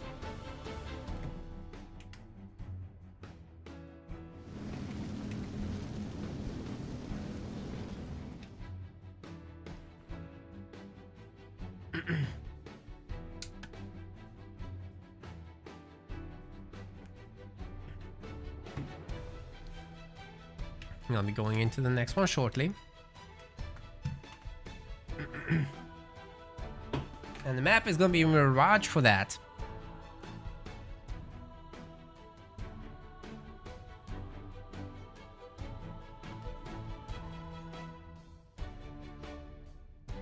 Everybody's basically ready to go, so I'm going to click in myself. Let's go Mirage.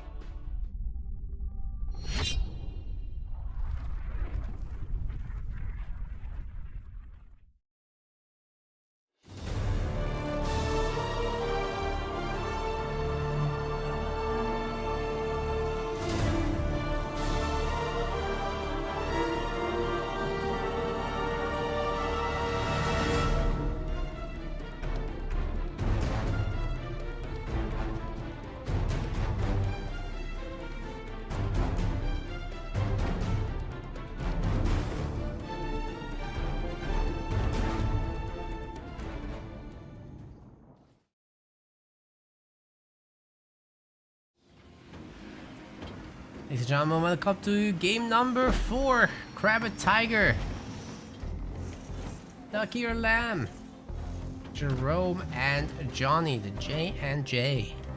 We've got on the other side SA Jolteon. Soul to Soul, they're playing as Decimus and Isabelle. Well, once again, I have to say I like it better when there's a UNSC and a Banished, because you get both the advantages of Engineer Shields, powerful UNSC turrets, vultures. All that kind of stuff is super nice to have. Oh, and Nightingales. Let's not forget Nightingales over a Banished army. Healing those multiple units at a time. Providing smoke screens. That's very useful. And Banished makes the better anti-air. Don't super need too many Wolverines.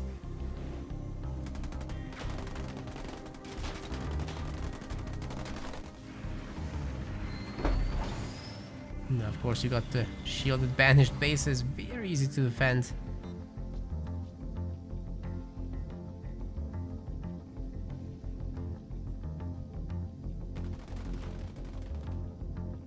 Boys are gonna be picking up the yellow there. It's a really good deal so far for Team Blue, but can they hold a mini base in the middle? That's gonna be the big question. Obviously it's gonna be rushed. The barracks is already up and running and pushing up. Mr. Jolteon is gonna get a hero at some point, but also is making a raid camp. Yeah, these guys are surrendering the middle base, knowing that they can't defend it. There will be heroes.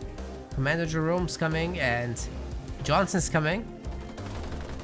Now they're trying to take it back, but well, there's all this yellow army here and they'll just be doing extra damage while the building is being made, so it's probably just not gonna come up with much health left.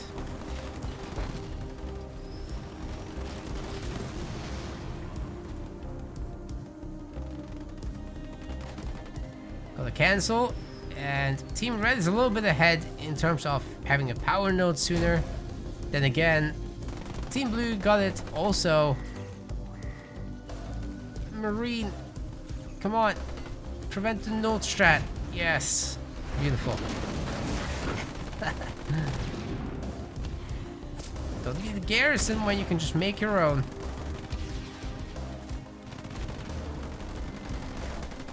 Oh, those snipers are going to town on any reinforcing unit. But this bunker's probably just a little bit too much, especially if Jerome joins in. Got his little Mantis out now.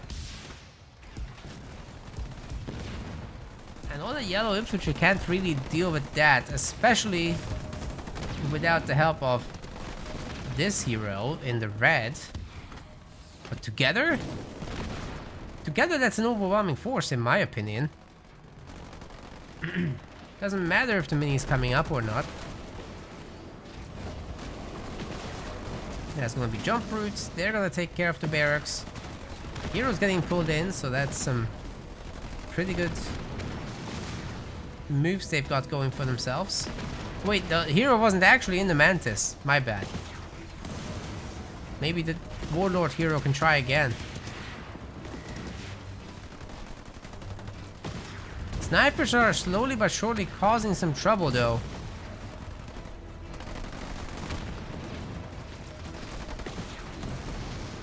Jerome once again has been separated. Team Blue is actually in a super good position, guys. I think they might be able to hold on to the mini base and maybe even turn this game into their favor.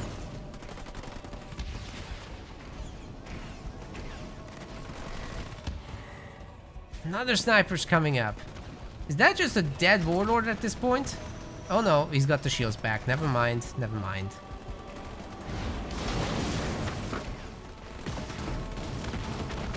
So many blue snipers all of a sudden.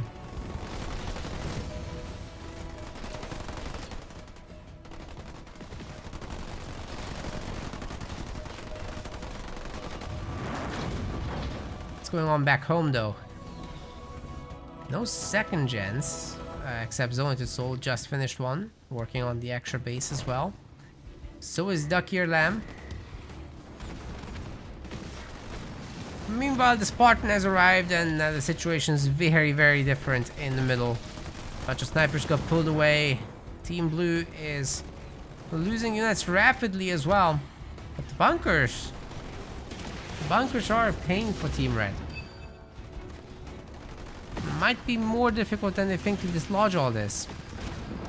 Sure, maybe they'll deny the mini base, but at what cost? This isn't cheap. Oof. EMP Mac finishing off a bunch of units. 1-star sniper in the garrison there. Neat. But even that will go down now.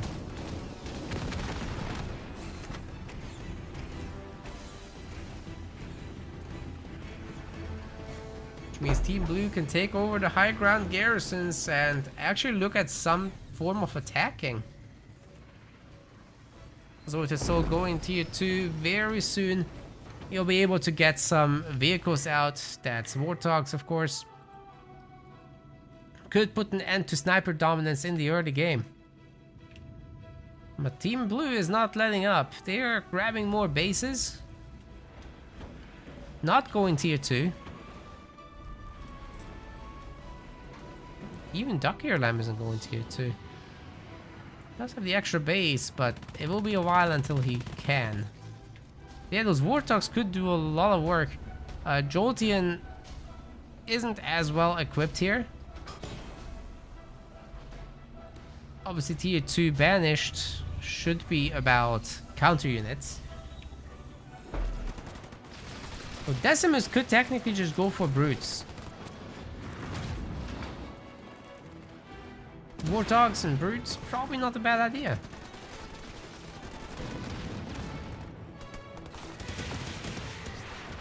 Who's Ducky Ear's teammate? It's Crabbed Tiger.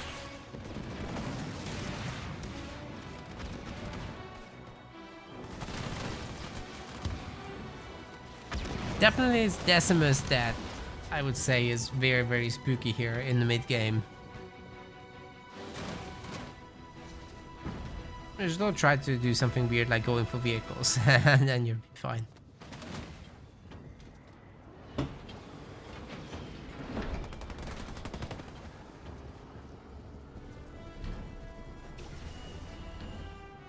Elite Rangers. Well, you'll need something to deal with those snipers, but I think the hero could be that. His upgrade is coming through. About to have a real big health bar.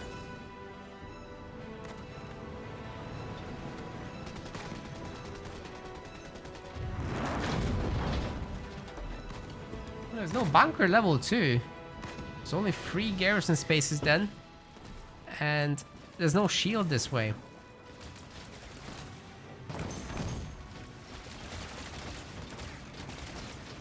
Bullying the base a little now.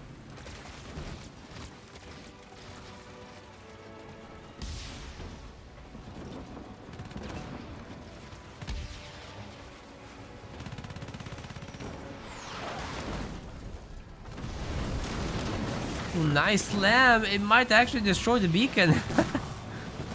Good catch. And there's the Warthogs as predicted. No surprise there. EMP Mach Blast is ready, however. Ooh, that will catch the Warthogs, but the other Mach Blast caught the Mastodons. Blowing up there.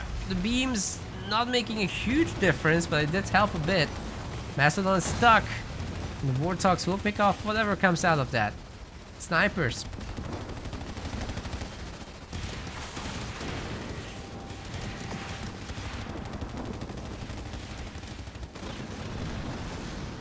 I like that high ground sniper though, that's very nice. Ooh, the bunkers, they're getting busted. Ay, ay, ay.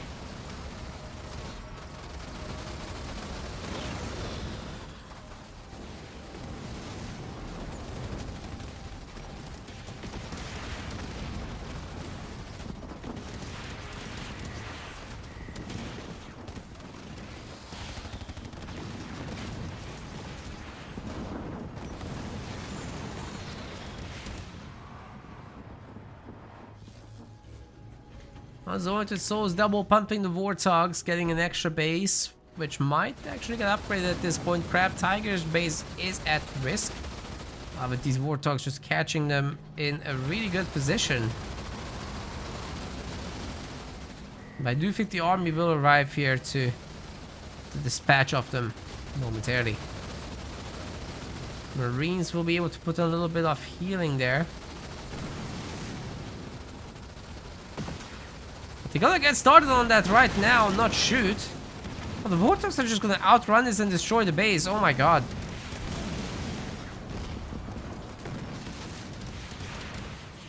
And that was unfortunate for Crab Tiger. And now, Marauders with Desi. What is happening?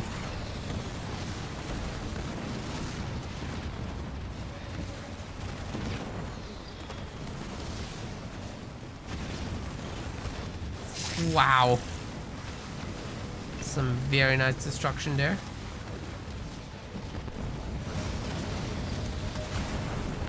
Johnny goes down, ladies and gentlemen. Vortex plus hero. There's basically no escape. Plus you'll take extra damage. Tank being out is a big deal for an Isabel player. In the long run, these are the base cracking units that you can use in the early late game. Eventually you'll want to swap into Warriors because they're just better at it, but for now this will do. Counter attack will probably get his base, but that's okay. I mean, look at what kind of damage they're doing. Does those... was that a canister? Oh yeah. There's Canny. Eventually we're gonna see shields on these tanks as well with the best offense getting researched or unlocked.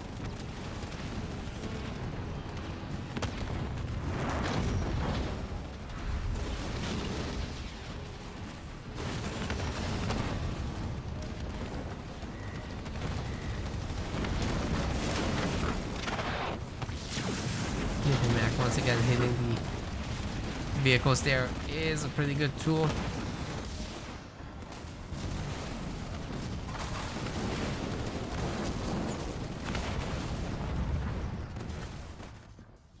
Lots and lots of pickoffs for Team Red, but they themselves don't have a second base at all. And Dakir Lamb is just kind of running away with this. Very heavily defended here with the anti-infantry turrets, so you can't push that very easily. And making tanks on one base is not the easiest thing. Jotun is trying to go tier 3. Maybe we'll see a Scarab. That's what the resources are looking like to me, that it's so close, we might as well go for it at that point.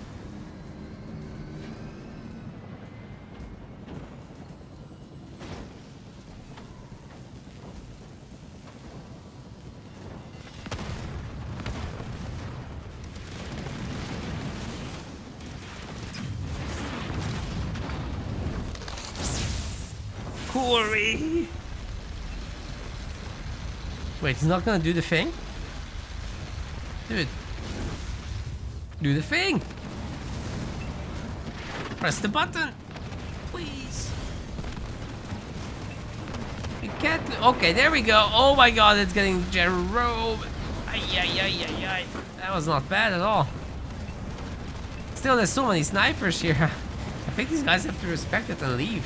Oh my god, Team Blue just totally turning this series around. Are they gonna win this match? They're in a great position right now. With the Nightingales especially healing up everything. Okay, that Vortex is insane. But 3 Nightingales still, they're gonna fix this.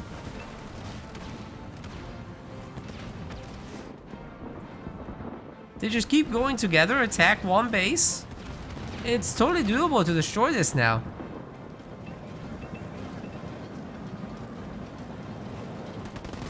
Where's the Scarab? Siphon? That's not a Scarab. We blew all the money on Decimus. That's what happened.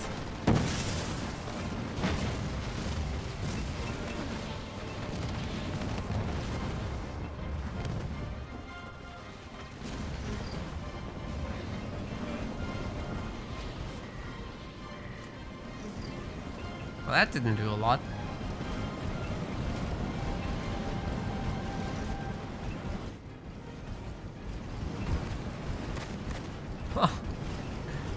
Good luck pulling them out of a bunker. It's a good counter actually to Decimus, to be honest. I like it. More anti-vehicle turrets getting added in. That's also very nice.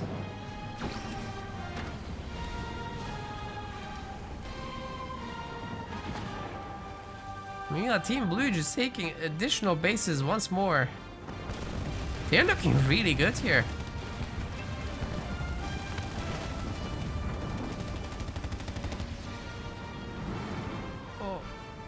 Smart missile. Yikes. It's got it. But also, these guys have just equalized the score. What is going on? It was so decisive in the first games, but it's falling apart for Polos Locos. Maybe they're gonna have to go for the losers finals there. That's wild. Quick check on the integrity. Let's make sure.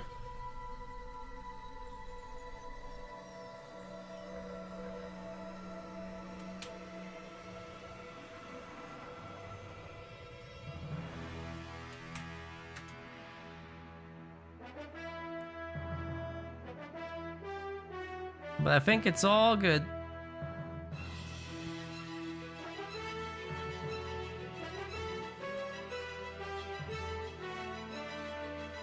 Yep, everything's been super fair.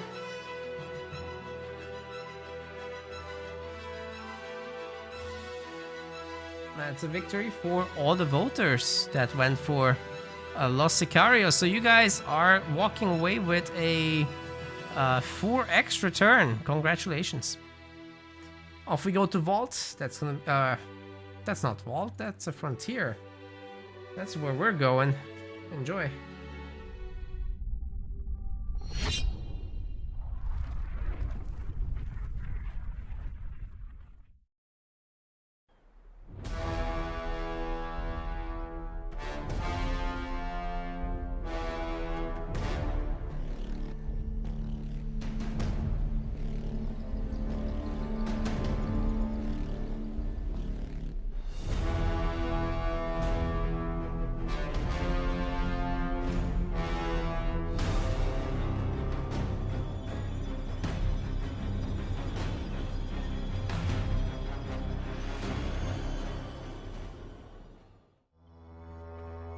Come on, the players are picking the leaders.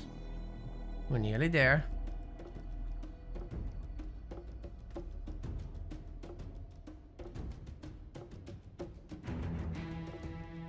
Just one more pick, and this is gonna be the last one in this series, so... The game 5, I didn't do the betting correctly, did I?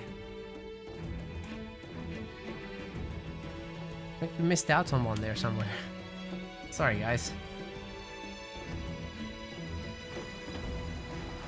Alright, ladies and gentlemen, we've got number next. Game number 5. We've got, in the blue color, Crabbed Tiger. We've also got Duck-Ear Lamb.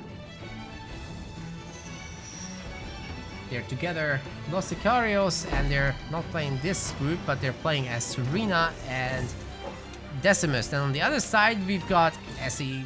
Jolteon and Zonitsu playing as Forge and Jerome. Let's get it. It's a pretty aggressive map. We've already got the Chopper on the Marines. The Marines are trying to piss off the Sentinels, but the Chopper intelligently staying out of range there. The Sentinels are just gonna get ganging up on the Marines, I guess. So getting a supply pad up front, that's a little unusual. Usually it's a barracks, and you want to give this to the UNSC player because that's where you are getting your snipers from. Obviously the banished players will be wanting some kind of chopper leader here. That's the plan.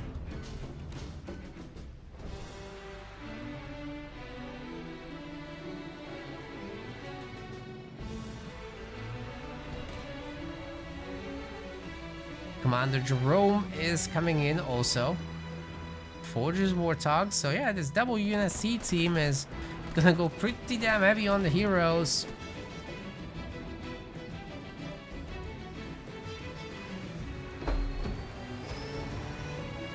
Looking good. As long as they can deal with the snipers, but the Forge Hog basically means that yes, you can.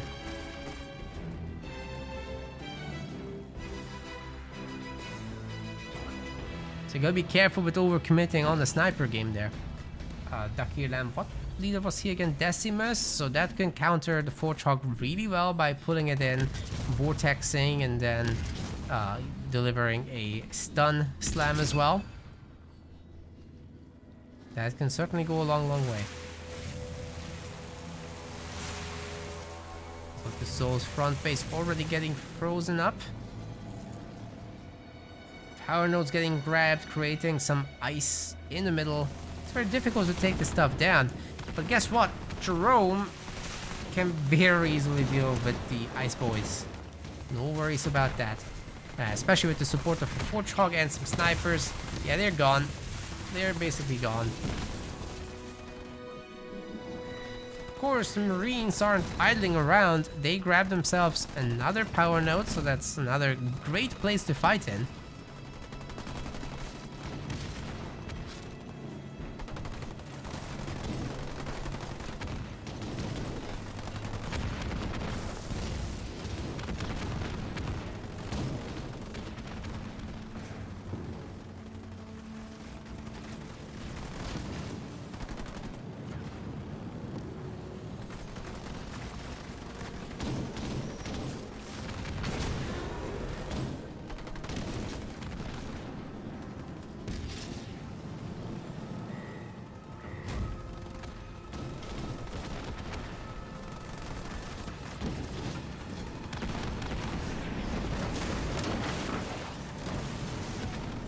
Got a big drop. Hitting absolutely nothing, unfortunately.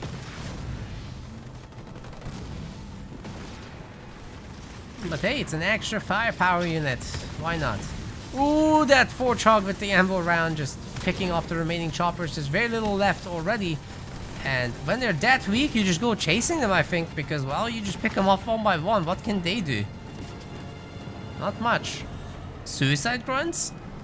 Huh. Snipers should deal with that. Fortrog's about to get it. Ooh, heavy metal is nice.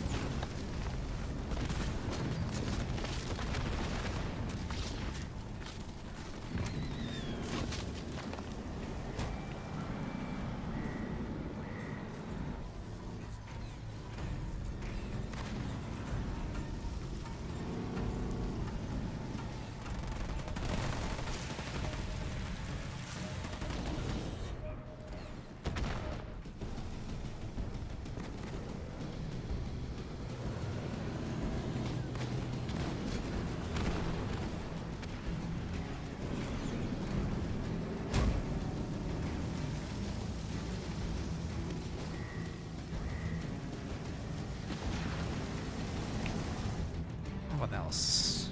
What else have we got going on? Double gen is already up. Crab Tiger's getting a base. Doesn't have a double gen, however. So he'll be in tier 1 for a while longer. Lot of infantry is about to get frozen, but they just managed to escape it. Well done. Now, Rome, on the other hand, is probably not gonna escape any of this. Oh, he's getting hurt bad, but also snipers. There's so many snipers. Oh my god. Warlord's dead. That's the greatest beam ever, though. Holy shit.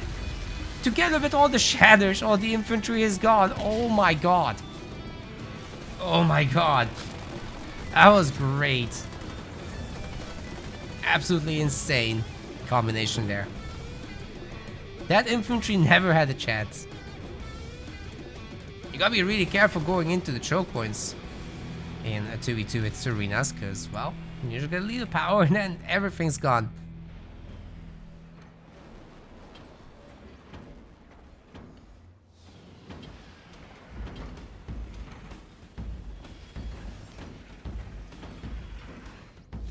Okay, Zone of the Soul is coming back in with an upgraded base.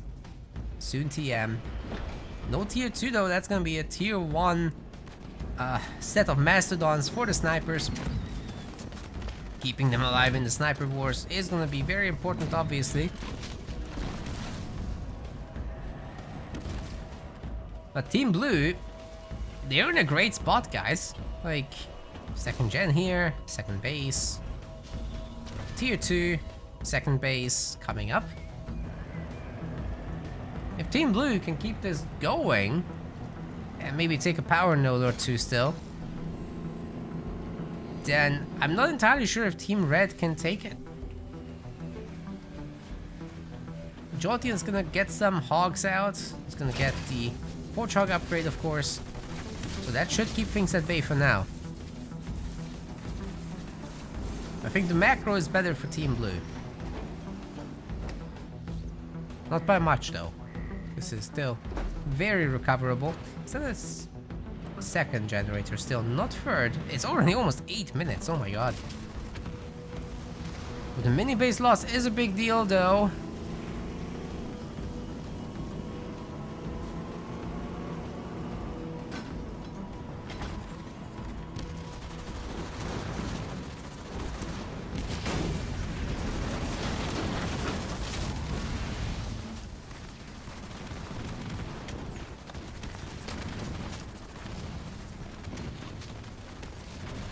Lots of snipers going down.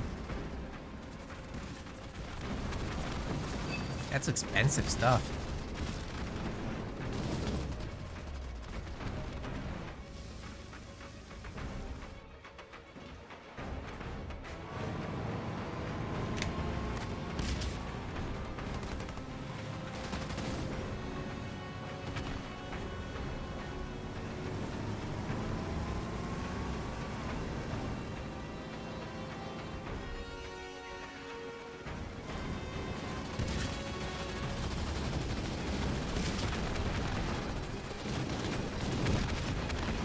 Attack on the base, targeting the supply pads, probably the easiest way to do damage at this point.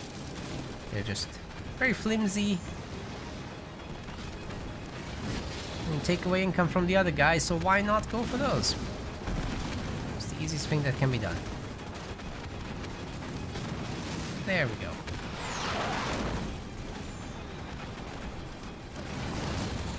Drop turret coming in to help.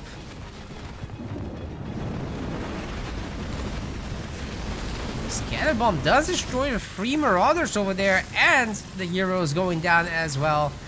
Vortex helping at least a little bit. The anti-vehicle turret pushed away the army, but once again we got a great beam on a very clumped up army, so not so bad at all.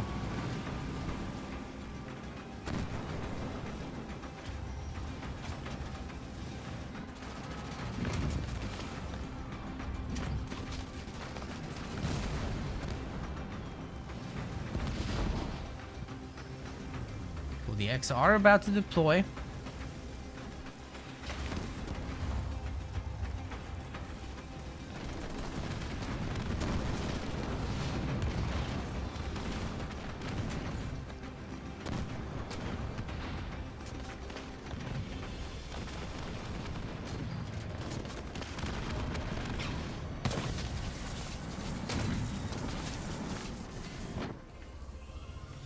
Second bases are in a pretty good state here. We've got a Warlord coming out again. Plenty of production, plenty of income. Crab Tiger, oh my god, a 7 slot up front. It's a very nice way to protect yourself. Very strong base there. Ice Cream Truck is out on its lonesome. Won't be able to survive that for long. Team Red's now going tier 3. That's going to be a very, very powerful Forge Hog. Is Jerome actually going tier 3? No, that's Grenade Throw. Okay, we're getting Combat Tech Marines into the Mastodons. That's what's happening.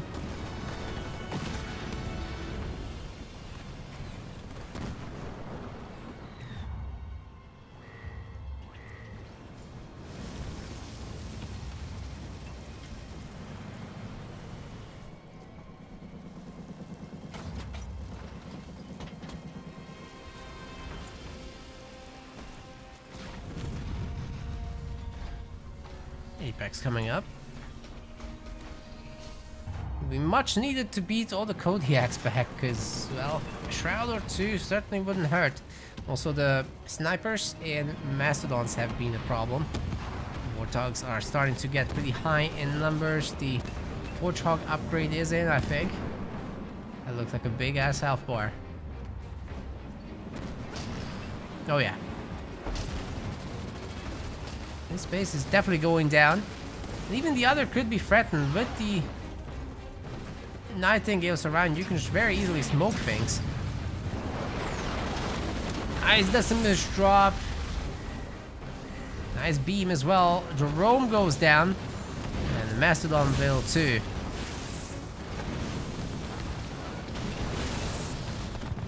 There's also going to be a very nice gather bomb on those units. Holy cow. Jolteon might be able to get away with this. Some good healing on that Forge Hog with heavy metal. It's affecting so many units right now. They might just be able to tear through Decimus. And Serena is honestly just sitting back. There's not too much happening. There's Kodiaks shooting through this, but there's more than enough Nightingales to deal with the fallout from that. Nothing's frozen, so the drop didn't actually shatter anybody. Just slightly mistimed it.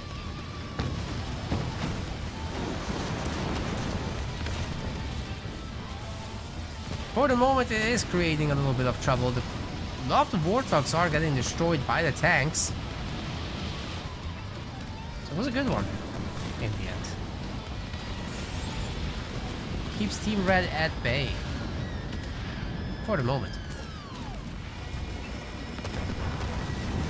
Jolteon in particular just at 48 population.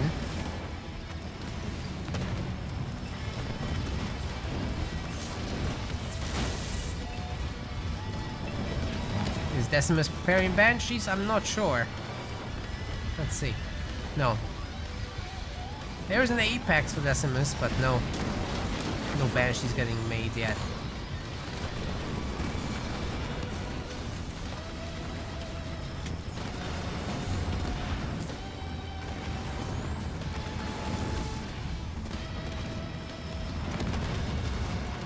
Bases will exchange hands once again. Oh, there's gonna be vultures here for Jolteon. Okay. That could really change things. There's a bunch of Reavers, but not much more, and the Kodiaks haven't aggressively moved up yet, so that's gonna take some time for those guys to arrive. In the meantime, this Warthog can just go to town. I see a bunch of nukes. They're not actually hitting the Reavers though. Warthog's doing okay for the moment. Victory turret coming in is a big deal. That will buff the Warthog a lot. And we've still got snipers in these Mastodons, don't we? It looks like it. The Warthog does go down in the end. But we still got smokes, we still got base turrets, which are actually not upgraded. That's a big mistake. Should be seeing a lot more nukes coming through momentarily. You really gotta deal with those engineers, man. Like, shooting into the heroes doesn't do much with Decimus just healing back up.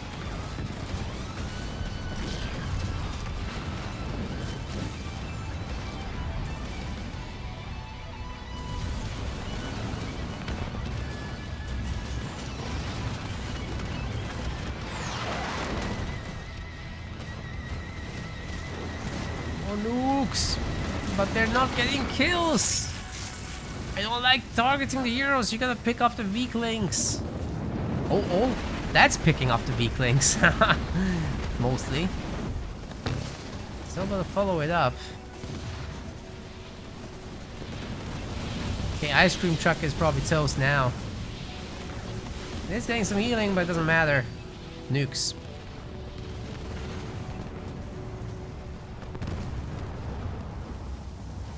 A bunch of Kodiaks are opening up on the base. But still gotta deal with all these vultures, and there's only gonna be more of them. Jolteon at some point will get population upgrade as well. That will make an even bigger difference. And it will be very easy to cleave through the Kodiaks, I would say. Gotta deal with those Reavers. So, okay, there come the Decimus Banshees finally. We've been all waiting for that.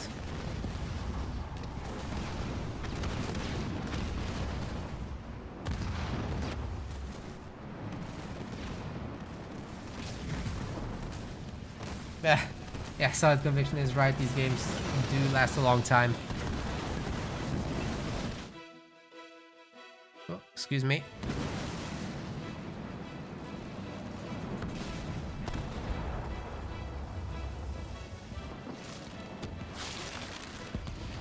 More and more vultures will be made. Wolverines as well from our UNSC because, well, there's Banshees now, right? So they're gonna be part of the anti-air. And the vultures just getting to chill up here is a really good spot because they just get to heal up. They don't have to go down to the Reavers here. The shields are not stripped, nowhere near actually. Where's a yellow gamer? There's like no units. Man, still making snipers. Oh man, like you gotta. Okay, Omega Team is in. And they're gonna tear this up. Maybe take over some vultures that are coming through now. Oh yeah, that's happening. Not. Still gotta stun at least. It's something.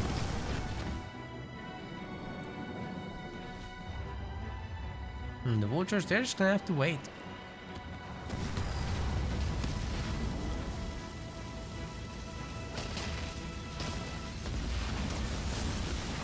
Two Kodiaks stolen, not bad, not bad. Warthog's got to be careful there, it's gonna get Vortex it looks like. But the Banshees are nearby, so it will live. Ooh, Spartan's getting picked off, that's some pretty good stuff there. Luckier Lamb with the Decimus Banshees probably able to make a difference by this point.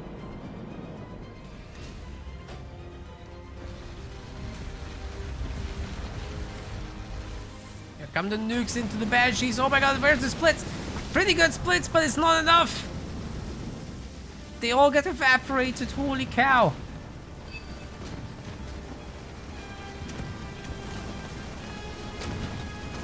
Slight conviction in the chat. Good to see you again. Saying that these tournaments last a long time. Yeah, they do. Yeah, they do.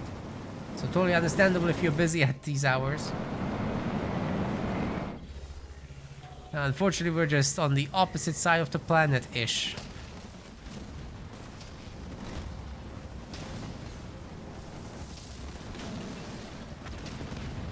And with opposite schedules.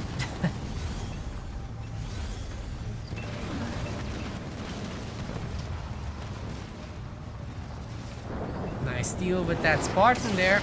The base is toast. Good beam from the Decimus as well.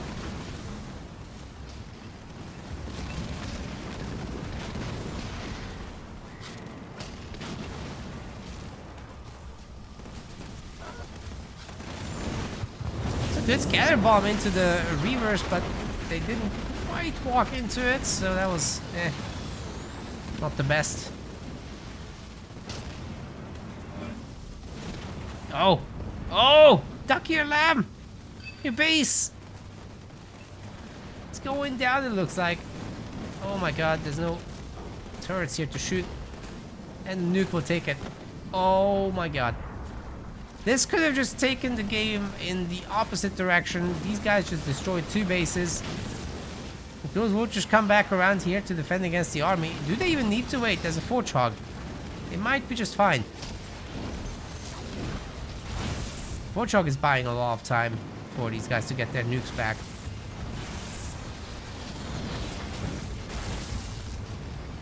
Shooting the hero again. That's not gonna go down. I'm just gonna teleport out. The Vulture War back here.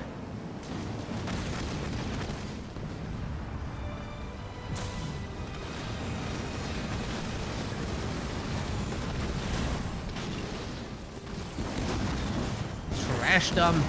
Doesn't quite hit anything really. Although those vultures are getting picked off, they're coming back, so it's not too bad.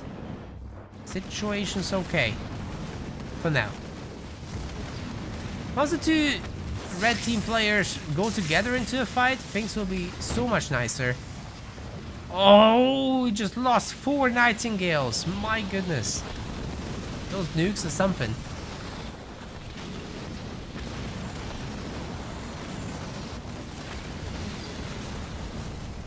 I'm not actually sure if Team Red is in a good position anymore. This is just Marines.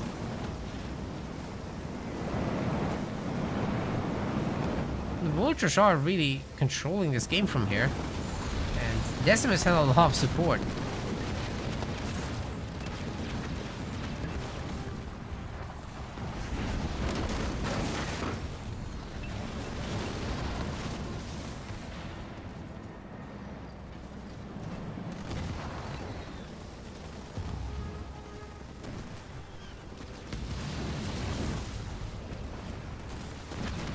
Okay, that Warlord really ought to go down to that many nukes. Come on. Oh! What? That wasn't even an engineer shield. Yikes. That's crazy. That's actually nuts.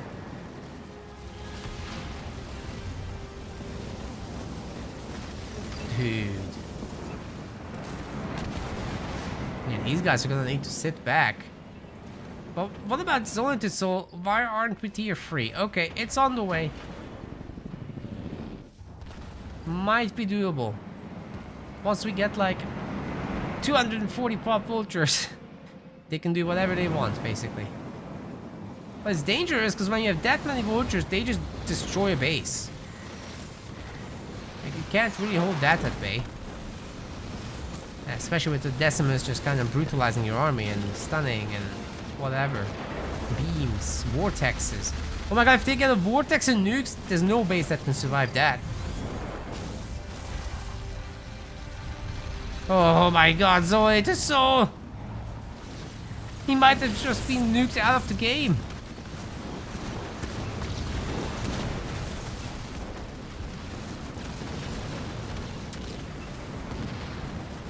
Still has the base, but he's 34 population. Some Omega team members remain, but how much can you possibly do with them? Opportunity to pick up Decimus here. Gotta take it. Oh my god, they're not gonna get it. Even if you steal 3 vultures. This isn't looking so good. Decimus is still going, by the way. Oh my god. Los Sicarios just won. What a turnaround on this series. They were down 2 points. They reverse swept. Pollos Locos is down in the losers finals now. Yeah, they're gonna have to go the long way around. Absolutely insane series. GG. That was insane. What the hell?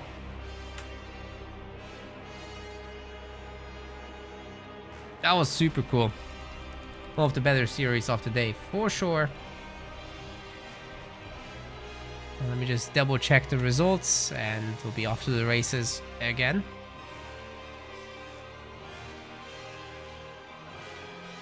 Oh my god, you guys. This tournament is full of upsets. So much fun though.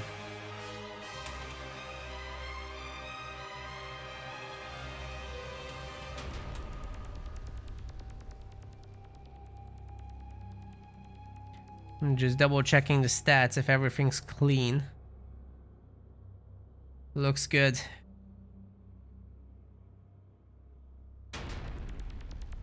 Yeah, very fine indeed.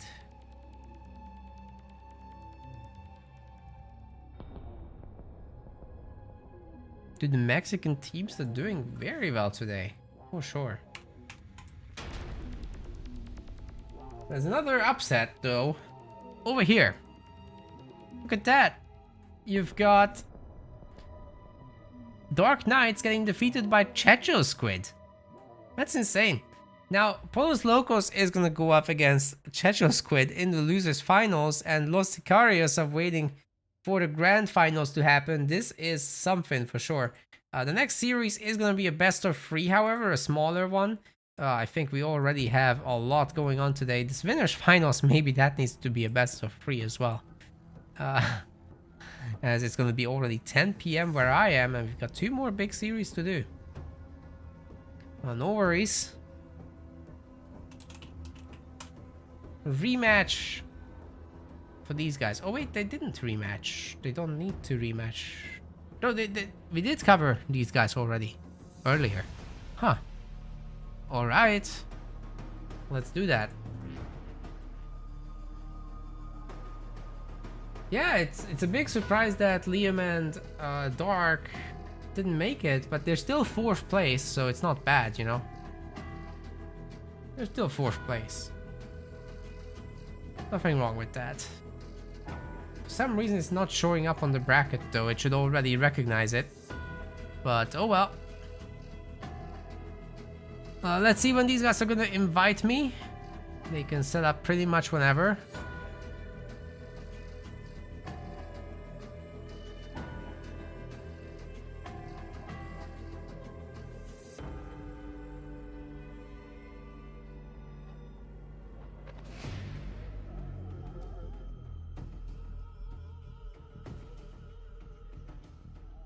Yeah, and I think host's side will be off now. So thanks host's side very much for hosting today's event, for host deciding today's event. That was great. We're just gonna set up the next series and we'll be off to the races, I would say. Where's my invites?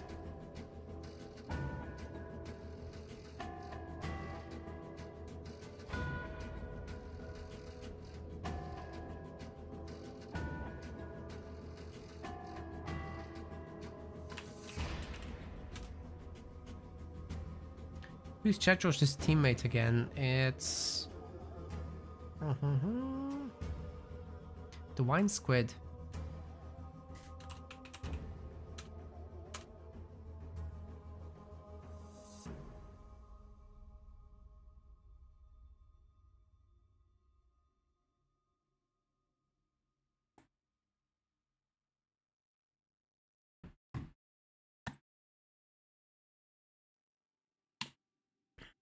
Yeah, Liam hasn't played since the last tournament, which was a while back, so understandable that he'd be a little bit rusty on the struggle bus. Alright, we got a Yap Yap ban. And we've got a Johnny ban. Very interesting setup. And then I think Checho's Checho Squid is gonna be the one choosing the map.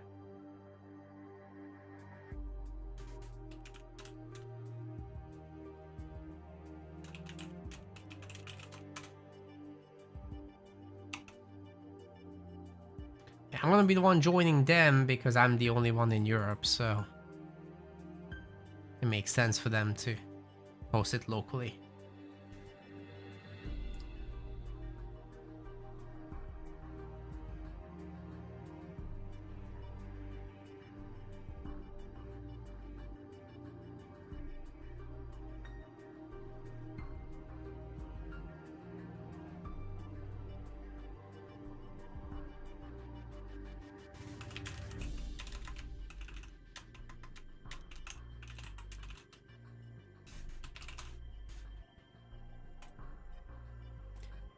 Cheating free tournament, guys. This is how we like it.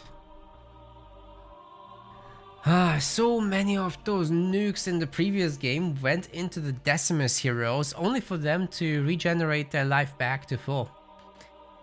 I don't think you can do that. Like, you can't focus on those heroes so much. You gotta pick off the weak links of the army. That's the way forward. Am I still holding the #1 spot on the Age of Mythology deathmatch ladder? It's dead. It's dead. I'm still holding it, but it's dead, so it's easy to hold it. I'm not sure I can beat the top tournament players, you know? Luki and Matador are really good, and I'm not practicing, so I'm not sure I could beat them. Maybe if I really committed hard to practice, but I'm not practicing. It's AOM is basically well, the deathmatch scene at least is toast. We're gonna still do our tournaments, but there's so little interest from the players. Anyways, we've got Bedrock coming up for this series. You guys go and vote, and then we'll be right in there.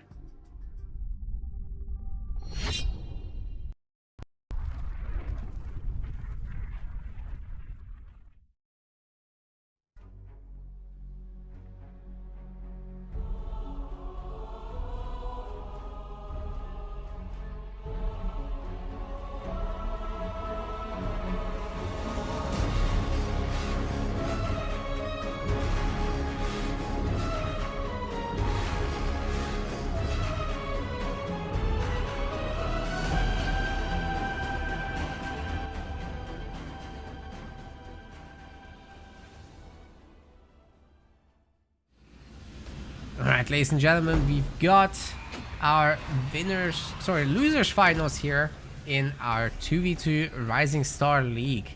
Everybody's allowed to play in these except the very top players, but we still got some pretty serious competition here. In the dark blue color, we've got Checho's Pros and his partner on the other side, Divine Chan. Together they're Checho Squid, playing as Wardus and Cutter. Then we've got the other side. It's S.A. Jolteon and it's Zonated Soul. Together they're Polos Locos and they're playing as the Worm and Captain Cutter.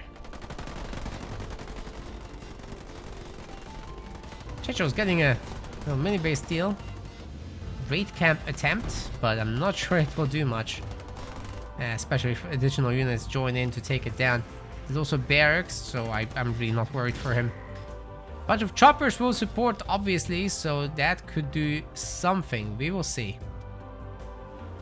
These guys don't have a whole lot going on their side, so it's not like a heavy commit. There will be a Spartan at some point. You know, maybe these choppers are a problem. Oh my. Brute as well?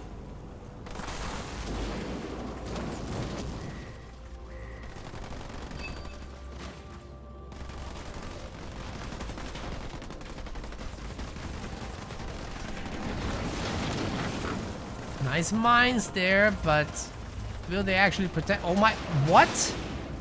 Oh, the drop just clears them. That is so nasty. I always found that that's really nasty. I think they should just drop in and get wrecked by the mines.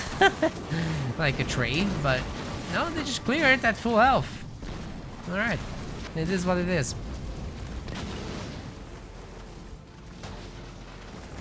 Did I mention the price was £160 in this? I think I forgot to say.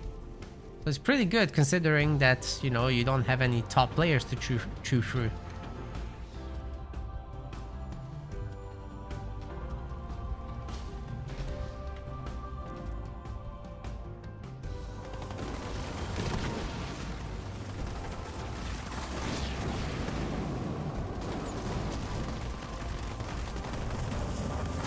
Bringers are certainly a tough thing for the brutes to handle. Just kind of can't do it. Nope. Grenadier not quite getting a detonation off there. Sniper will get it. I mean, that wasn't bad.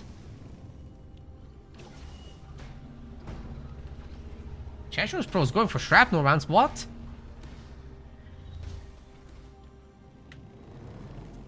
Really? There's barely anything here. I'm so confused. I figured you could just leave it alone and go for a faster tier 2 with a generator, but no. He's gonna commit hard to tier 1 fighting here.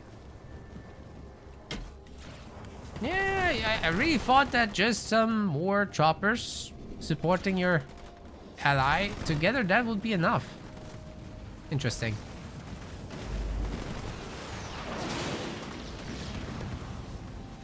Well, there's another grenadier.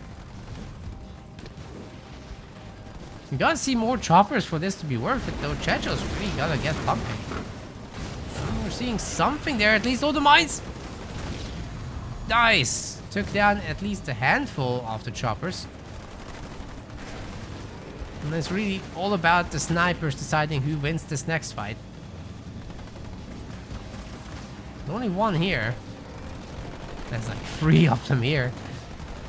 That's pretty one-sided. I think Checho Squid is in a great position overall.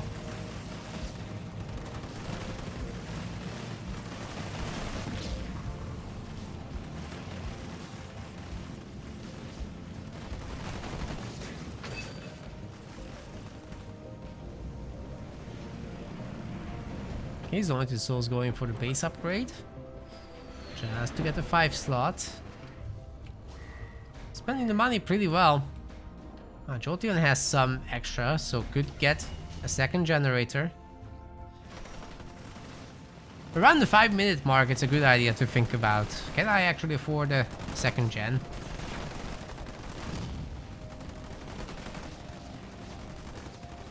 You should have it mapped out anyway, but you know, sometimes things just organically happen in the game.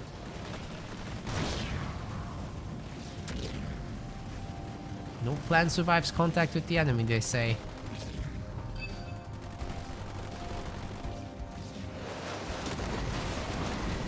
It's a pretty good ODST drop here. High chance of destroying the base and holding it down. Hell, Team Blue is doing so well, they might even be able to move to the other base after this. The snipers are still in an okay position.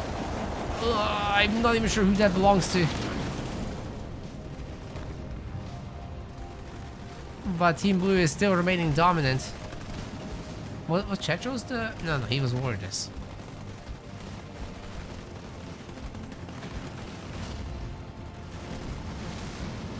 So yeah, quality couldn't make a difference here. And destroying this base, plus having so many units left over, just meant that they could have attacked more bases. And probably it was going to be a roll for Team Blue. Very quick victory here in game 1. Unusual. Unusual for this setup here. 2v2 games here usually take a long time. Not here though. Okay, let me just check on the game.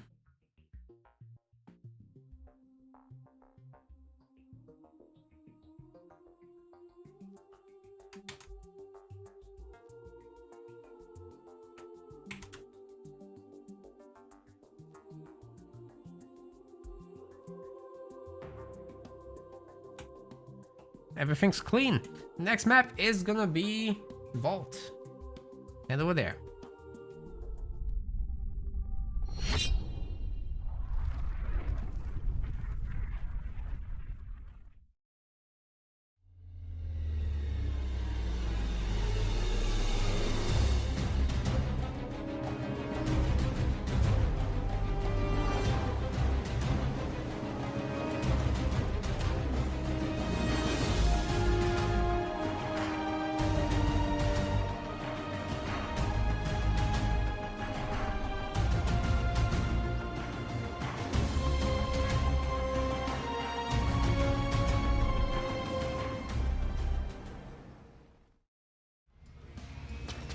Here we go. We've got Chechos Pros. We've got Divine Chan. In game 2, they'll be playing as Anders and Shipmaster Chan. On the other side, we've got SA Jolteon. We've also got Zonited Soul, and they're gonna be looking for some action with Atriox and Izzy.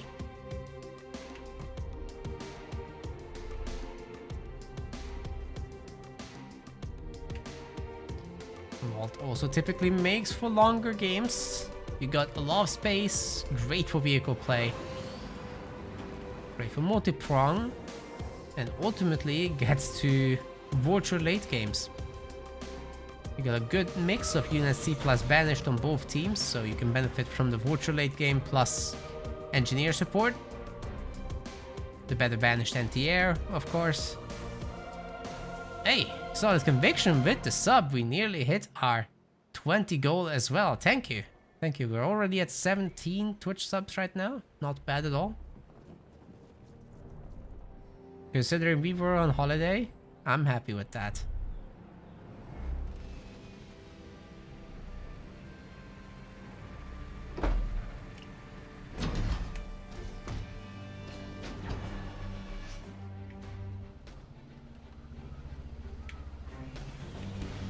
What's the hero here? Atriox coming soon. There's gonna be raid camps up front, so that can definitely do a lot of damage, but Divine Chan's not gonna leave it at that. As Anders, you can very cheaply upgrade your Marines with grenades, your Spartan with hijack, and together they can definitely hold their own. Then you add some snipers in. Should be in a good spot.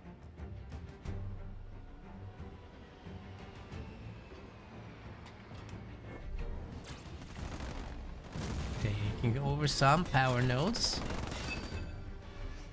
Just as things should be. No, here our shippy player Chechos is working on a power node as well. We're gonna see a raid camp. Are we gonna see the honor guard though? That's usually something that doesn't happen so much. I would love to see either ghost spam or that. But it might be just ghost and suicide grunt, which is fine. Oh, the ghost actually very damaged. Might get killed by the sentinels if he's not careful. Okay, we got it. Shielding is coming through. But they're gonna have to deal with the Spartan here. Plus this guy.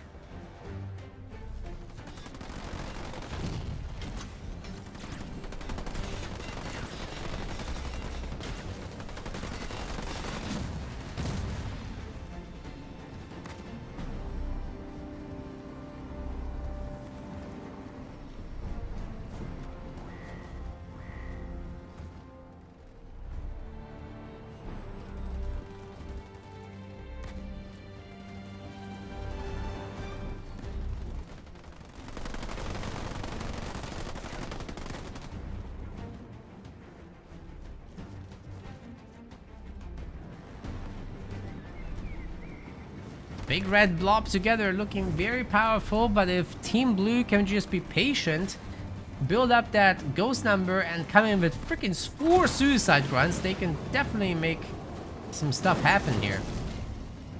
No need to rush this. Ooh, that was a good chopper ram taking down like what would basically be 1 suicide grunt squad. Another one. Yeah, these guys are very vulnerable to rams. You gotta be careful.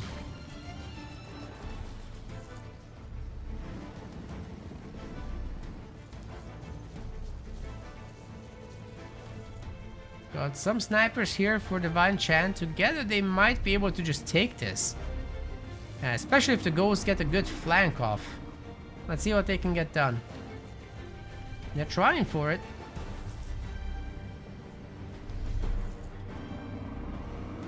They're picking up reinforcements for now. It's a good idea.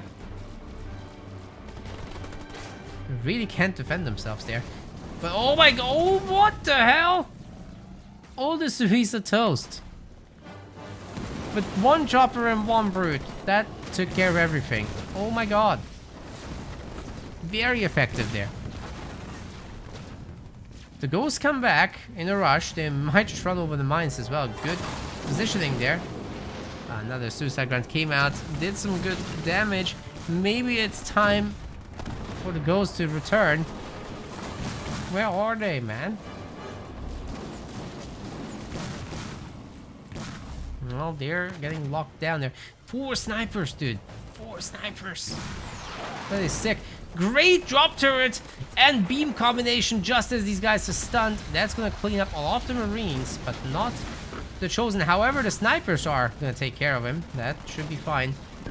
Meanwhile, the ghosts, however, get destroyed by the Spartan. Mines were not really needed. Still, Team Blue got the better end of this in the end.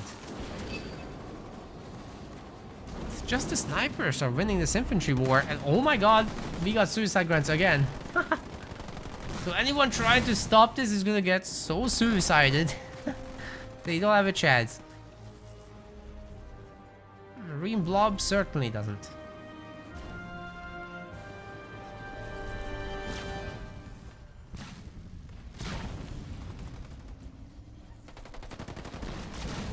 I don't know, these suicide grunts aren't getting much done, are they? Certainly the Spartan is also very effective at taking them out. Ha! Yeah, those snipers are just... Whoa, whoa, whoa, whoa! Stay away from that.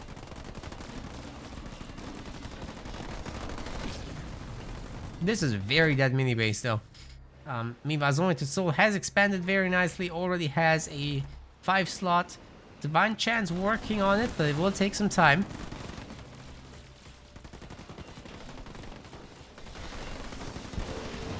Oh, that Spartan Slam Mag Blast was so good. It's just a shame the Spartan didn't stick around to pick off the ghost. It was totally doable. Man, that was brutal. Great combo.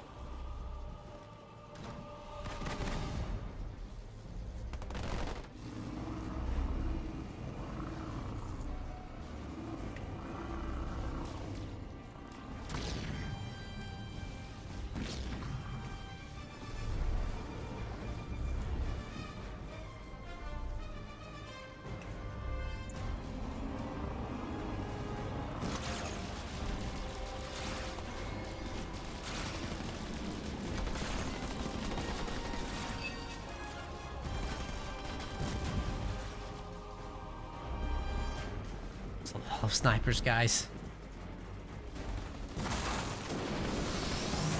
Upgraded brutes, so they have Dark Skies, 3 squad members, 50% better than 2.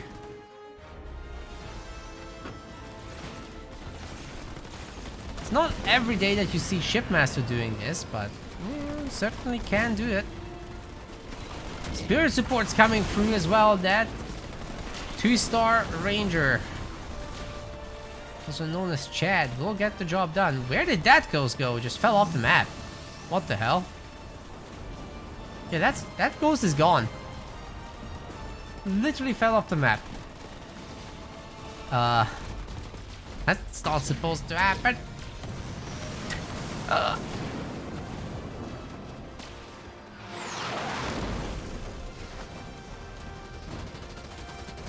Spartans can't be stunned. You just activate your jetpack. No problem. Well, this base is gonna get wrecked. So is the entire team. That's it. Checho Squid going to the grand finals, ladies and gentlemen. This best of 3 is over. Very well done. Super solid, super quick. Not messing around. Still, congratulations to Team Red for the third place. Checho Squid, however, wants the big bucks. Nice. You guys didn't bother to vote. Man.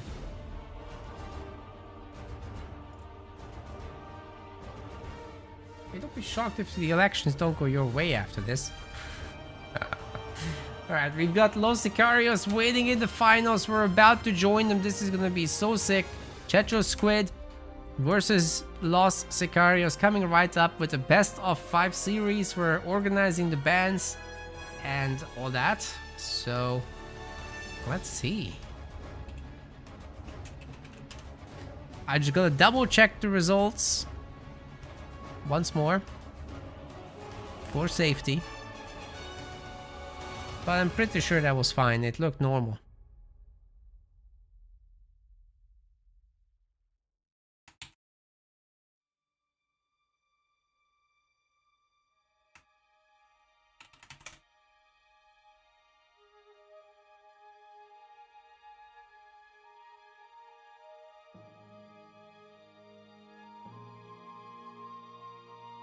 Yep.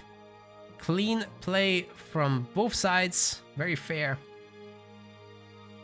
Very fun.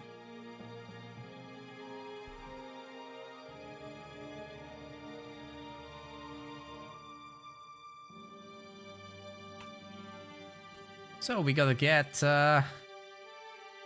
Polos Locos joining. Where are you guys?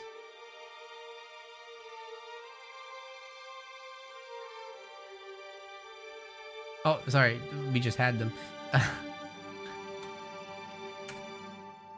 We gotta get Los Sicarios joining. That's Duck Ear Lamb and Crab Tiger. He's watching, they're watching, they're good. Very nice. Thanks, guys. Do join and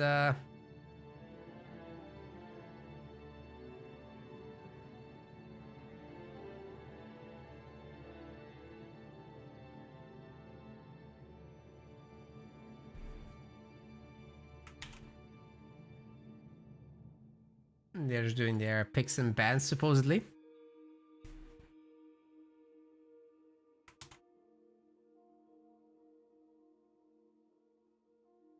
Oh no, they're checking, they're checking. I need a translator for this one, though.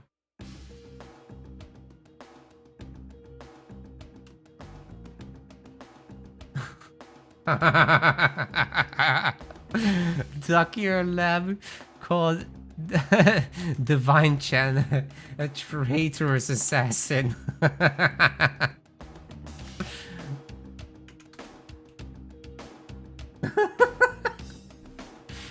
Oh my god.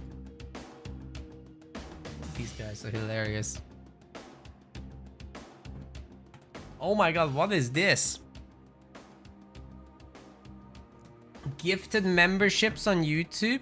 I wish we had a pop-up for this, but we're not allowed on Twitch. Plus, the tech doesn't exist right now with Stream Elements. But yeah, thank you very, very much, Nioki. 5 gifted memberships. That's awesome. Who's the people that received it? Let's see. Dan the Republic, Blorgus, Once Over, Yasin, Dawood, and Wavy Waves. Welcome to membership.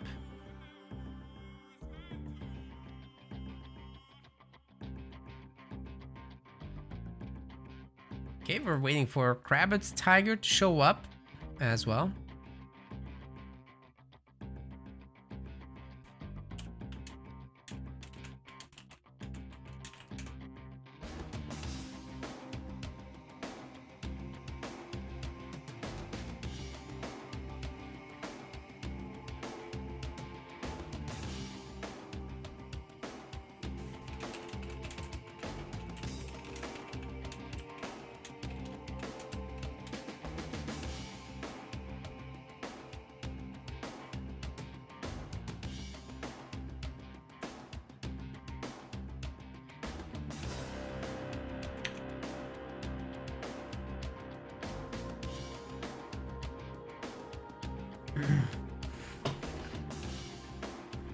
Alright, Crab needs several minutes. So I guess we'll take this time to show you guys not the sponsor of today's tournament, but sort of the sponsor of today's tournament. Sort of the sponsor of everything. My day job. I'm gonna show you guys what I did for work. It's something that we just released. It's called Titan Quest 2. Take a look. Where is the thing? We just released it on Steam and Epic Games for early access. And I'll show you guys the trailer, okay? Let's hide me, actually, for that one. And stop the music.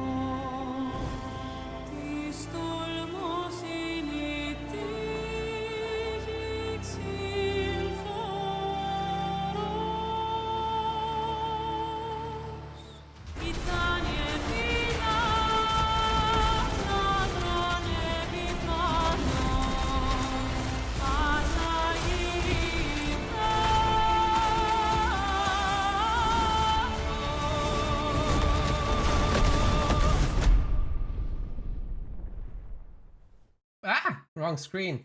Wrong screen. That is Titan Quest 2. This is the game I'm working on. And I'm gonna put a link in the chat for you guys real quick. Feel free to get it on Steam. It's currently on a pretty wild discount of 20% for that release. It's got very positive ratings at the moment at 84%, so I'm very pleased. It's got a lot of players as well. It's at the moment just the first chapter, so that do read the page. It's a very, very early access. Basically, we want to work with the community in order to build the, best game we can. So really hope you guys check it out.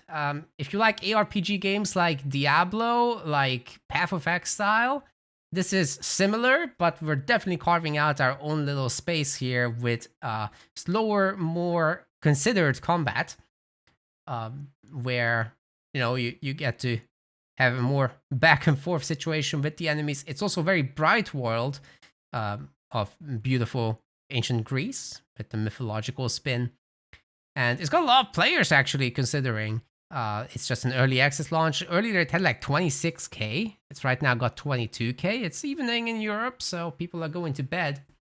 But yeah, go check it out if you want. Very much appreciate if you do. Watch some streams. If not, then yeah, I'll be very happy. Okay, let's see if this has gone any further.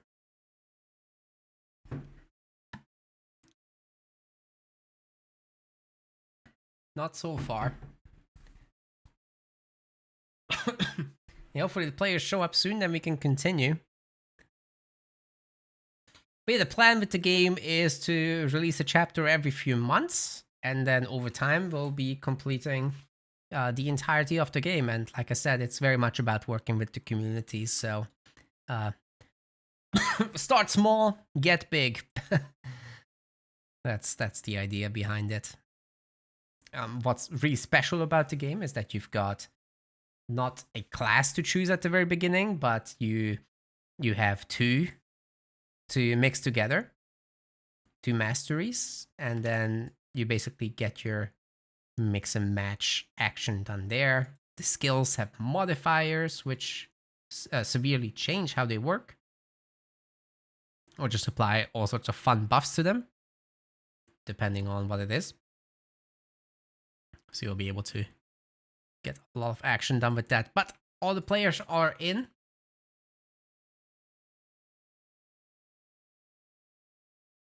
and we're just getting our band information going. Halo Wars music can come back, or Halo music can come back, all of it.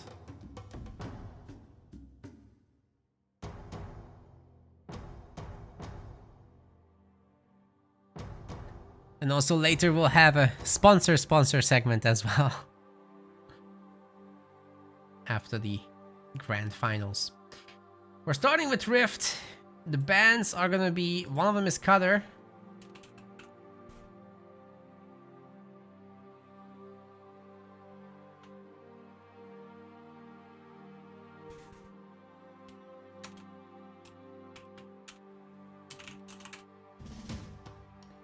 Just trying to get the info from Team Checho Squid about what they are gonna ban, and we can go.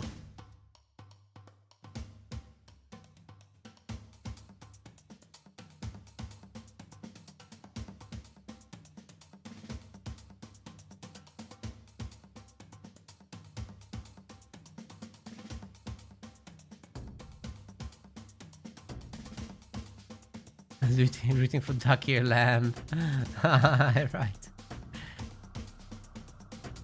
The Americans must stick together.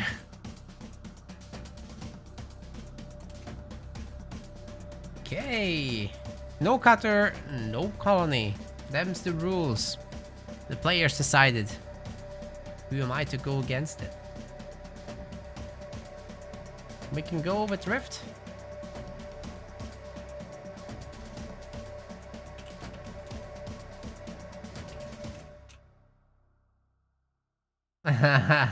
Okay, Crabbed needs another break. No, Crabbed!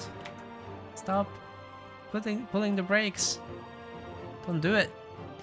Hey guys, we're gonna do a vote, obviously. You'll have a 10-minute time.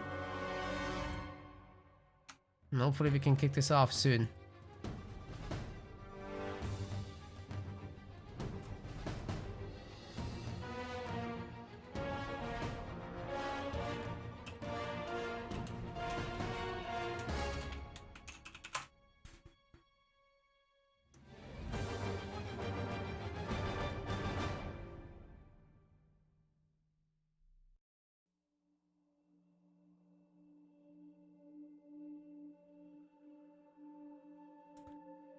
Yeah, unfortunately there needs to be another short break, guys.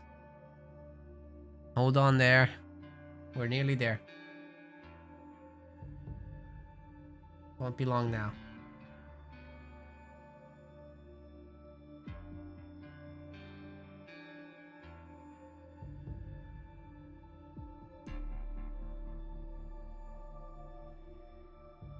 I think they're gearing up to start soon. Oh no, it's just Checho's starting the thing.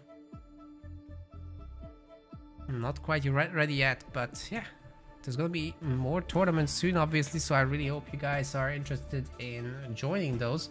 What's next, actually? I think we might have an amateur league coming up. I need to check the dates. Let me see. August 23rd. That's probably it.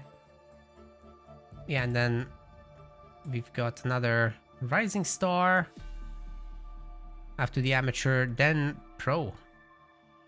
It's gonna be pretty busy.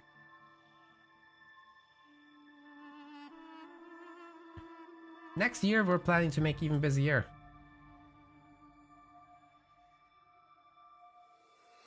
But yeah, I think it's time, gamers. I think we're gonna kick this off. Do your bets.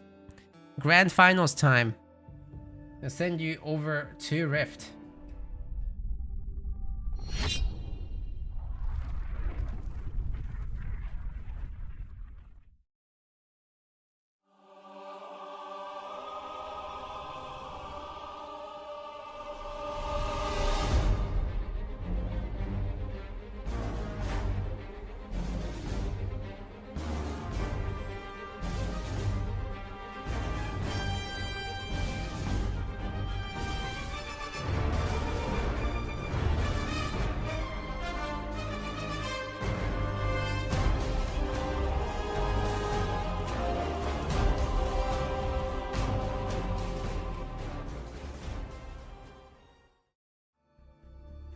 They're still not ready. What is going on?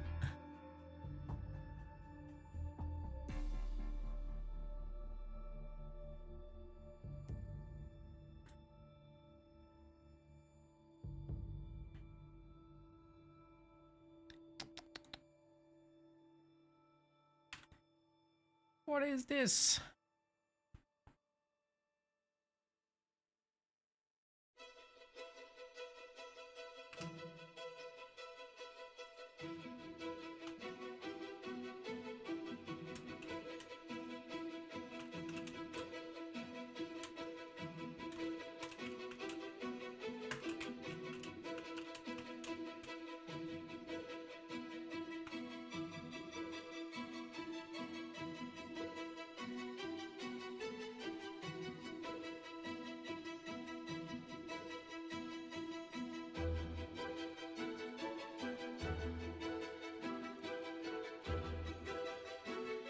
What is going on with them crabs?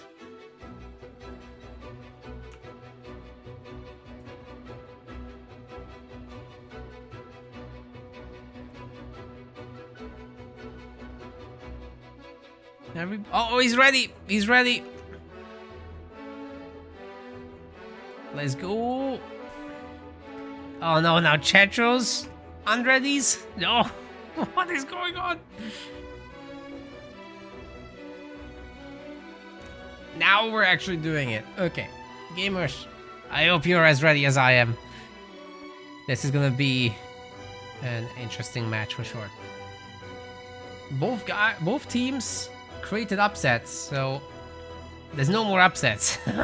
Anybody can win. Ladies and gentlemen, welcome to the grand finals of our Rising Star 2v2. This is gonna be awesome. 160 pounds on the line. Chetros Pros in the dark blue color, and in the light blue we've got Divine Chan. They're playing as Anders and Shippy. On the other side of the map we've got Dakir Lamb as well as Crab Tiger. They're playing as Anders and Arbiters, so yeah, Anders and Elites. That's all it is. Makes sense. Look, you got all these high points that you can abuse with the Retriever Sentinel, right? So that makes a lot of sense to be Anders. You've got a very closed off map with these choke points that are gonna be absolute hell to go through, especially when you have Kodiaks shelling people. So Anders makes a lot of sense. Elites are just really good at the late game, with Shipmaster just having mobility and Arbiter being monstrous the longer the game goes.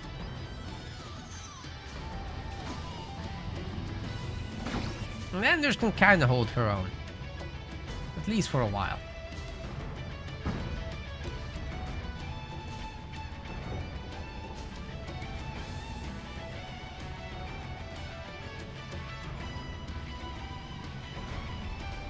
Crab Tiger is gonna go the ghost route. No surprises there. Oh, Dakir Lamb with the double gen. That's a small surprise. You can still get out of that with like an armory and then make a Spartan. Kind of synergizes nicely with the income profile of that. I guess Divine Chan isn't doing anything like that. It's a barracks and Spartan. Way more aggressive format of this and way slower tier 2. We'll see what pays off for whom.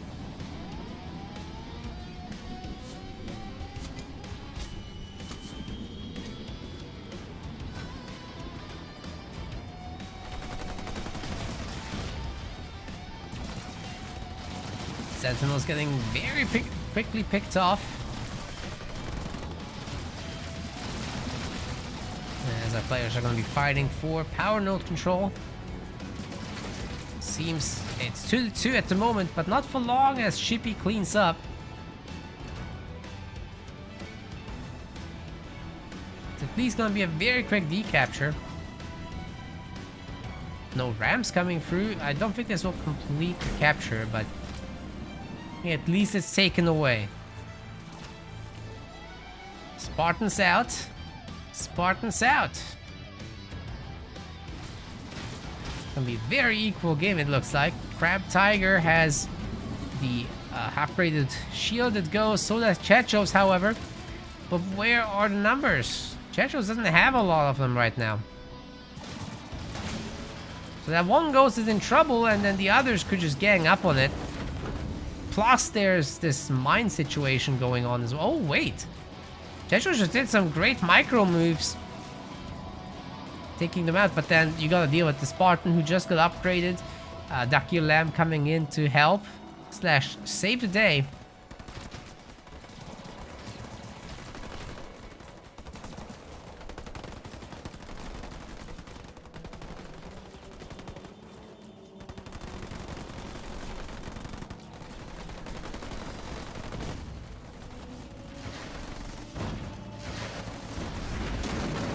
Oh, the mines!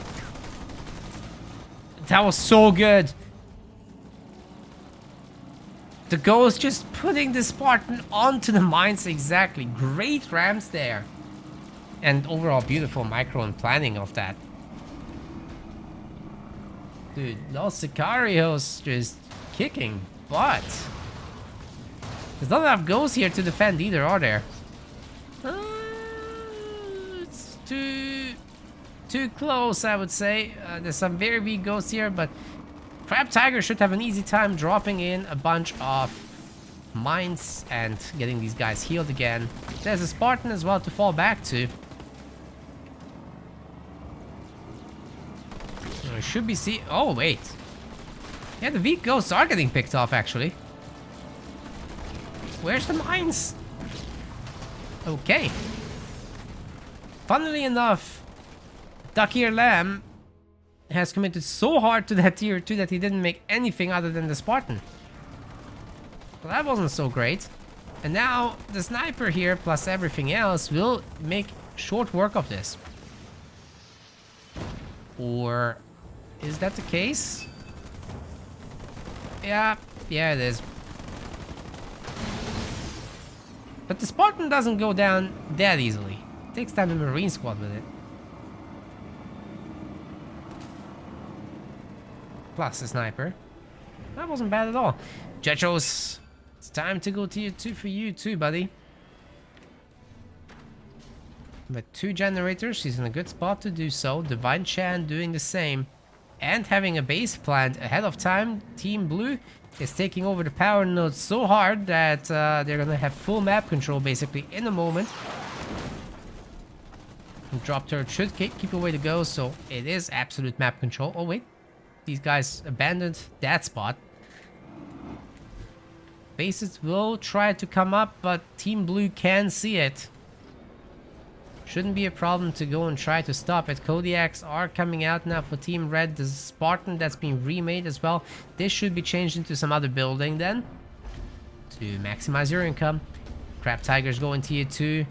More ghosts getting made, but their usefulness is rapidly degrading at this point.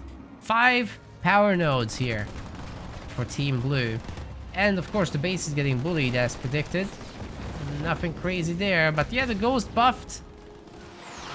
All the Marines will be dead here. And then the Spartan has a lot to say about all this too. The mines are gonna detonate on the ghosts. Pretty good drop turret combo there. And the Spartan can wiggle.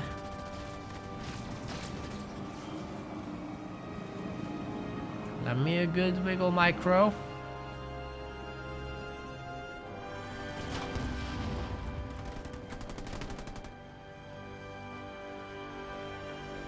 Okay, Divine Chance ready to go with the Spartan, and supposedly will be trading some Kodiaks later too. There's a weird garage placement on the right here.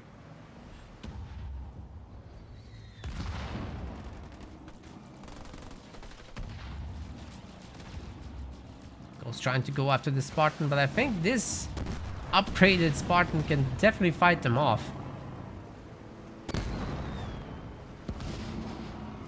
Overall, pretty even game, but I would say still blue team is a little ahead.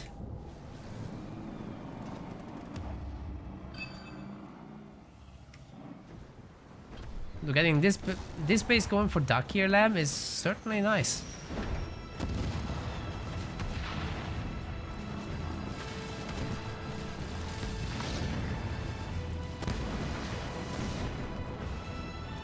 Nice slam with the Spartan there. Lotus Mine wasn't ready. It is now. So next slam should be trying to get the Wombo combo going.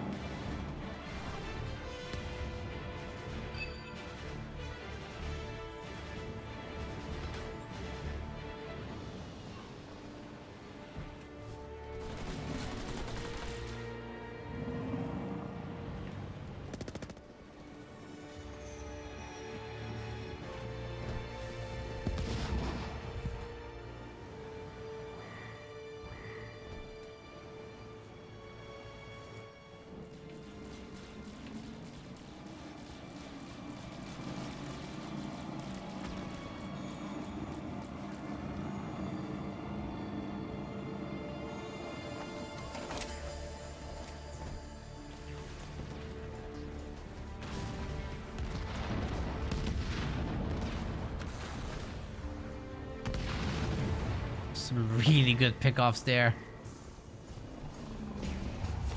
Elite Honor Guard maybe overextended. I mean, you kind of gotta get the upgrades before you do stuff like that, I would say. There's not in yet.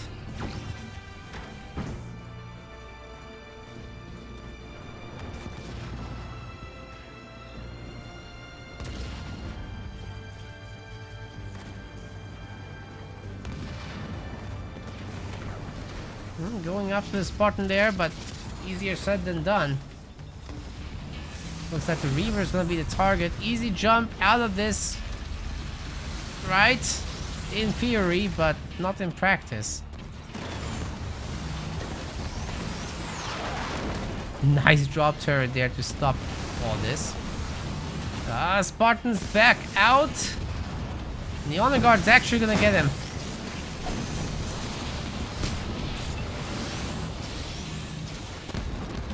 Oh, this Kodiak fire is not going to be enough.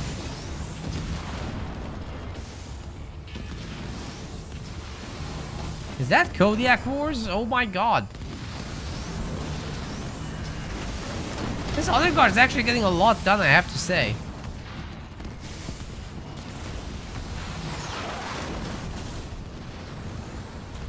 Not sure that's enough healing coming through on the Honor Guard. But it's just about making it. Oh my god, that's crazy! Checho's pros! Oh, that was highly effective. Wow, imagine the resource value of that. He killed like 5 Kodiaks. Plus the Spartan. Absolutely nuts.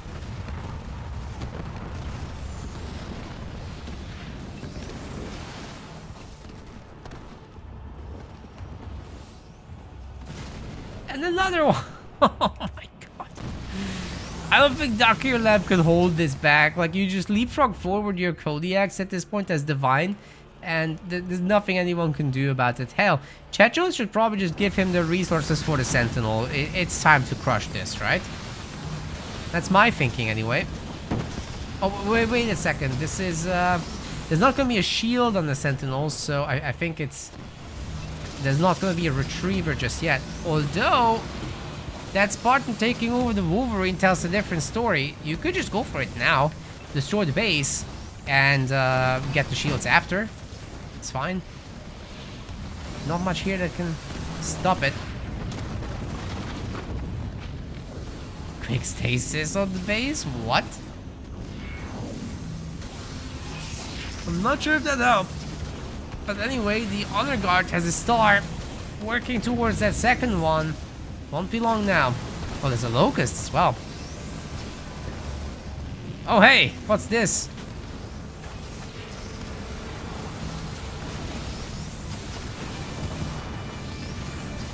It's 4 Wolverines.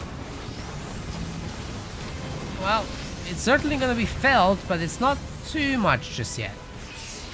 Going after the Locust, which obviously can't take this kind of punishment. But also there's not that much anti-air to completely get rid of this, right? It's all these Sentinels really that are causing the Retriever the most trouble. They're shooting it from everywhere, not allowing it to regenerate the shields. Drop turret gets thrown in. Duck Your Lamb's base is still at good health. All the Arbiter stuff comes through. But it doesn't seem to me that these Phantoms will last long. There's just too many Wolverines and Reavers as well. This thing needs its shields. And soon.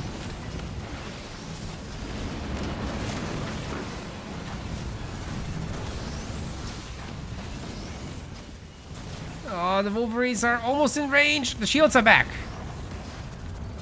Very, very nice. Hideaki thanks for the raid. Hope the show match went well.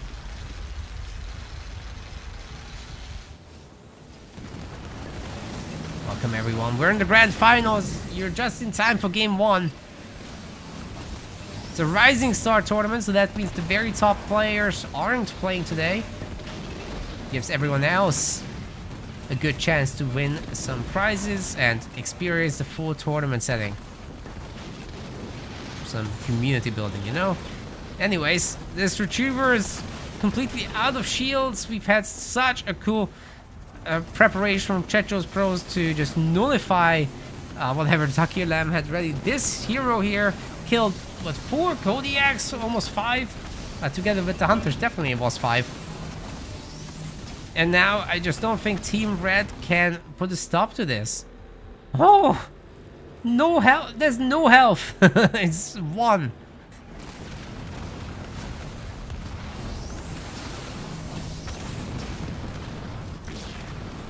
It's a good save, but somebody's gonna save this base. Are we gonna see a heal or anything at all? Oh god, there's vultures. Oh god. Here it comes. There's another vulture. Nuke wasn't even necessary. Yeah, we got a bunch of Phantoms like chilling, but it's not gonna matter in the end.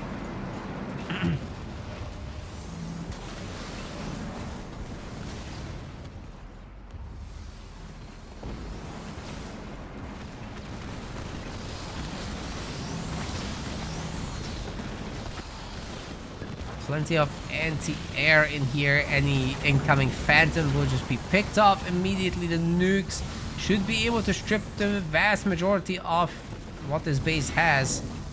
It's only resource buildings, really. Where's the production? It was all on the new base, wasn't it? Oh god, Duck Your Lamb can't defend himself. Spartan trying to go after the Sentinel. That's definitely brave. It's probably not gonna go very well for the Spartan, but hey, the nukes on the base are doing the job. Eventually this will become a problem. Divine Chan with all these vultures. Definitely a good idea to nuke the Sentinel, but the Sentinel very quickly retreats into the shield, so that probably just saved it. If you get like 3 nukes on that thing, it's gone. Duck Your Lamb's base in the red won't be lasting much longer. Try to hold on for dear life, but where's the production? Where's the Nightingales? Where's the engineers from our Arbiter in particular? That would be very, very helpful right now. Finally, the Apex is making some, but will it be soon enough?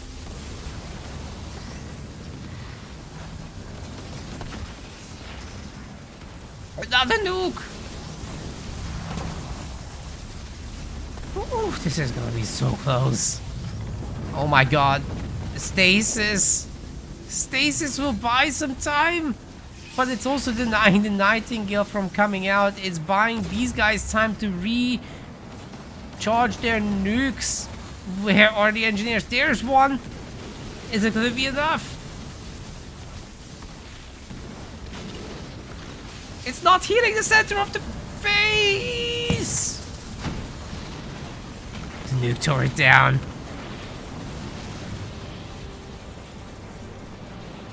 Oh. That was crazy. Okay. Checho Squid running away here with game 1. Super well done. But it is a best of 5. We'll need so much more of that.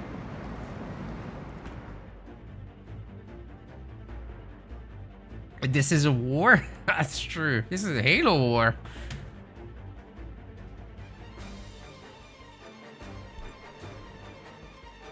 Super fun game. Let's get to the next one. Obviously, Lost Sicarios will be picking what the next map is. That's Ducky Lamb and Crab Tiger. And they're choosing Vault.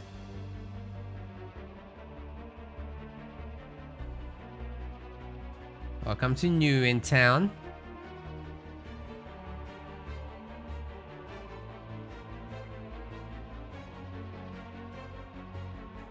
I think you guys can get your points now, yeah? How about these Checho Squid Waters get rewarded a bit? 2.58x return. Not bad at all.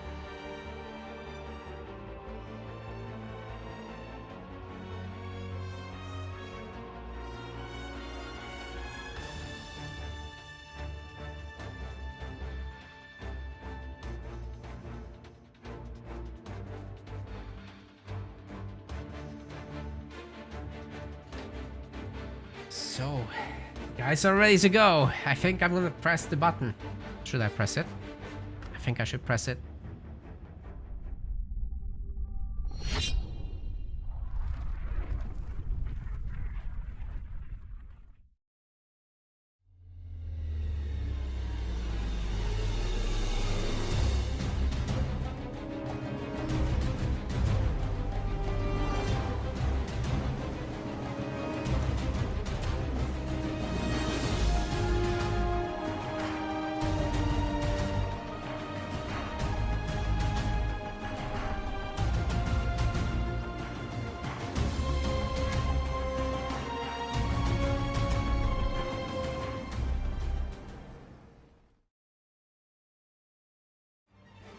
Oh, they weren't ready.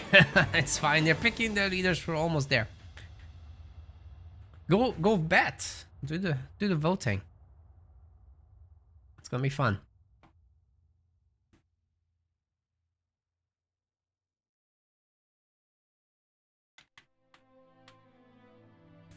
Alright, ladies and gentlemen, let's go. Here we go with game number 2. Checho's Pros in the dark blue. In the light blue, we've got Divine Chan. This is Decimus and Johnny. On the other side of the map, Ducky Lamb and Crab Tiger are playing as Atriox and Vortis. An interesting set of picks.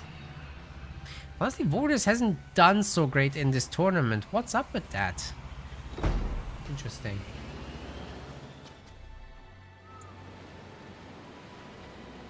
Well, as far as pathing goes, looks like everybody's getting their own safe power.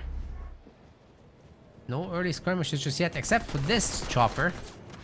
Going after the Marine, pissing off the Sentinels, and the Marine is the target for the Sentinels. What the hell? They should be preferring vehicles to shoot at. Oh my god. Divine Chan. Man, you're getting beaten up. Chopper can take it a little. And then ultimately the goal is to pick up this power crate.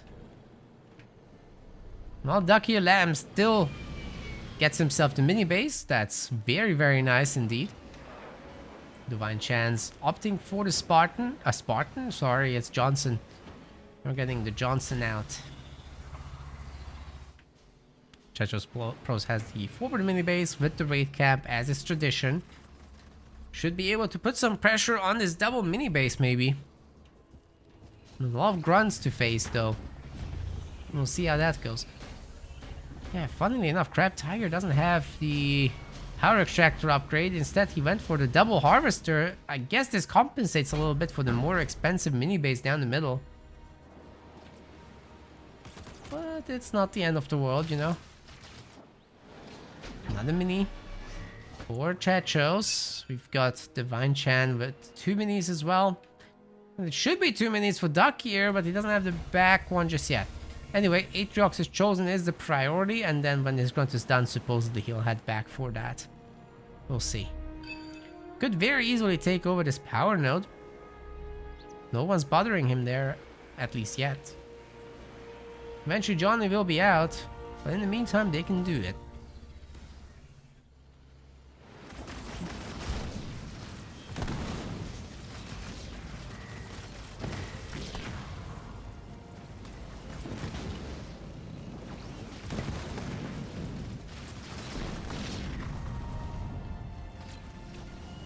Well, Jetros Pro's holding on pretty good so far. Even against that overwhelming grunt number. Suicide Grunt's out, but we got a half pre-split. I mean, it was okay. It wasn't great. Chopper dragging all the boys away. The next Suicide Grunt will be a problem if there's no split.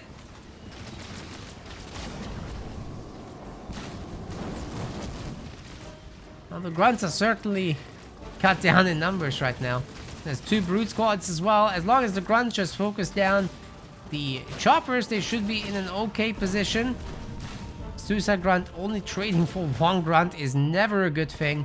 And meanwhile, the brutes on the other side are doing work. The Chosen is getting ready to also make a mess of this bunker. Everybody inside is stunned. Several hits are coming through and it's at very low health as is, but the brutes are gonna have to deal with this beacon because this thing is getting healed up very fast. Some very good slams coming through on the Johnny. I don't think he's gonna be very comfortable here. The Marines are getting picked off immediately by the Chosen. Duck here Lab's doing a great job. This Johnny is actually not upgraded, so his health is abysmal right this moment. Gotta pick off that sniper because it's gonna be a big problem for this Chosen. Oh, that's an anti-split. We're getting clumped up. But the Suicide Grunts weren't heading that way anyhow.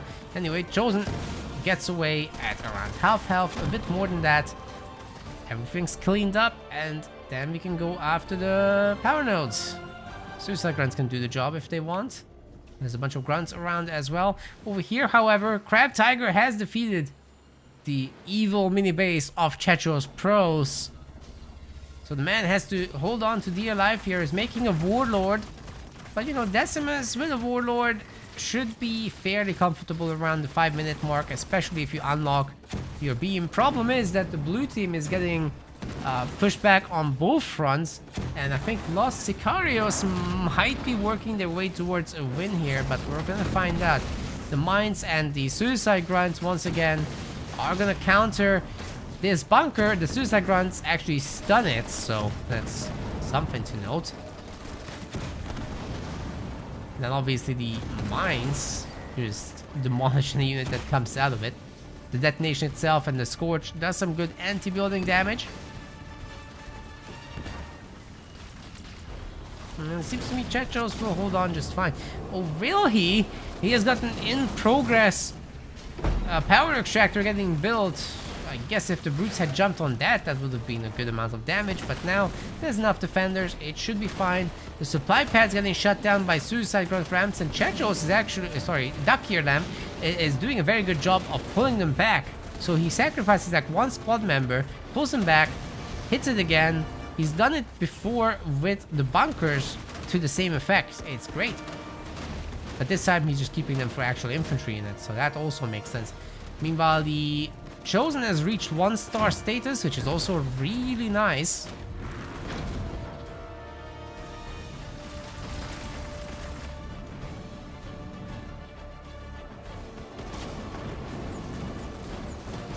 Yeah, guys, Doc did make the reverse sweep happen.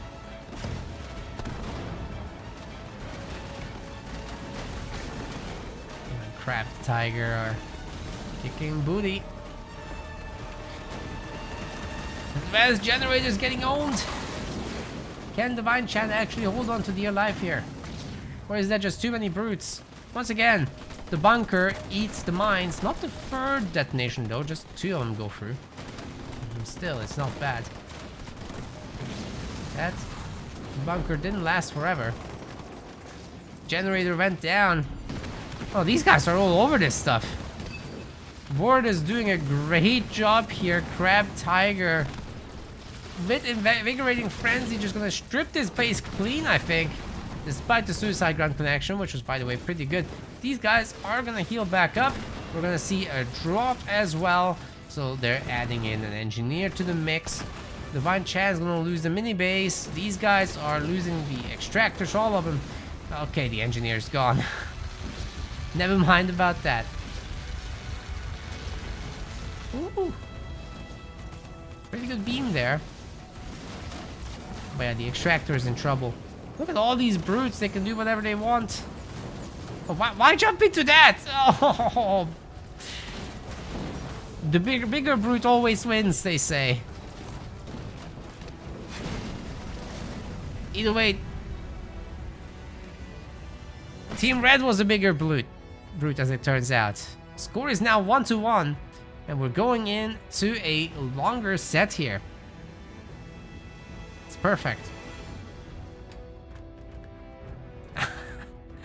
Morbsta is curious if he's owed points. I don't know. What did you vote? It doesn't show. Did you vote for someone particular? I don't see it.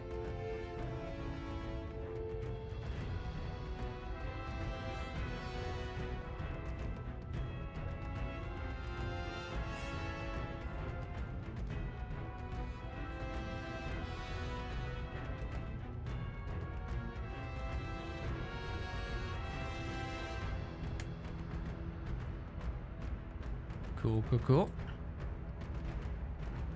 You guys are Los Sicarios voters. You're getting an almost double return.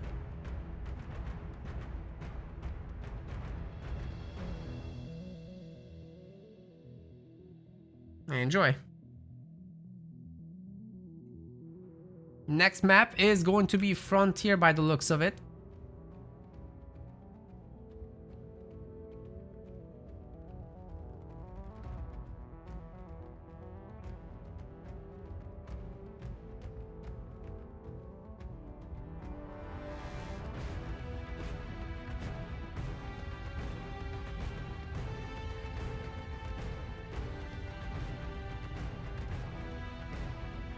I think they're doing it. Nobody said anything anywhere. Oh, it's because Chechos Pros is the squad leader. Of course, they can pick.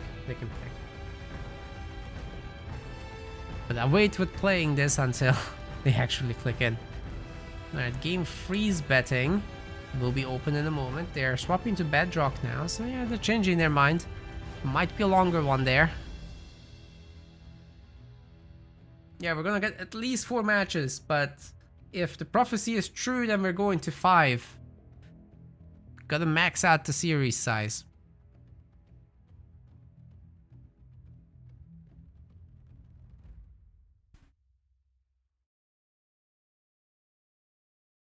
Dan Republic wasn't even here. It still gets a gift sub. Yeah, I'm not sure how that works. I think it's just any subscriber getting it. Yeah, probably.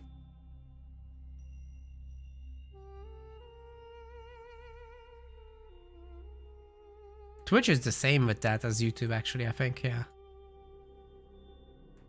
Anyways, Bedrock. That's gonna be our map. Let's do this.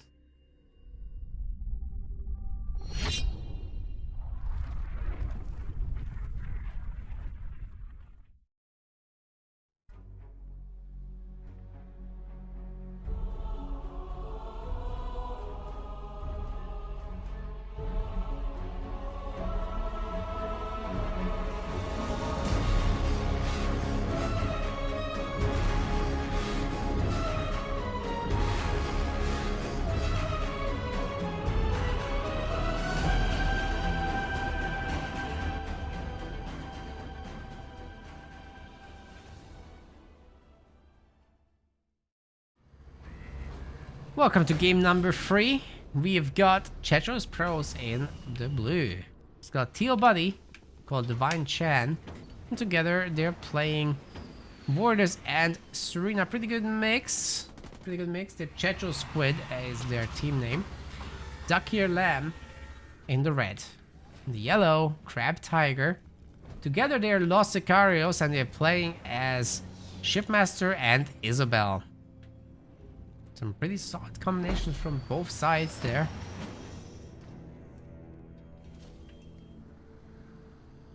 Trying to get their own minis for the most part, but there is a chopper that could potentially steal this Warthog chopper, this nasty boy.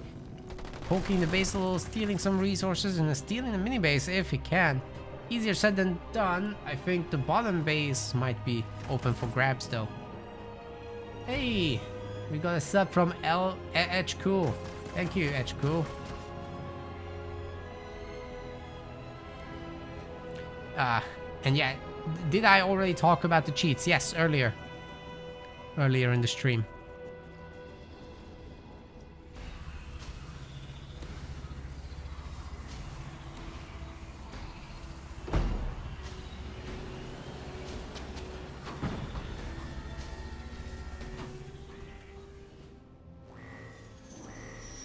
Pretty standard early game here, adding in a bunch of barracks, of course.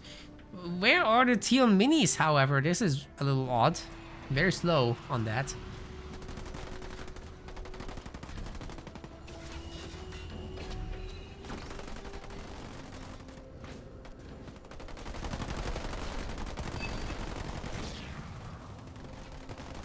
I've been watching the tournament, Troy says, been watching the tournament since before you became a streamer, love the tournaments. Awesome. Saddened about the cheating, yeah. It's good that you're playing Halo Wars though. It's great to hear. Oh, wait, you dropped it when you couldn't do it as good. Okay, not all the pros are cheating. It's literally just one guy. And he's banned now, so. Don't worry about it. Keep at it. Play the Rising Star League. Play the Amateur League. Like, we're keeping these tournaments cheating free. We have ways to catch them now. And we just check the matches as they happen. So today there was 0 cheating, for example.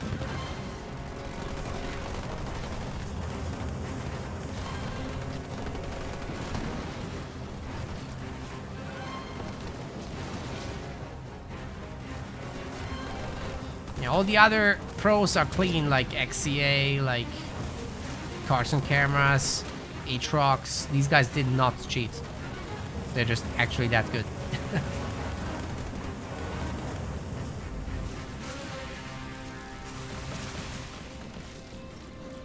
EOD as well, he's fine. He mighty fine. Oh, ice cream truck, hello.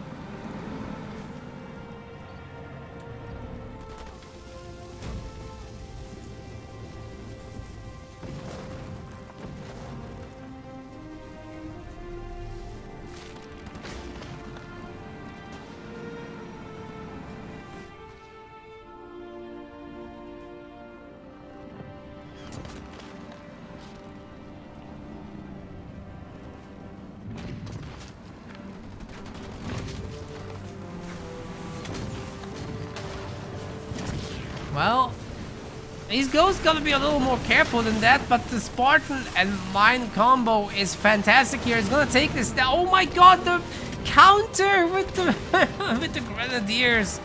They pre-detonated one of the mines, reducing the overall damage, but it's not gonna be... It's gonna be enough? No way. Bro, no way. Oh my god! Nearly saved the ice cream truck. What a tense moment. Couldn't get out.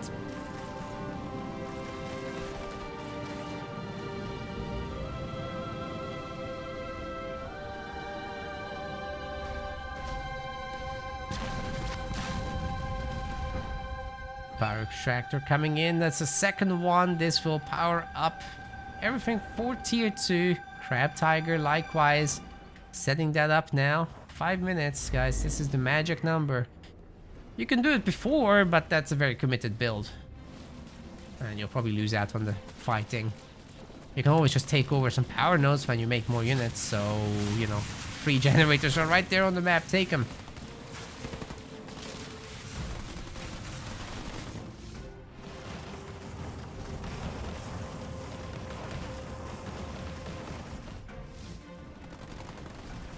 Jetros is about to click to tier 2. They're in a pretty good spot overall. Oh, good dodge on that beam, by the way. Marines aren't going to be as lucky, but the split is fantastic. Beam basically paid for itself, but just barely. And not in power cost.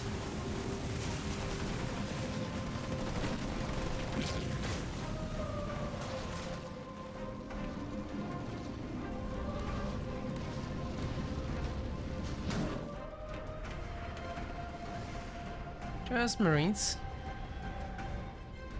More Marines. Oh, they also have a Spartan, to be fair. Can we get another Spartan mine combo here from Crab Tiger? Yes, I think so. Where's the slab? Oh my god, the pre-detonations. They are not very strong, are they? Good micro here from Chechos. This is gonna round down the entire red army, I think. That number of choppers, you can do whatever you want. Oh my god, what's that base doing there? He's tier 2, no buildings just yet though. Definitely should get a hero going. That's Mortis, right? Yeah, even then you should get that Mortis hero going. See what you can do with it. Paint the ground black.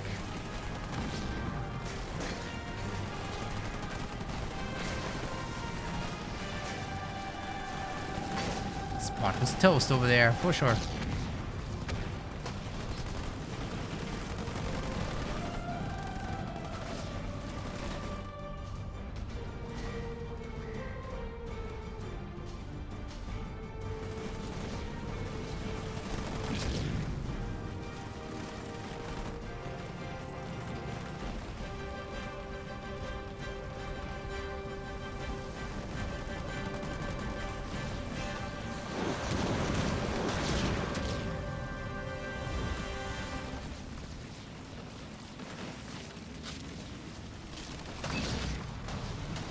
All these scouts are gonna just clean themselves up, aren't they?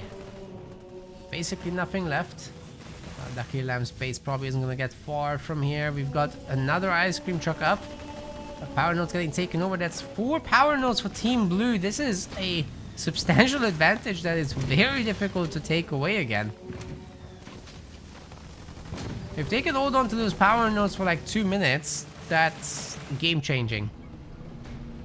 Chechos is going tier 3 actually. Let's see some blister backs. I'm ready. Okay, ice cream truck. We're level 2. We're tier 2 now. Got all those upgrades, but the mines. Oh, the mines are doing some pretty good damage there. Actually, this thing might go down. I mean, the spirit support is just huge here. The hunters alone can do a lot of damage, but the heal comes through for the ice cream truck. It's kind of nuts. It freezes the hunters, and there's not much more that they can last through here. Their attacks are reduced, obviously. Oh my god. I mean, they have a friendly unicorn here, to be fair. The ice cream truck just beat a spirit support with ghosts back up. That's insane. I'll go for Chad next. I don't think Chad will love this. Okay, but there's a Spartan now, so yeah, kind of gotta leave. I don't think they can leave. Well, maybe, but a nice little smoke here can buy some time. Let's see. Where's all the support? Ah, the beam is gonna finish it. Yeah, there's no way. Even gets the Nightingale. Yeah, that's a good beam.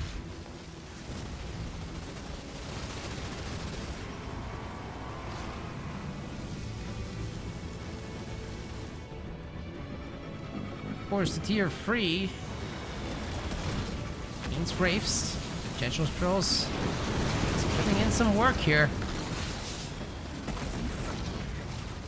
Let me tell you, those Vortox aren't gonna love this. That looks painful right there. I really want the blister back still. Give me.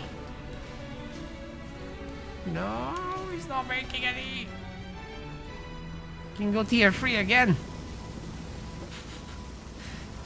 Maybe a bunch of upgrades are in order or something. Population.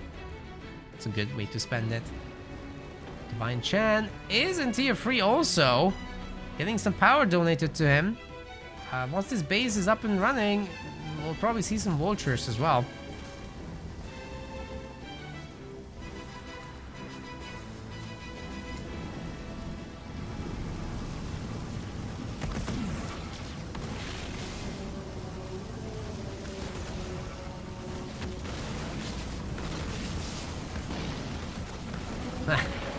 Too much firepower for the Warthogs. Especially with the Cyclops around, that's just not happening. But Team Red has taken over the map again. They've got the power nodes. It's not bad at all. There's just one more power node that nobody touched so far, actually. Crab Tiger could potentially go tier 3 and get those vultures ready. This base is pretty well equipped. So anytime now, really. Oh, nice catch there. Won't be able to get rid of the Wraith, but in the mini base, at least is toast. Oh, the firepower on this Wraith is gonna be sick.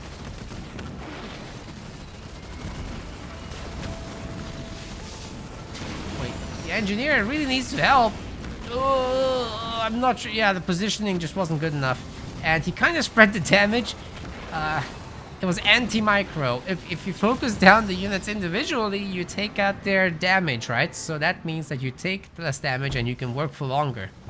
Because you're not losing your health. You gotta pick off the weak links first, remove their DPS, and then the rest of the fight should slowly snowball in your favor. Not shoot each Warthog once. They'll just kill you.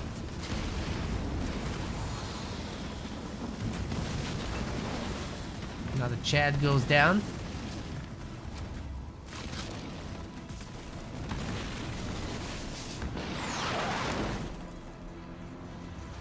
Steve appears to be dead already. Unless it's this. No.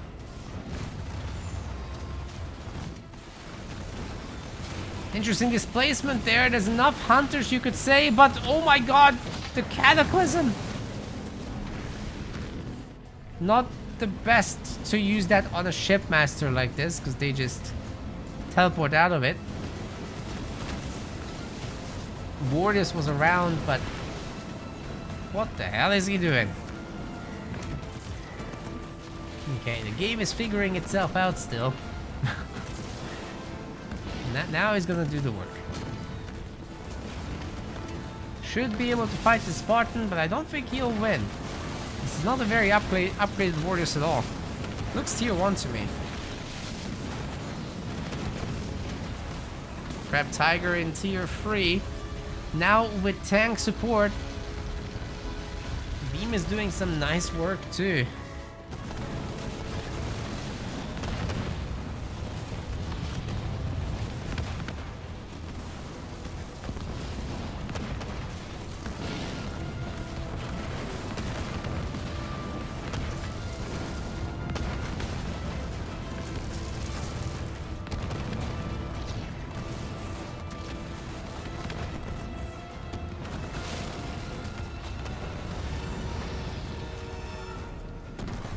Down.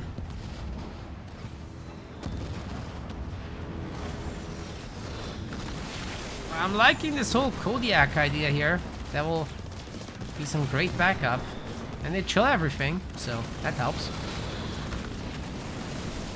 Gotta get the ice cream truck back though. Where is that? Okay, it's coming. Other than that, it's just all Kodiaks. I don't know. I really think that vultures are the superior option. But since we're chilling, why not? Oh my god. The stacking effect of goo and ice makes units basically not move. So in that sense, like I said at the very beginning, this is a pretty good combo. It's just... Are we really at that point where that matters? This is very much about raw firepower now. And those upgraded hunters, especially the Steves, are doing a lot of work.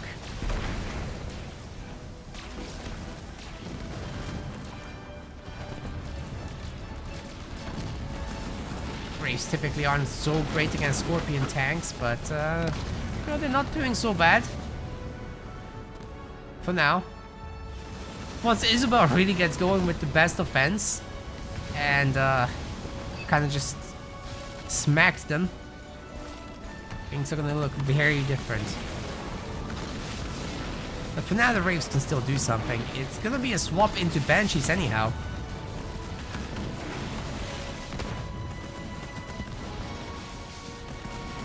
Unfortunately for Crab Tiger, is kind of throwing them one by one. This is not the best way. Gotta build up a big blob and then go. Or go with your banished friend who has all this shielding to support you, right?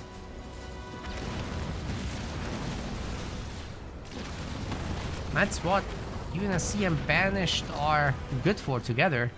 Banished does the anti-air and the engineers, and UNSC does the powerful combat units.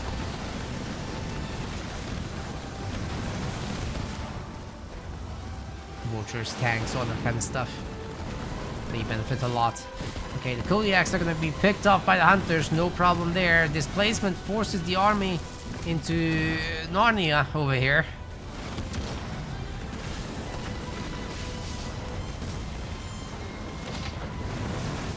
Great save there on the Hunters. They got a lot done, and they got healed. Perfect.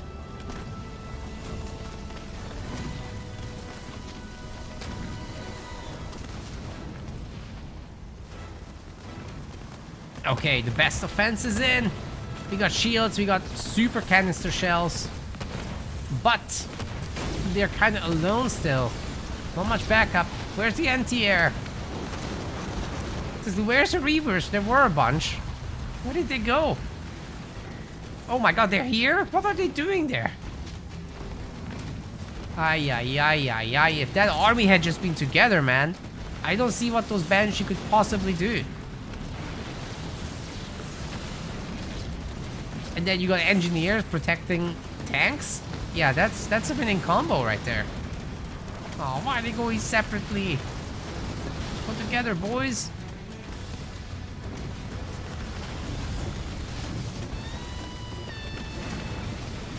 Oh, tanks. Guys, I'm getting frustrated now. You guys nearly killed the ice cream truck and then you left. Like, what? Are you asking for a full heal? Oh my god.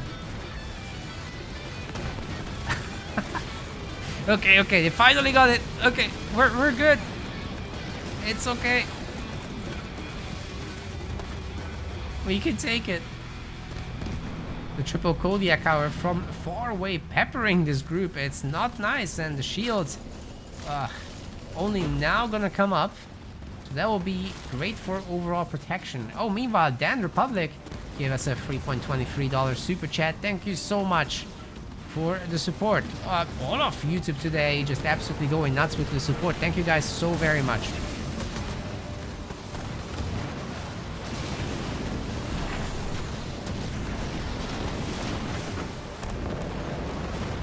And there's a big Serena drop. Can this actually make a difference? It looks like it can. Oh my god! Cataclysm! Plus the big suck.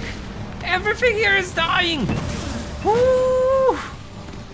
That was nasty. Oh, one Nightingale gets out. Come on.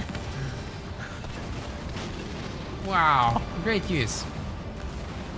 That entire army just evaporated. Ducky Lamb on 44 population. Crab Tiger on 65, which is not that bad.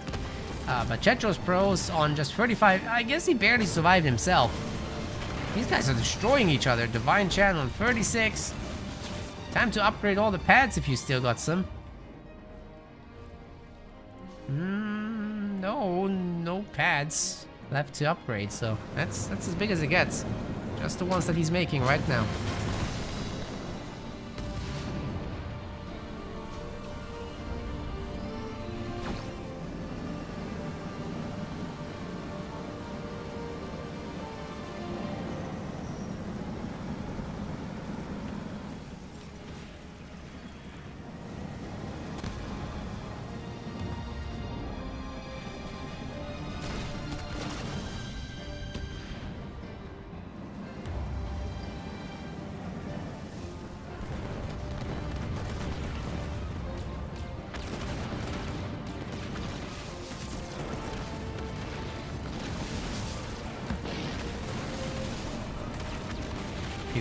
Air turret should be picked off there, but the anti-vehicle is opening up hard on these Wraiths. First vultures are out. They might make a big difference. Tanks and vultures are a really good way to push back pretty much anything in the game. Only thing they struggle with is like mass Banshee.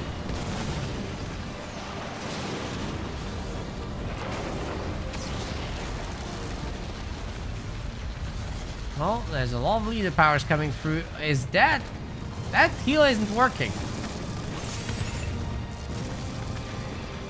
Now the Nightingales are, but it's too late. Oh, can we shatter it? Drop turret? No. Nothing to shatter with. Oh man, that could have been huge. There was no seismic charge ready. Hunter's teleporting on top of this, I guess.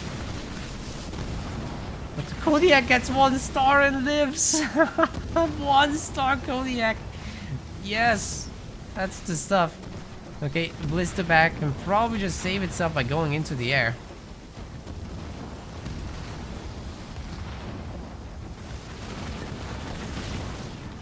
Here come the nukes.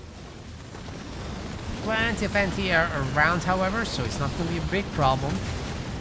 Ducky Lemon, 92 population is looking good. But it's mostly just counter units, so you know they have limited combat potential against certain stuff. Like, what are hunters gonna do against a hero? Not much.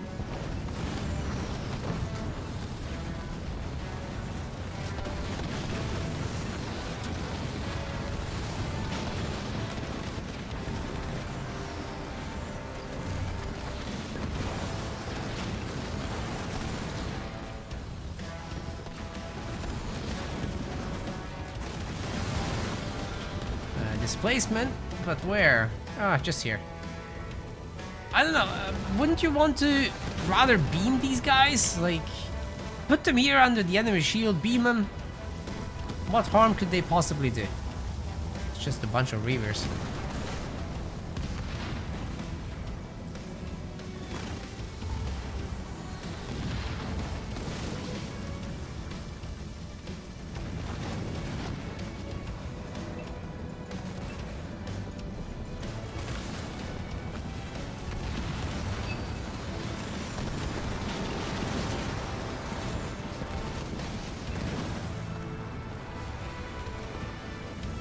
Boom.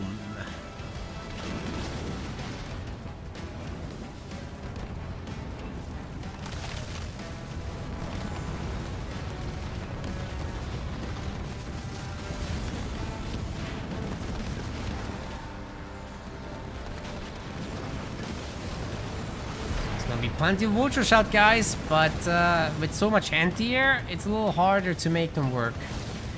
You certainly can. It seems to me they're getting frozen first. Oh my god! Heavy Metal against Cataclysm. Seems like Heavy Metal is doing a pretty good job of fending this off, but at the same time, anti-vehicle turrets getting wrecked by artillery fire, I'm pretty sure. And this is just a huge blue army. Can Crab Tiger really stop it? I don't think so! Whoa! Chetro Squid getting a 2nd point now on the board. Very nice for them.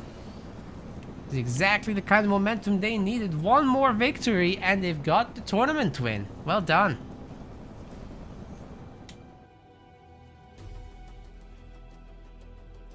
Harry Tuna missed a lot. No worries, man. No worries.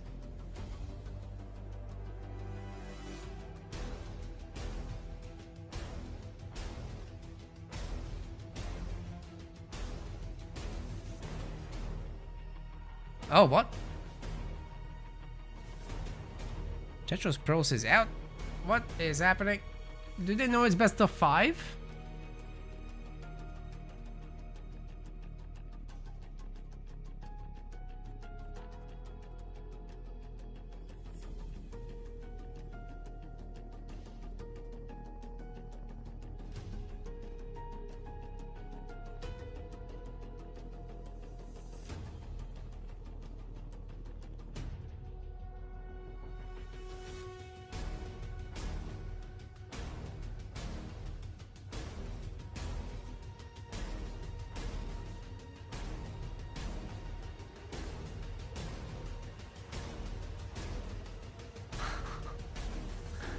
Alright, Alex. Why not? The fanfic story gets more and more involved.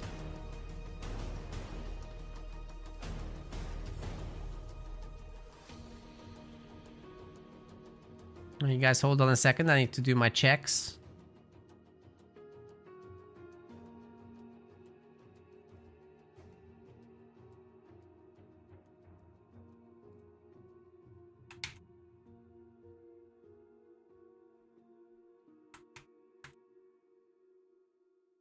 Oh. Next map should be Mirage, apparently.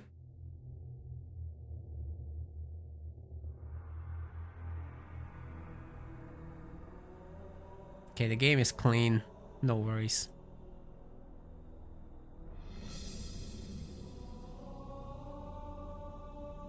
Nice and clean.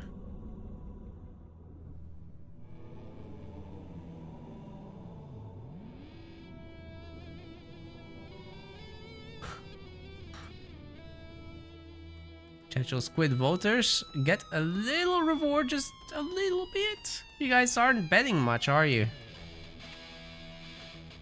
You're just losing out by not doing it.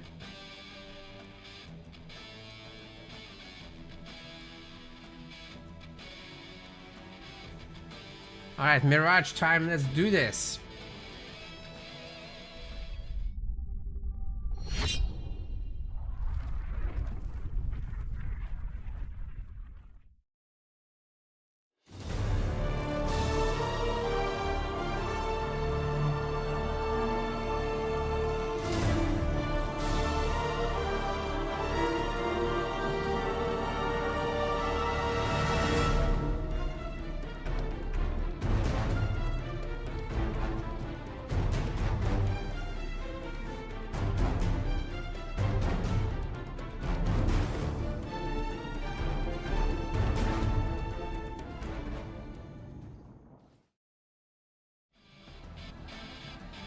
I like tanks, but that didn't go so well, did it?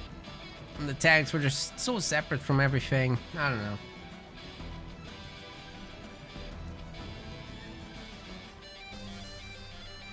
Might be the last chance to bet today, you gamers. You do the thing, okay? Hey, why aren't the things loading here? I got no name tag, I got no nothing. How does that work? Or not work?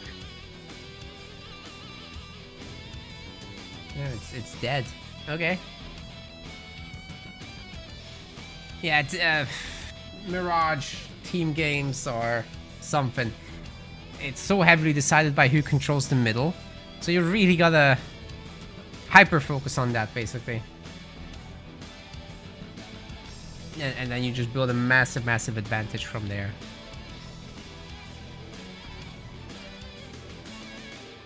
Whoever can control usually does well.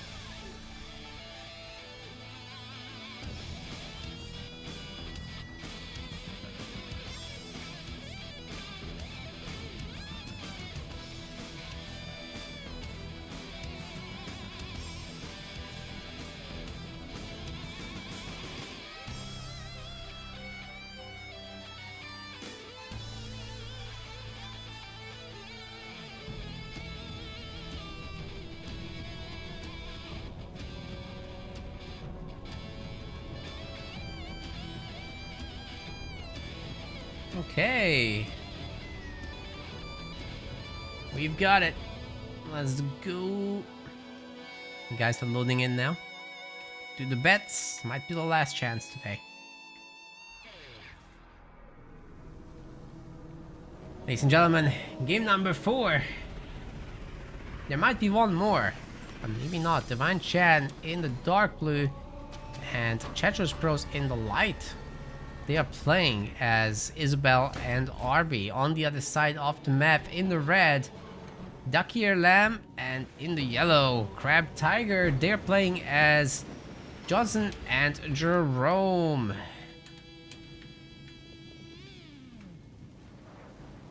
Got a Quake Generator first for a fast hero. It's a super fast middle mini. Holy cow. Almost want to say you gotta go triple supply pad for that quick off mini pace. Nobody wants it in the middle. Nobody made a scout. I'm not sure about how important it is to get the mini this early, but in 1v1 at least, like you would bring a scout and then you would collect the resources with it while the infantry does the wiggle micro. And yeah, it just kind of pays for itself that way. Jetcharge Pros with the raid camp 4, that's a little unconventional as well. And another raid camp. So yeah, these guys are committing super hard to holding the ground. I'm gonna do their best.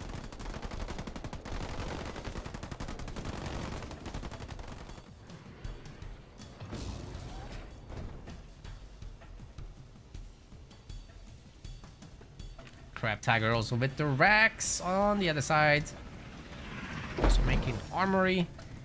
And then Dakir Lam is just this poor boy. He doesn't have any mini base. So sad.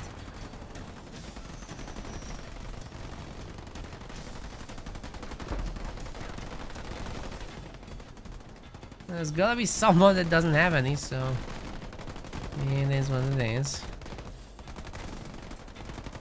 It would be great if this map had another mini base like back here or something for 2v2s, and then remove this crystal business and then put one here. I think that would be great. Anyway, power node grabs. Both teams have two. Things are looking on the up. Johnny's on the way. And of course, Jerome is on the way. Oh. Okay, that is unusual. What? How can you... What? How can they see up there? Boys, get back in. The whites! Just kill the Marines, bro. Why is Johnny out of the bunker? I don't understand. You wanna get sniped? This is how you get sniped. Okay, they're back in. I guess a bunker just gives insane high ground vision. Oh my god. I didn't know that.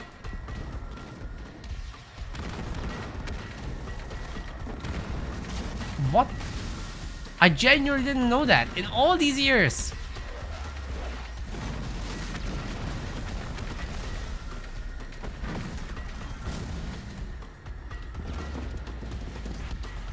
I thought it gives pretty good vision, but not high ground vision. Huh.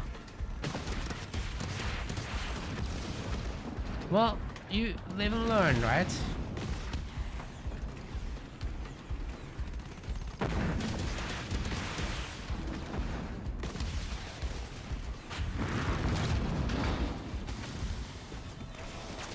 Johnny, do something. Yes, that's good.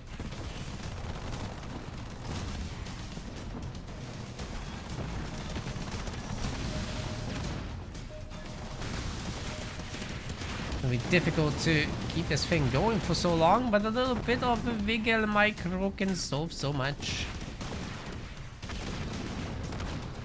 We got 3 snipers. And that's just the 1, so 3 is bigger than 1. You guys enjoying the insight? I don't know. I don't even know that the bunker gives high ground vision, so I shouldn't comment.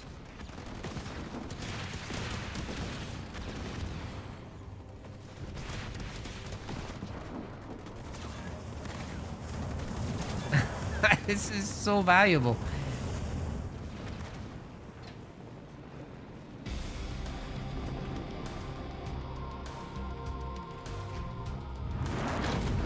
Yeah, another one. That's it. That's the stuff. Okay, now how do you hold this mini base? Probably you don't. Okay. This is huge. If they just hit the base, That would be very nice for them, but I don't think they know about it. Chechos doesn't see that far away. He's not on the ledge. So no extra vision there.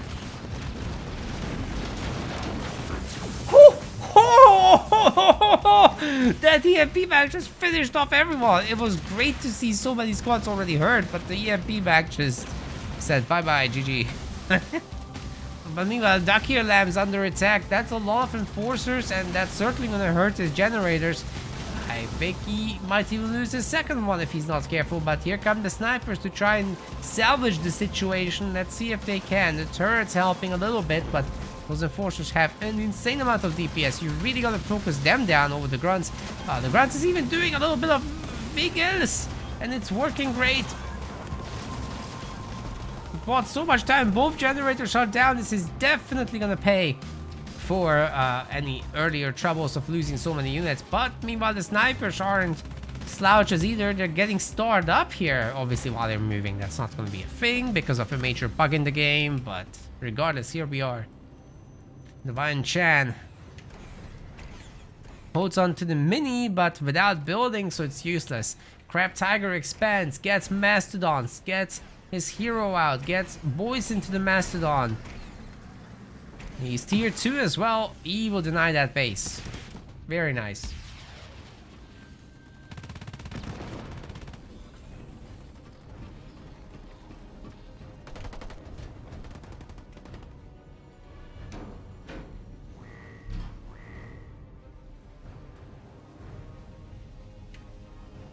Dakir Lamb's base is ready. This one was denied as the prophecy foretold.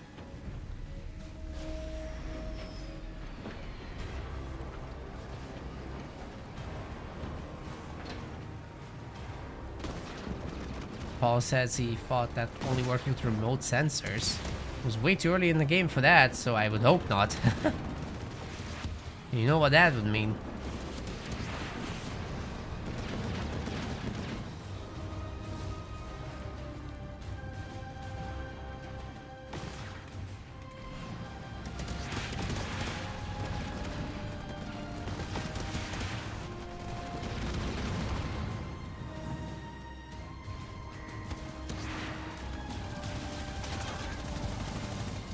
Oh, Checho's coming in with the Phantoms, and they have boys inside that can hurt buildings. That's very nice.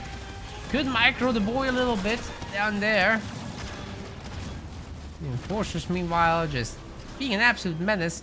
But you gotta be careful when there's a Wolverine against just 2 Phantoms. Yeah, that's gonna work.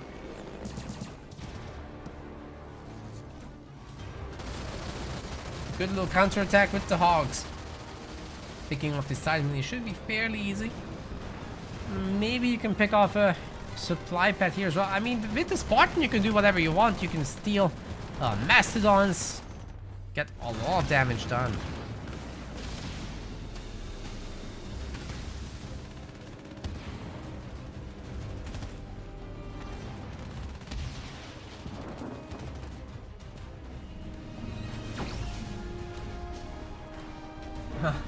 Not happy with the Twitch quality. Fair enough, fair enough.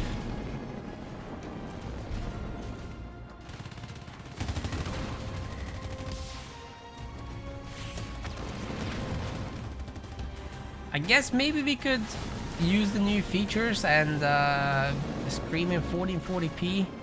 I'm not sure if I can also record at the same time though, while I'm on YouTube as well.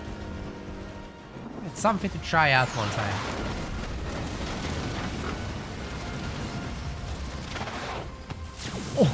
Oh, great Mach Blast.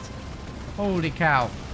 That should take down a lot of Hogs, but they're disengaging because the Phantoms are coming, you know? You can't take them all on at once. There's just too much stuff. So all these weak Warthogs are gonna get away, which is great news for Team Blue. Maybe they can get some healing done here. Oh wait, there's a Johnny! With the Mantis, this is a great opportunity to take them all down.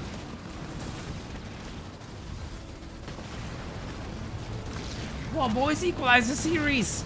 We need game 5.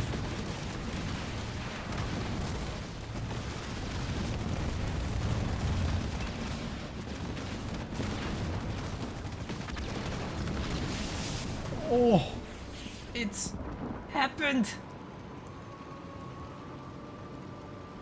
We needed game 5. We got game 5. That's the prophecy. Karma doing its work.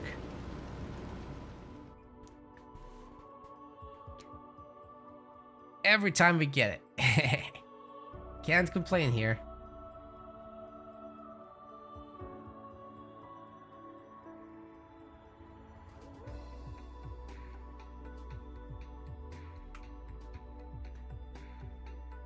Okay, just going for a quick check on the situation with the game.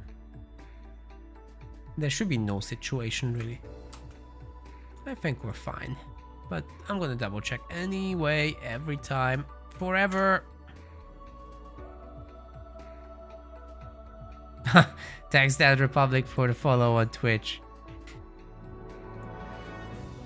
Even though YouTube is prettier.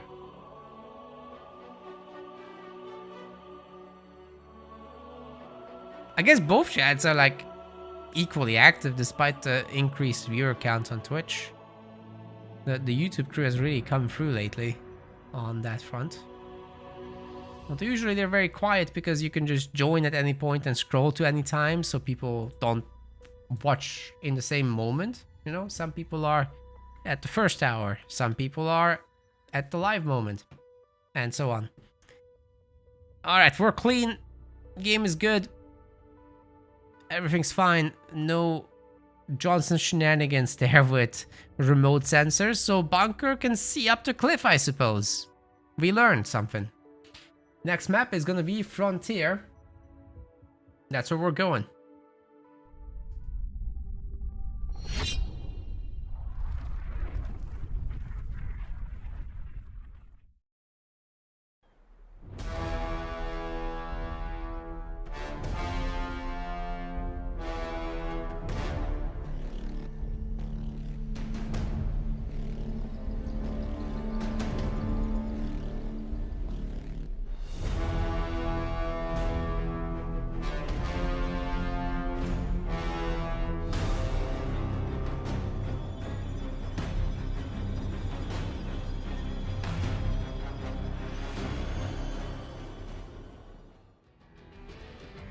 Oh, gamers all around the flat universe, we're nearly there. In game 5, we'll decide who wins this tournament. I'll go like eeny, meeny, miny, mo.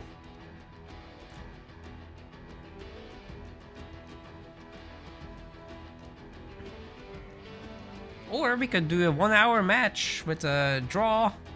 That's next prophecy. And then we have to do another one. Gives us game 6.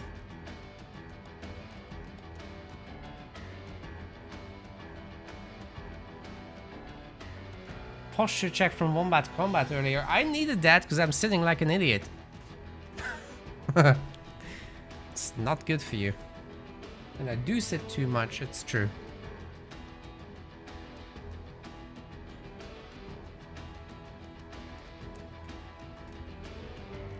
You gotta change the little things like doing some exercise. I try to do it very regularly now, and I deliberately order a little bit too little groceries so that I have to also go out and do a top-up shop every week. And just little things like that to not sit so much.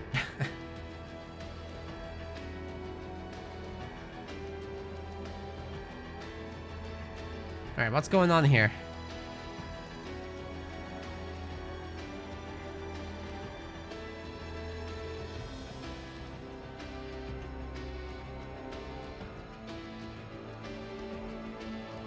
Oh, they're swapping to Badlands. They're changing their minds. Didn't I just play Frontier?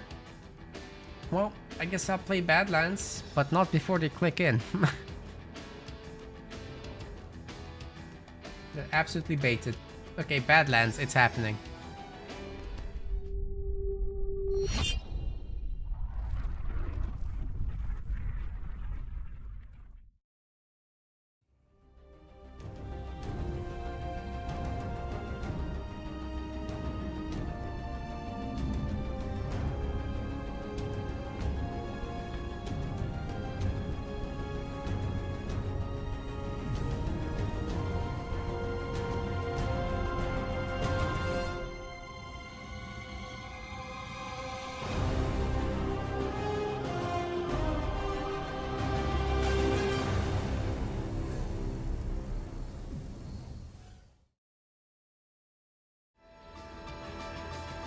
The leaders are getting picked. We're getting there soon, gamers.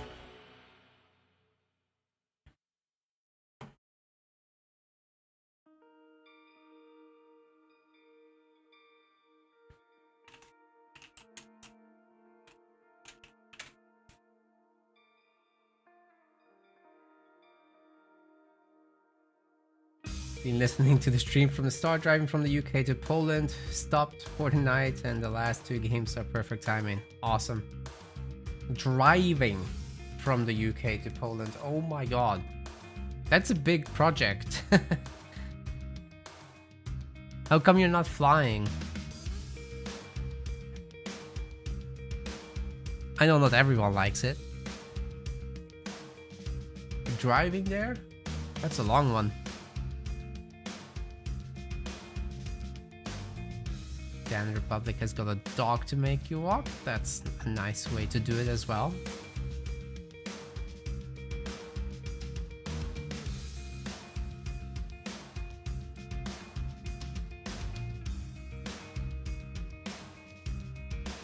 Yeah, I hope you're enjoying the trip though.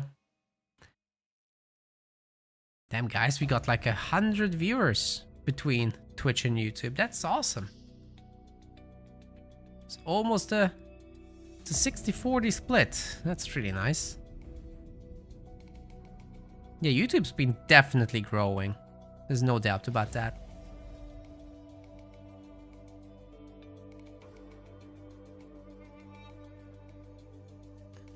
But I think we're going in now. The guys are actually ready. Let's get it.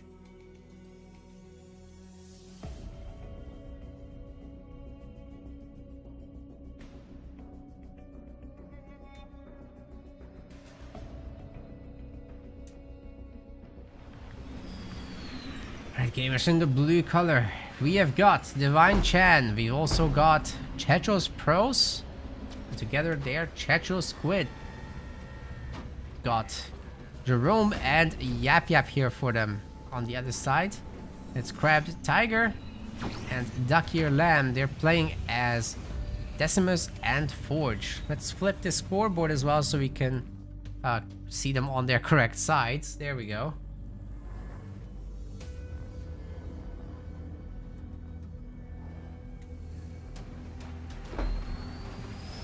What are we gonna do about the cheaters? Yeah, we have a full statement on our YouTube page, or you can also read it on our Discord. But basically, it's permanent bans for the big cheats and long bans for the others.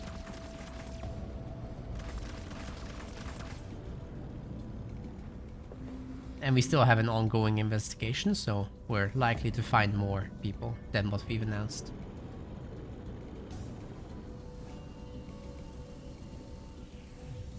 But yeah, Bedrock? No, this is Badlands. We should expect something longer here. It's very easy to lock down this little corridor. And then you've got the garrison here, another little corridor. It's very easy to lock these down. So pushing is hard. It probably will result in some kind of air war around the cliff.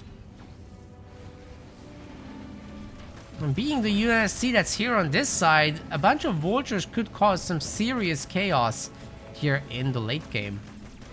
So we'll see how that will unfold. I think it's a good idea to do a checkerboard formation of bases, like, you know, Banished gets this one, then UNSC gets the back one. That's probably a good idea to make sure you stay alive, and if this ever gets destroyed, just let the Banished revive it and let the UNSC get the top base. In the late game, you can reshuffle that, I mean.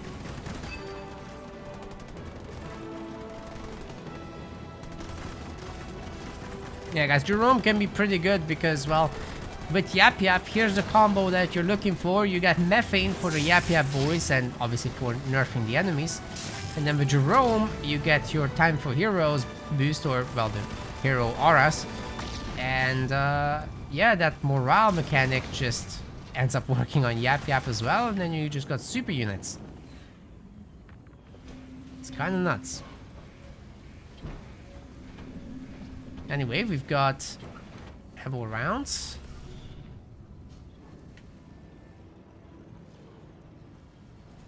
Warthog is up there.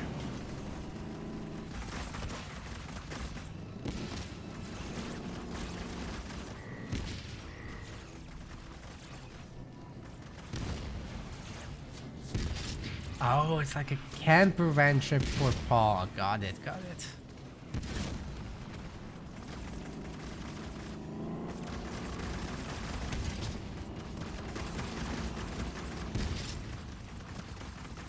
It wasn't just Rock that got permanently banned, guys. It was also Reaper. We caught him cheating in hundreds of matchmade games. Many hundred. It's almost 900, I recall. And yeah, in several of our tournaments, almost all of them really, that he participated in. So yeah, he's dead to me.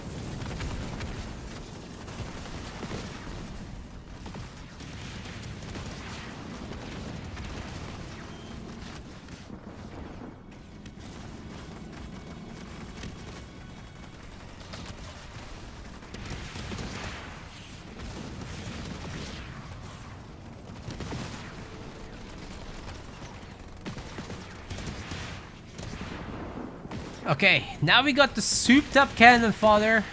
Yap Yap unstoppable, that's it. Get methane! Work together! That's the whole point! Chat shows, where's the methane, bro? I guess the drops will deliver it later. Which is kind of fine. I think you want to make your own methane wagons as well. Oh. Well, that crowd's dead.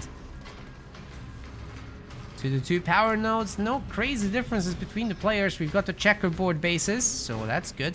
UNSC here sticking to the back, it makes sense.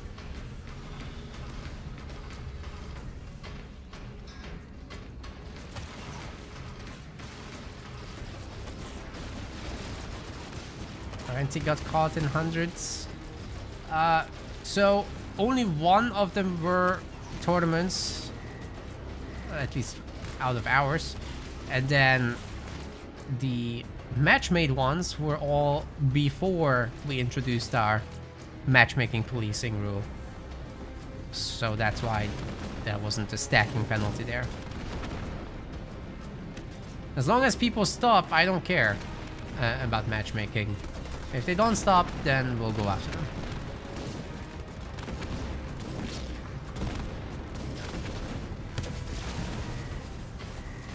So I don't care what happened 1 year ago, you know. But if they still actively do it, we'll get them.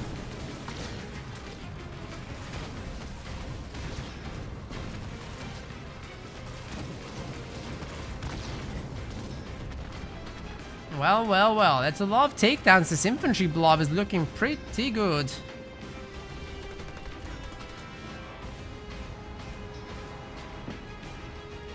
Takir Lambs heading to tier 2. Crab Tiger is in tier 2 with Warthog production to boot. We should be seeing the Warthog getting remade shortly.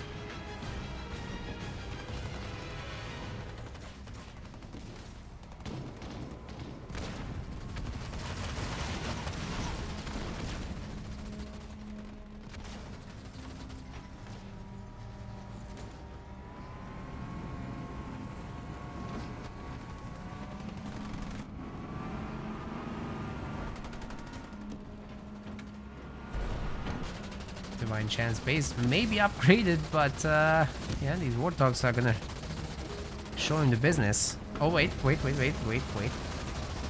Oh. Oh, that's it.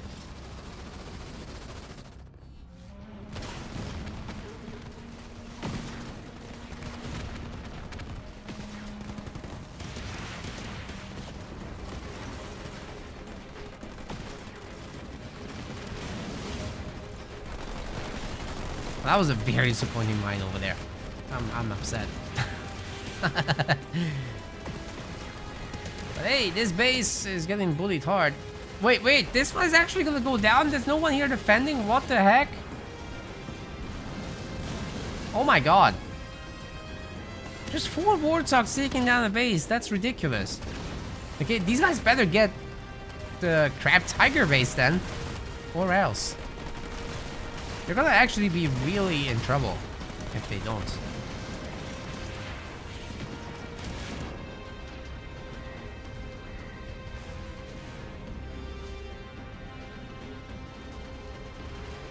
Oh, that base is wide open too. Gotta say though, these heavy grunts aren't participating very much. Maybe the Yap Yap drop can change things. Oh yeah, it will. Holy shit, that's a lot of Warthogs coming out. Are these guys coming home to defend or what? Who cares about a mini base? Save your real base. Uh-oh. Yeah, the methane plus these boys, that's gonna hurt. And they're not even given the morale boost. Beambow clean up. But is it enough to save the base? There's no engineers. There's Nightingale. Oh my god. Oh my god. You are kidding me. Heavy metal will be a decent defense here. I guess all these retreating units should be picked off. The base loss was huge though. Like, that shouldn't have happened. If those Warthogs just come back earlier, I don't think this would have ever happened.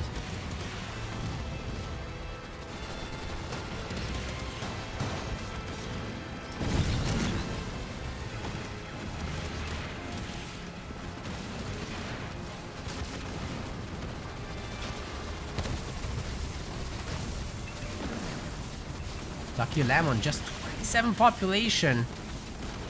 Crab Tiger 32 Divine on 43. Chachos on 20? What? No! If you Yap Yap, just make some cannon fodder, please. Our boy doesn't have any resources. Because it's all production buildings. Oh my god. He doesn't have any blue.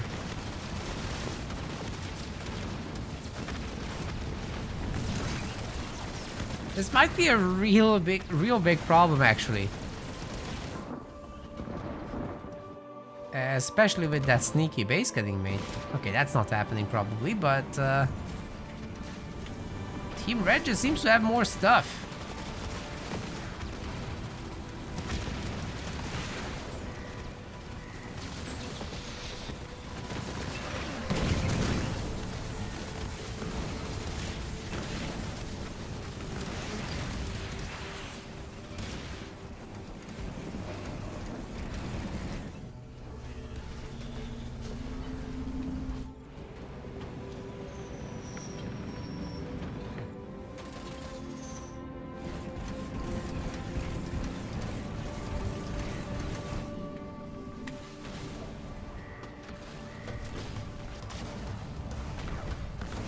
Jetros Pros will lose the mini base. Not a big deal though. He can take it.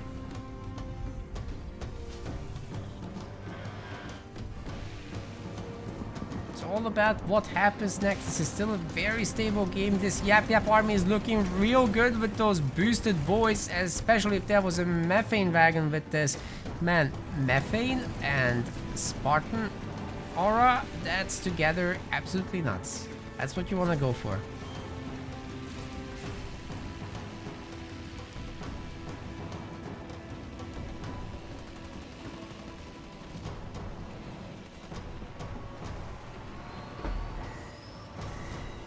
How is this still up?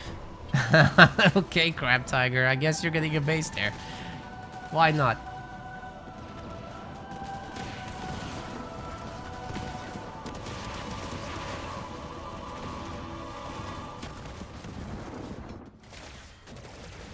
This is starting to look like a really solid Decimus army though. Imagine once the Boundless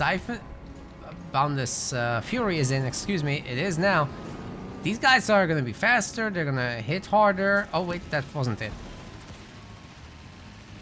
That must have been the other one. Fury, I forget the name suddenly. Killing Frenzy, that's it. Well, the Hero doesn't get the stun through because it's under a Grunt Dome, but we've got the Decimus drop. Corey comes in.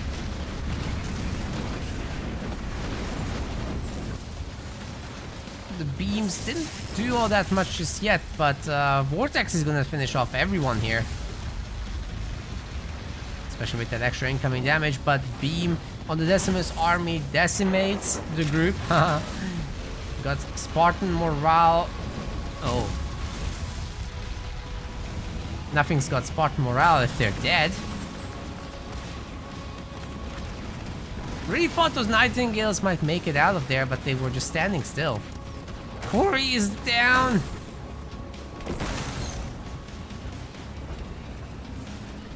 Ugh, so dramatic.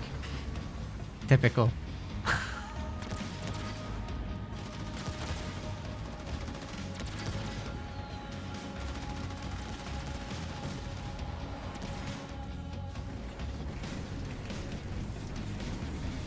Pretty big army. It definitely has what it takes to take a base down, especially with these veteran units stuck inside the Mastodon. I think they have some pretty good firepower there. And there's more coming across. Checho's only on 32 population again though.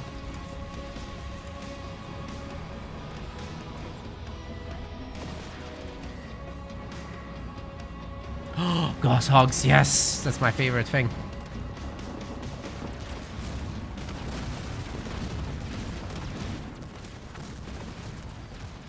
Nice take down the Gales, but yeah, the Gosshogs can just sit at the back of the base, kind of hide away, pick everything off piece by piece. That stun was too early, it didn't go through. Mastodon gets away unscathed.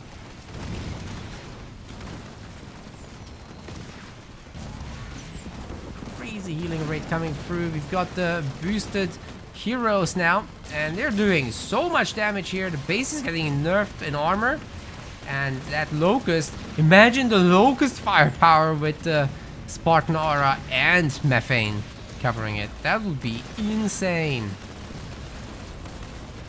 Especially if the base is also debuffed.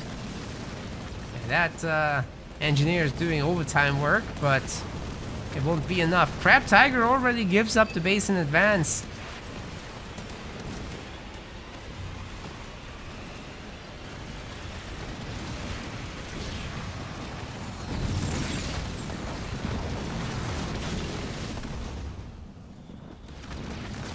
Little displacement, but that's where they were going anyway. Wait, was that a teleport maybe? To save the boys? Could have been. Okay, we got a really good spread against any potential beams or Desi drops or whatever. I think it's too soon still for Desi drop. But hey, that's a lot of snipers there for Divine Chan. I think it's his, right? Yeah. It's kind of wild. They're all in the Mastodons now, who have 4 spots each. The remaining Reavers go down. Dakir Lamb is gonna lose his base, guys. I think Jetro Squid has done it. The shield comes up, but it's too late because they have nothing to defend with. This is it. We've got our game 5. We've got our results, and Chetro's pros, as well as Divine Chan, are gonna be your champs. Dakir Lamb, Crab Tiger still taking a solid 2nd place, so congrats to all 4. And thanks to them for playing. That was awesome. Yeah, I had a lot of fun with that for sure. Thanks everyone for doing the gaming. I'm gonna just, as usual, make a double check happen on this match. Make sure it's been all fair. And then we'll award the victories on the website.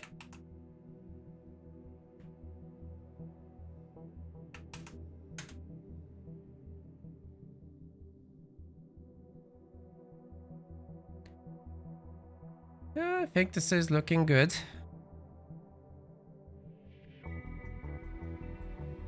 Good and fair, as usual. These guys don't mess around. They just Here to play the game. Win fair and square. Very nice.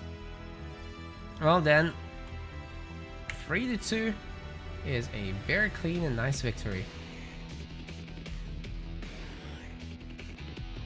There we go. We have this little bug where the color is wrong, but the actual placements are going to be correct. So I think we can finish this tournament and everything should be fine in terms of the player placements. Checho Squid first place, second place to going to Los Sicarios there, third place to Polos Locos, and then fourth place to Dark Knights. Congratulations to everybody. And then I guess we gotta do the other thing where we clean up the leaderboard shortly. We'll do that over here on the provisional ladders. So we'll just do that now. I said we'd wait after this until after this tournament so that everybody can participate. But yeah, we're gonna be removing Rock Generation and Orenti from this one. Yeah. This is the leapfrogging ladder. This only works for 1v1s, but it also determines who gets to play in what league. And now it will change who can sign up in these. And one of the discussions is that we are talking about whether we should change the size of S tier up here, because it's allowing 8 players into S. But I would say the peak of competition is really in the first 4 spots, right? So I would say that Hero, Mar, Stormy, and Dark would typically have great difficulties fighting against XCA, Karst, Aatrox, and EOD, right? So I think it would be only fair if we clamp down S tier to 4 players so that these guys can still play in Rising Star, especially Dark Angel, Stormy, Mar, Hero. I think these guys should play in Rising Star, to be honest. That's just my opinion. So this is all that I've got on that front at the moment. We're still debating it internally. We'll be looking forward to seeing what you guys think. I really hope you guys can hit that follow button and subscribe. It's all free after all over on Twitch and YouTube. We've got our patronage system, so if you want to financially support us, please become a patron. It costs less than a coffee at tier 1. Even the others are just better coffees, not very expensive. And it helps us keep this whole thing going with the website costs and whatever. And obviously, at the higher tiers, once we get to the targets, we'll be doing more show matches than at the moment on a regular basis. And we want to up our amount of video output with clips and highlights. We want to do better production quality, and we want to do guides eventually when we get there, if we ever get there. We also got ways to donate directly to the prize pools. You can go to a donation page. For that, you get all sorts of medals for it on the website. So it's all very interconnected. You got this little leaderboard as well, and you can commission a show match if you want. So there's so many options. Really, just do what you want. Even just following and sticking around and watching is fantastic. And we've got another way to raise money, which is going to be about sponsorships. So we're about to run one right now, momentarily.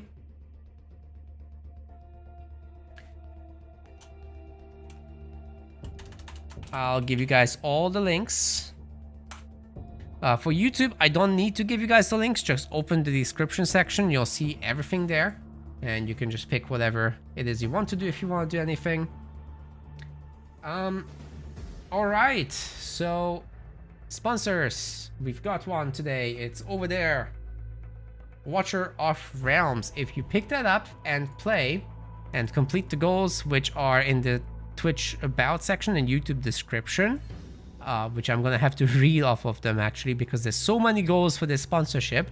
Anyway, you get it on PC, you participate, you'll be supporting us in the process. Let me just open this thing up.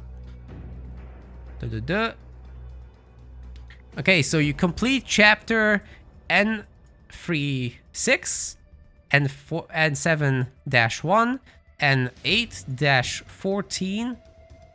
You upgrade your hero to 60,000 or 70,000 power. All these steps basically just make us money. Okay, and we'd run 100% of that into tournaments. We've recently shown you guys how we actually are doing financially, so there's a full report for that as well, which I can very briefly show, actually, just the high level of it. So we've posted a news article to sum it up. We've got a video on YouTube about it, so you can find that there. And TLDR, we're spending way more at the moment on our project than what we are making, so the expenses are vastly outnumbering the income. That's for the first half of 2024. The main sponsorship income, the main incomes are from sponsorships and YouTube, and we've got a little bit from Twitch as well, but less than YouTube, unfortunately. There's been a bunch of event donations for Halo Wars 2 in the first half of the year, and then a bunch of other incomes from my own personal content creation, which includes sponsorships. So we've got a very, very heavy focus on sponsorships now. It's been nice, but website subscriptions and website tips are very much down in this half year. Like previously, we would be able to raise that much in 1 month, and now it's taking half a year, so that's very unfortunate. We've got very high expenses still on website development, but that is getting wrapped up and it's not being paid for with you guys' support anyway. I do that out of pocket, so that's separate. That's why the loss is so big as well, because otherwise I'd look to be more balanced, obviously, but I'm spending extra of my own money on that, so it's fine. It's about to end anyway. We're done with features. We've made a bot for our Discord recently. We've made it so that other people can host tournaments, which we'll partner with some people with, and we opened up show matches to that as well. That's it. That's all we are doing there. So we're spending basically most on Halo Wars 2 events. We're then AOM, but AOM is performing poorly, as you'll see in a moment. So we're not gonna continue with that. We're not gonna fund events in the next year, but we're committed to what we've announced, right? So I've done a very big AOM tournament as a kind of send-off there. A celebration for the new game, but unfortunately the players aren't there, nor are they very interested in watching/contributing, so that's unfortunate. Company of Heroes Free is doing great. It's actually our most watched on Twitch, and we've obviously got a bit of a staff pay to keep up. We're basically just redistributing our revenues from Twitch for that. Like basically our staff is paid. So how well are the events doing? Company of Heroes Free and Age of Mythology is doing very poorly in terms of how much revenue they make. So AOM we're just gonna cut out because it doesn't do anything for us. I'll cover some on my personal channel whenever I feel like it, but on an irregular basis, and crowdfunded exclusively, not out-of-pocket funded like this is. And then we've got the Halo Wars 2 Amateur League, which is actually covering the majority of its prize almost. It's 44% covered by just making content, which is crazy. And this is after editing costs and like the staff distribution. So you guys are smashing it with the Amateur League. It's like you guys really seem to like it. Then we've got the other Halo Wars stuff, which is less efficient, but it brings more viewers, as you'll see in a moment. The full costs are here, actually. So the Pro Leagues cost £250. That's the prize pool. And then donators increase that. AOM, 200. Rising Star is 100 for 1v1 and 150 for 2v2. And Amateur League is just 50. Here's the viewerships. We are doing great with Halo Wars 2's Pro League on YouTube. And Rising Star is good, not as good as Pro League. Amateur League is it's not that great in terms of YouTube videos, but no surprise there. It's really just to grow the community and to be educational. Company of Heroes Free has been picking up, so this average is actually being brought down by the early videos. And Age of Mythology is in the absolute gutter. We even participated in a big Microsoft tournament that was sponsored for $15,000, and nobody gives a crap. They just watch the other creators. So, like I said, AOM is in the gutter, and I give up. I'm not gonna compete with Microsoft money. So it is what it is. In terms of viewership, AOM, we got good viewership because we got a big raid or two. That's what happened. In one tournament, we got a big raid, and it brought up our average. But otherwise, anything self-powered was like 20 viewers. So no, that's not sustainable. We're just gambling here. But are we gonna get raided?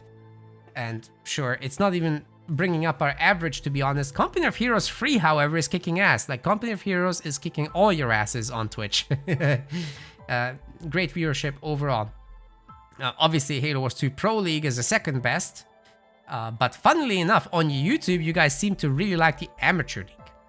Whatever that's all about, I don't know, but I guess you guys are enjoying it, and it shows in the revenue stats as well. Rising Star is doing okay. Could be better, but not too bad. I mean, the fact that 2v2 Rising Star almost matches Pro League is insane to me. Alright, so what will we do going forward? There's, again, more detail in the YouTube video, but basically I'm just really unhappy with how AOM performed, so that's gonna go away. And anything that is like passion projecty, I'm just gonna do there. Everything that's more businessy, like the rest of Metaplays, Company of Heroes, or Halo Wars, which is actually still a passion project, but like business viable. We're gonna try to treat more as a business, keep it inside Metaplays, not my personal channel.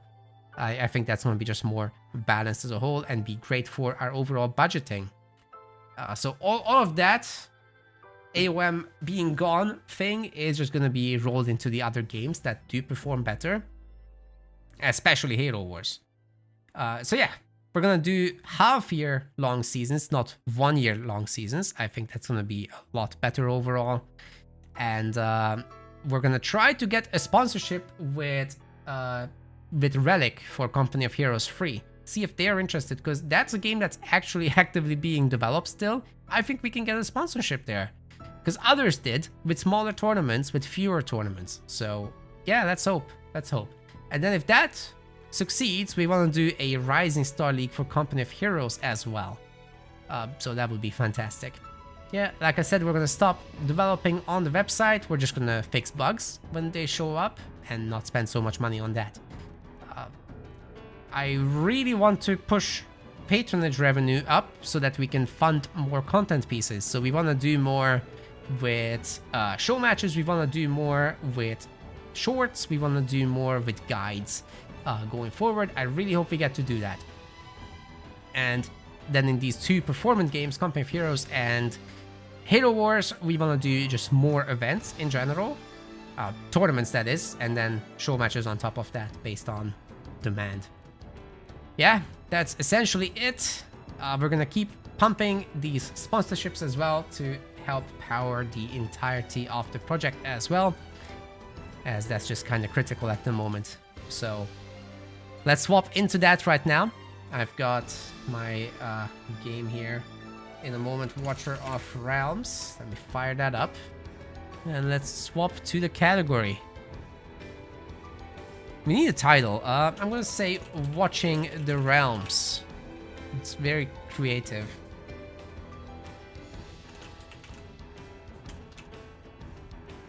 There we go. Okay, swapped over on Twitch. We're gonna stay live on YouTube as well, because why not?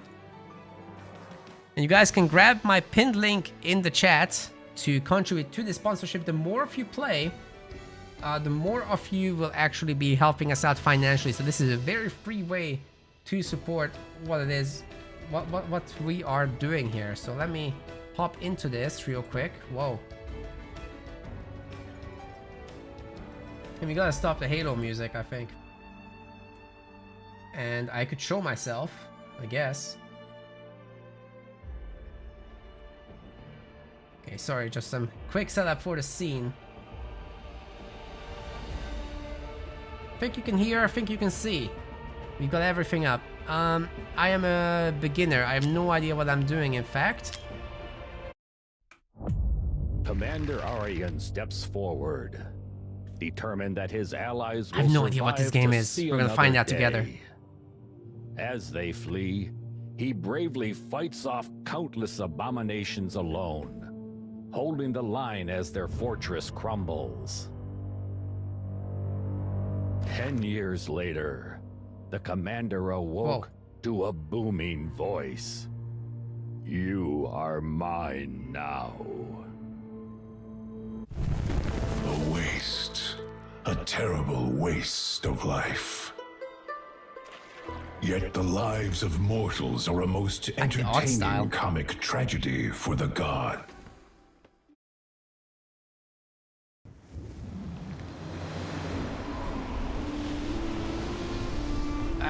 Why can't this game let you tab out? I gotta click some things. Anyway. Okay, we're gonna have to figure out how this game works. We got a quick tutorial here. Okay, it's like tile-based combat, isn't it?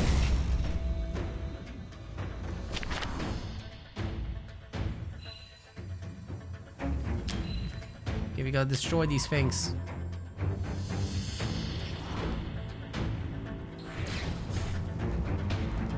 What else can I do? Now we're in a good spot there. It's basically tower defense? Is that what this is gonna be?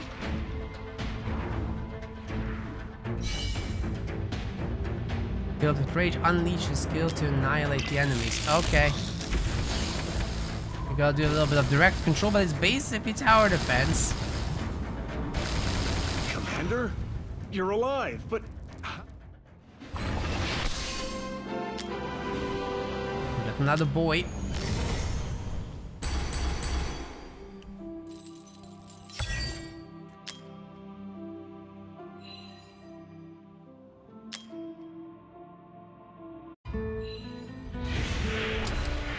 I'm not sure what this game is yet. We're gonna find out together. I left it a mystery. This land I was really busy this whole week, as you can imagine, with the launch of Titan Quest 2 and then the cheating situation and then preparing the tournament. I didn't have time to go into it. But anyway, we gotta swap to this direction, I would say. United we fight! And then he should After be you able to hold died, there. A tide of darkness swept over the realm. Can we triple speed this or something? Where is the rest of the watch guard? Very slow. Scattered. Only a few of us survived. Guess we'll put them here. I've sent word of your return to them already.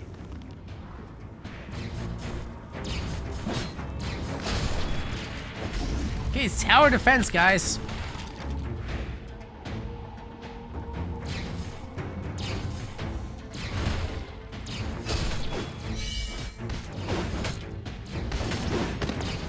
So I think we got a 2-hour segment to do here, but I'm not gonna do it all today. I'm gonna go for like an hour or something. And then I can do the rest during the Age of Mythology tournament on next Saturday. That's the plan.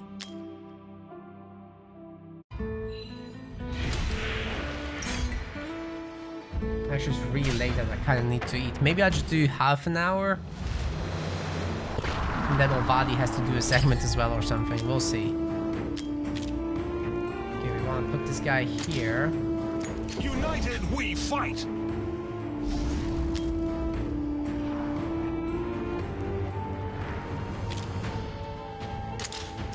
Shoot inboard.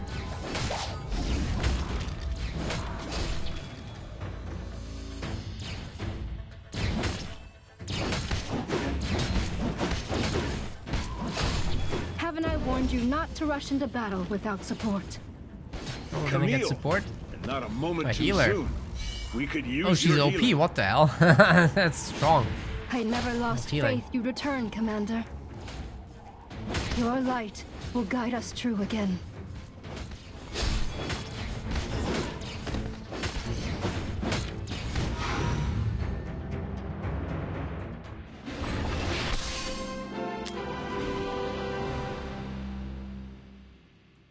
Okay.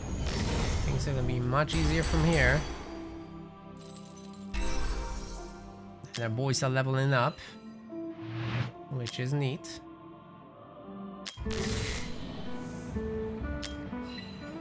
The upgrade system really and the UI really reminds me of Raid Shadow Legends, to be honest. I think it's quite like that.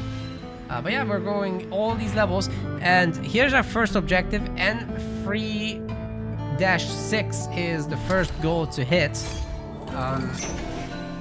For you guys as well, if you are playing. Embrace the light. There's quite a few levels for that. But really appreciate if people do support us, so yeah, something to consider. United we fight. It'll all go to tournament money, like we're spending 100% of what we get from tournaments, for tournaments, I Let mean. me heal your wound.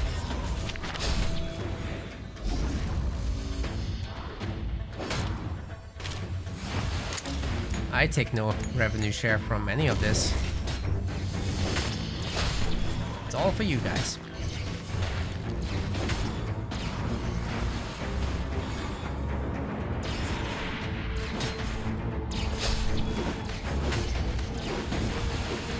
You can zoom a bit. We'll do that.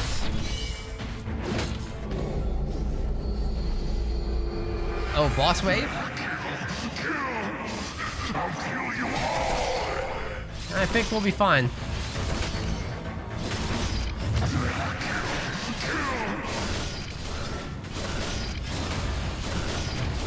Not that much damage from this.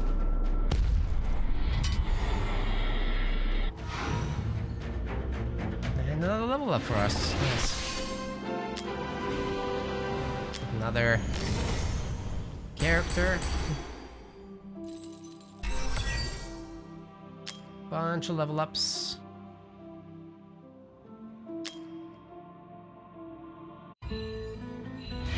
Just breezing through all these levels. Oh, meanwhile, my YouTube live stream is just dying. Can I set up a game capture so I can more easily switch out? That would be nice. I don't want to always lose focus here.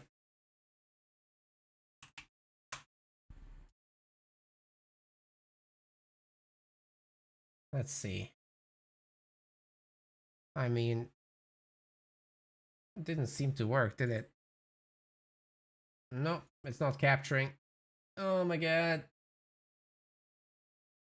Okay, I gotta reload my YouTube live stream page because it's gone.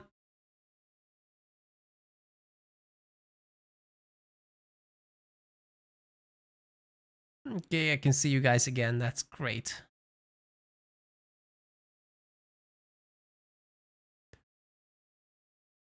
Oh, and by the way, for the Twitch gamers, if we're managing to complete all the storyline missions, there's gonna be gift subs for that. Part of the package.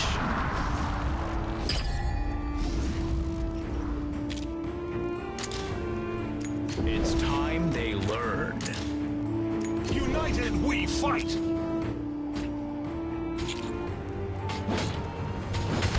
It's been 10 years since the Watchguard fought United. I might have had to get the healer first. I don't know. Oh. Let me heal your wound.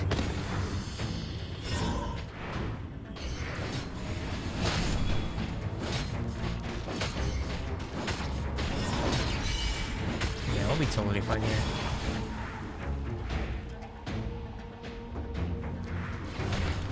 But I'm pretty sure at some point we'll have to look at our hero stats and assign some skills and whatnot. We'll check it out if we can do that after this.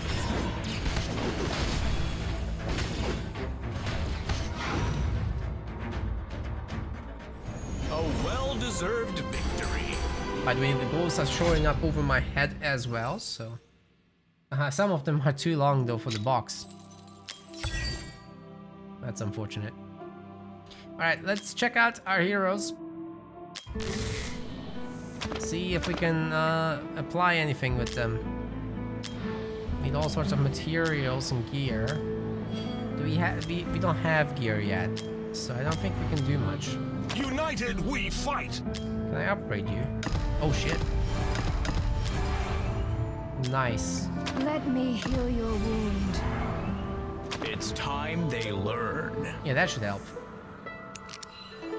Maybe we'll perform a bit better.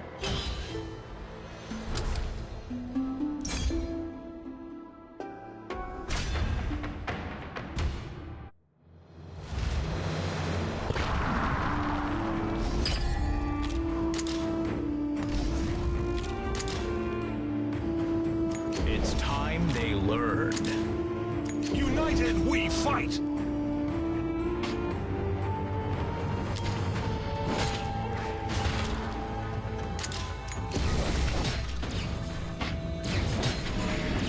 I sense a twisted darkness ahead. Let me heal your wound. Well, that's a lot of them, holy crap. Oh no.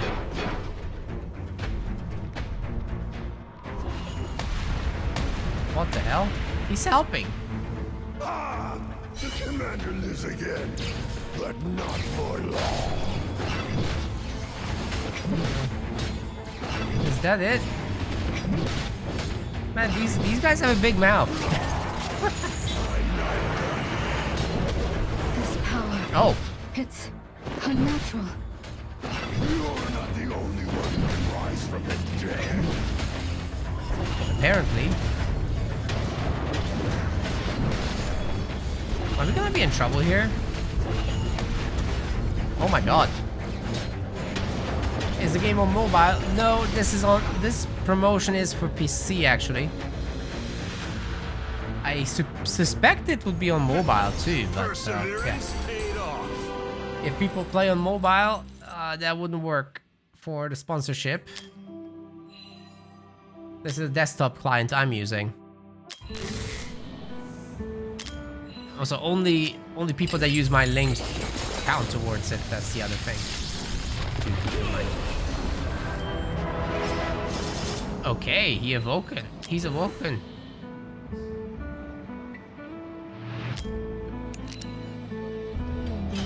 Forced back into the campaign now.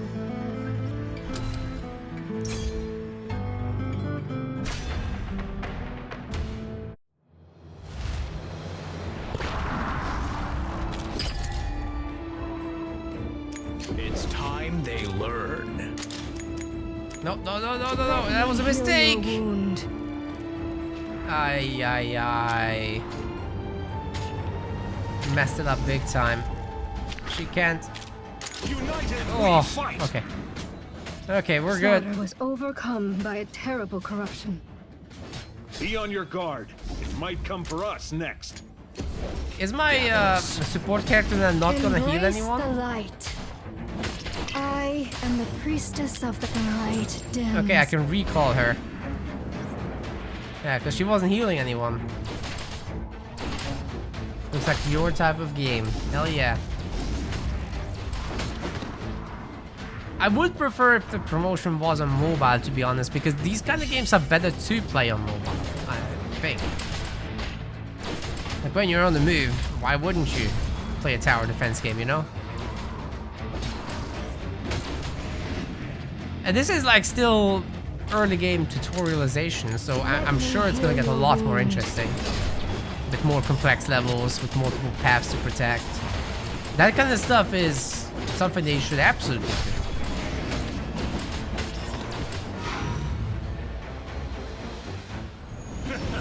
Perseverance paid off.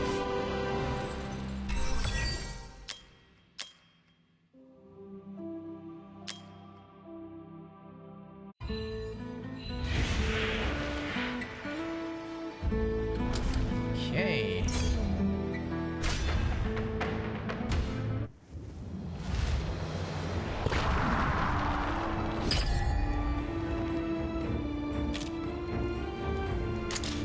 United No! we fight! I meant to turn you there. A storm gathers. Oh well.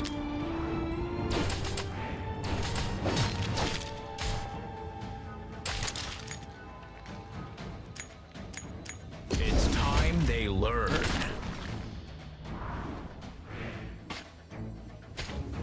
They should be okay here.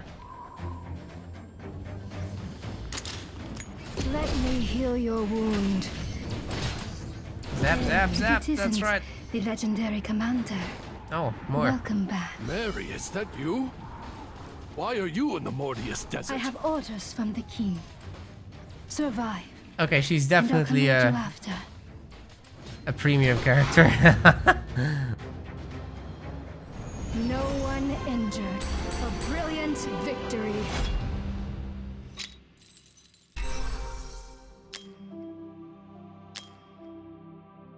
That was OP.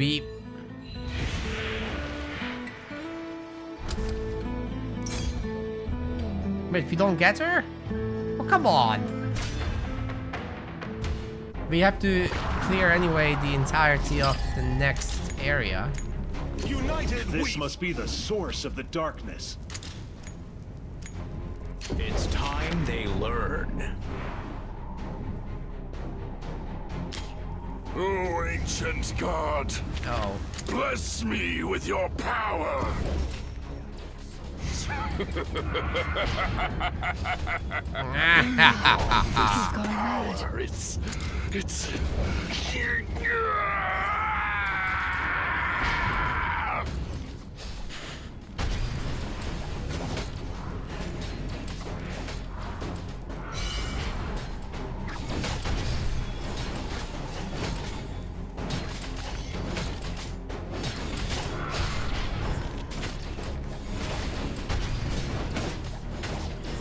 I don't know why they summoned him only to stand there for like half an hour. That was something. No. What's happened to me? No! No! Of course there has to be some cosmic or tentacle monster. That's the true source of the darkness. As the last tendrils of darkness Everything's better with recede, some the tentacles. prophet picks up the stone and raises it to the wan light. Beneath the glass-like surface spin whirls of flickering magic. This, he explains, is the crystallized essence of corruption.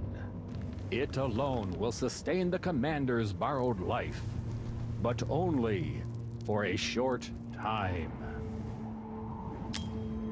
Like lightning, the light vanishes in a flicker, and the prophet points to the east.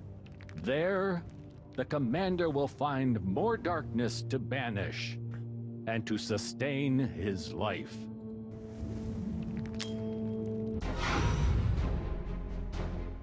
Lightning strikes again. Easy clap. That's all I wanted to say about that. Okay, we got a rare summoning crystal. Let's use it.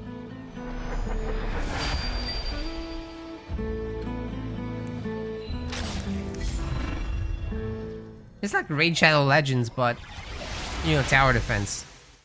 This is better, I What are think. you looking at? Never seen a hook before? A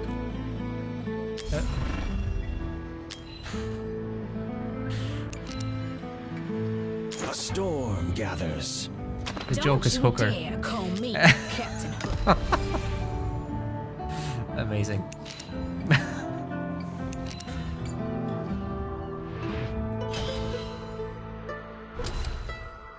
Okay, second area. Let's go. We must pull. Replace Salvage our time, baby. full arbless boy with the lady with the hook. Your dinner is escaping, my children. No, no, no! Oh, great.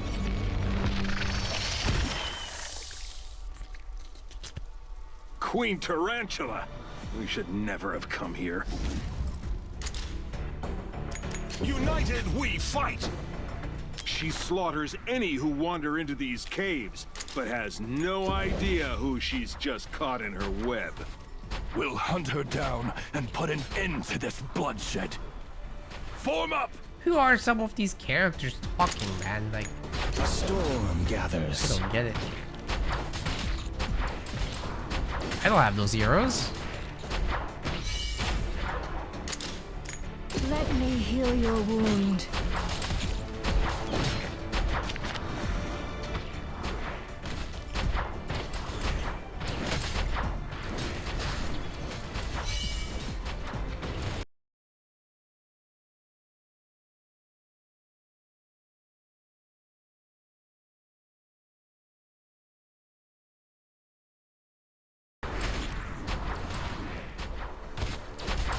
Well, not much to do here, guys.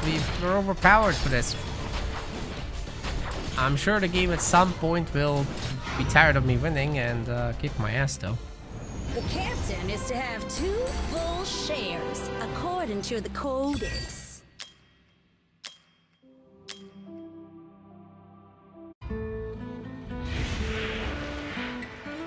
Okay, so 12 levels here.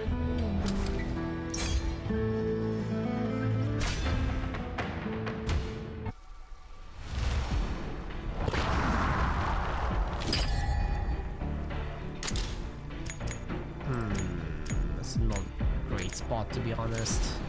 Alright, we'll just turn him that way, it's fine. And then you go this way. That's also fine. My ship, my crew, my rules. I'm gonna put our commander down here. United we fight! Oh my god, that's got an explodey aspect. Salvage time, The baby. hell? Salvage time, baby. Oh no. We need to get some healing action Let me done. heal your wound. Should have put her here though.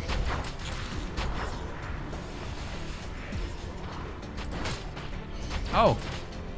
Can support lady heal herself? Yes. That's good. Oh no, when there's 3 of them, I'm not sure I can handle that. Guides our path. This I gotta use these skills sometimes. I am the Can we priestess auto of use the them? Salvage time. night. No. They could not withstand the storm. We still got max score. We lost hero though. Doesn't that matter? I guess it's fine. They're gonna be fine.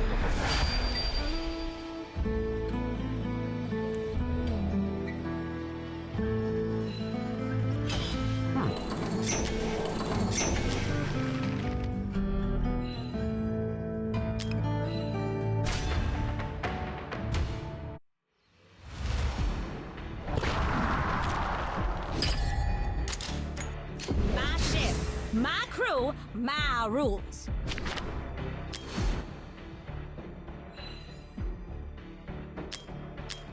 Can't be blocked by ground units, so yeah, we gotta take him Salvage down. time, baby.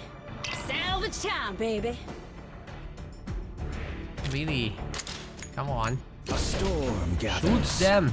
Oh my god, she's counting as a ground unit? What the hell? Okay, we're gonna get our boy out. Oh, Let me he's heal not your usable here. wound. Well, that sucks. Yeah, he's not usable. Wow.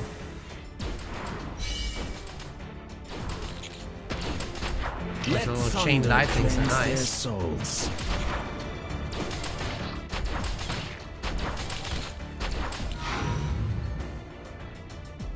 Well, that was a nothing burger. Perseverance paid off. Got some level ups. Very nice.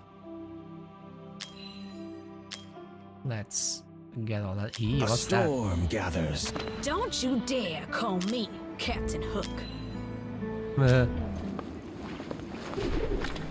What are you looking at?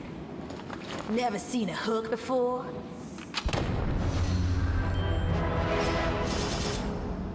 Alright. Can I promote anyone else? Nope. We're in guided UI mode. Alright, I'll do a handful more. Then it's soon dinner time for me at 1 AM. That's fine. We'll do a little more. United we fight.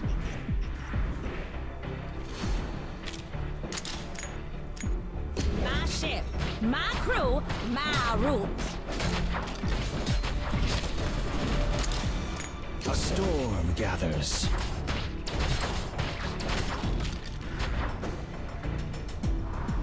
No, these things are so slow.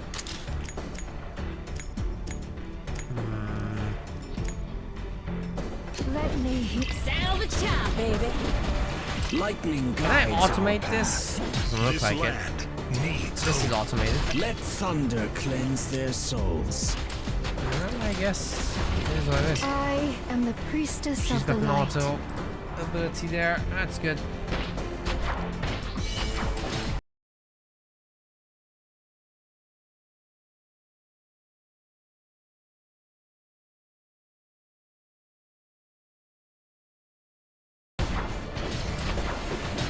Salvage time, baby. I guess her ability was good, right? Salvage time, baby. They could not withstand the storm. But like the regular shots kinda they're not so good.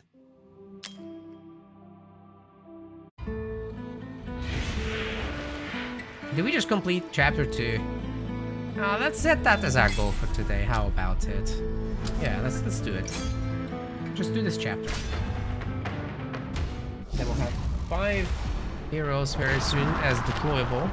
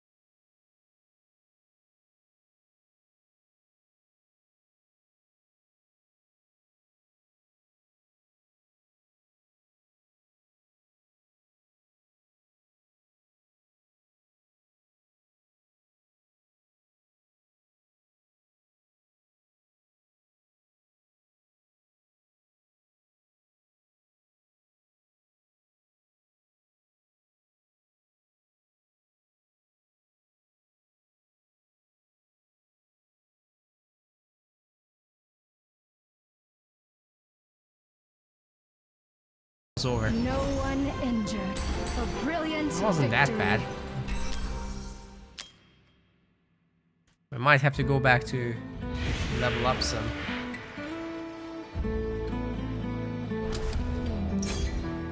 I guess I could have deployed better, just blocking the path.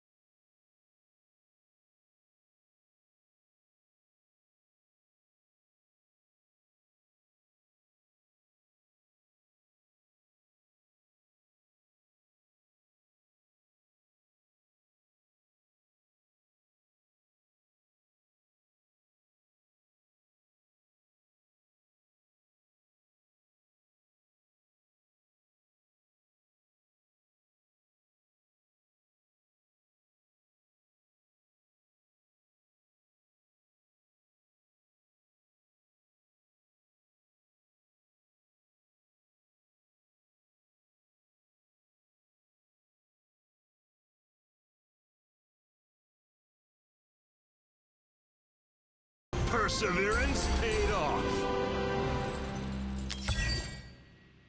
And we should have something more, right? Oh wait, what is this?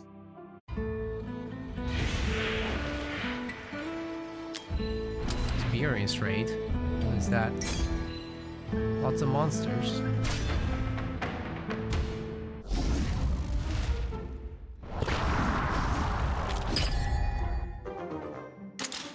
United we fight! A storm gathers. Loot goblins.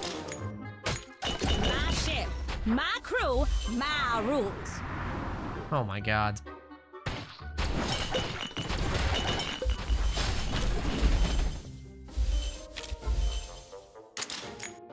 Let me heal your wound.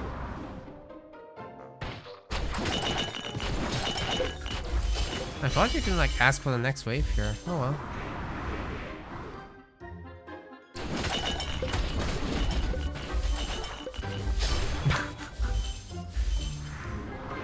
Oh wait. It's getting serious. Baby. Salvage time, baby. Lightning guides our path. This guy fights back.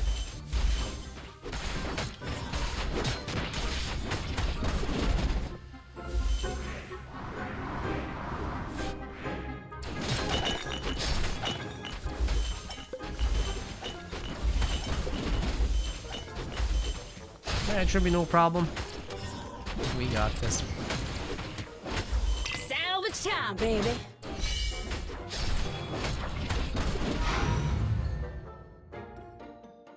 They could not withstand the storm. Cool. We completed that again. No problem. No deaths, no nothing. But can I upgrade the heroes real quick? That would be neat. Let's see what we can do there. We've got some of these sponsored, but I think I'll do that next time. Some of these purchases are sponsored. A storm gathers. I want to upgrade some of my heroes if I can. United we fight. Like you. It's like I can do it a bunch of times. He's now Let me. quite stronger. Don't you dare come. Let me heal your wound. Cool, she's level 10 now. A storm gathers. But really, this is a strong guy, so that's where it makes sense to Don't you focus on. dare call me Captain Hook. All right, should be a little stronger now. A lot of quests that we can claim. And challenges. Alright, let's continue. We're halfway through this chapter. And there's already sponsorship rewards at the third one. Little maggots, you've been making a mess of my nest. United we fight. Punish them, my children. Feast to your heart's content. My poor children, stop hurting. A storm gathers. Yeah, I don't think this is gonna work out for them.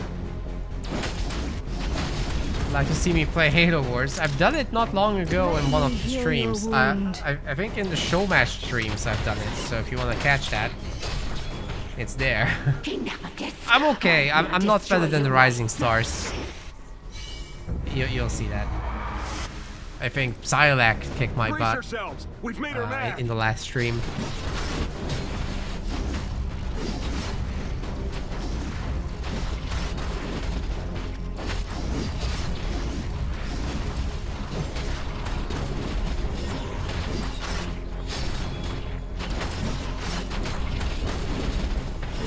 Lightning guides. We might want to use these skills real quick. Baby.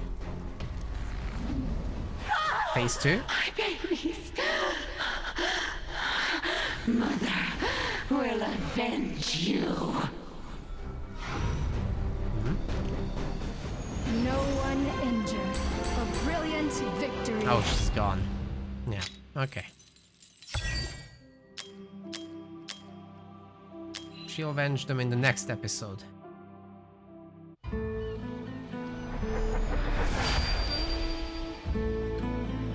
Got the storyline unlocked, which we could do. It's gonna force me into it now. Check out my new babies. They're ready to meet some vampires. Oh no, it's part of this. Okay, okay, we're doing the right thing. Oh wait, have we already? You can deploy this boy. Here we go.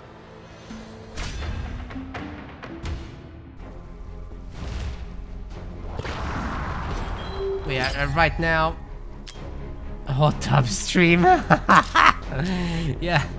Unfortunately, I gotta do the sponsorship streams at the moment, right? So can't swap to the hot tub just yet. Gotta pay the bills, man. United we fight. Suck that Hot punch. tub stream. My ship, my crew, my rules.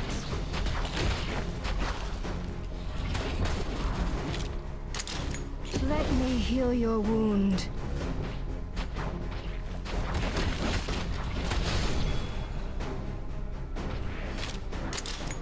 A storm gathers. Yeah, healer's still covering this. That's good. Salvage time, baby. What can he do? It's a smash. Oh, he's automated. Salvage time, baby. This land. Trust the elements, trust in me. Lightning guides our path. Okay, lightning boy, let's do this. We're good. Easy. Easy peasy, lemon squeezy.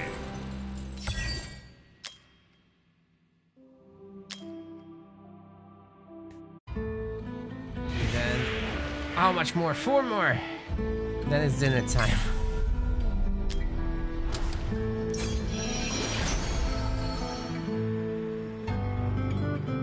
There will be more stuff available later. It's a smash. Oh, they're getting a buff from being teamed up, or? Light, death. Embrace the light. Yeah, that's what it is. None of you will leave this place alive.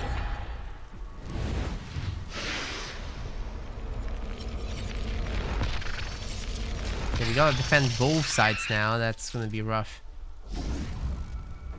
So we gotta go with the ranged boy first. We're gonna go.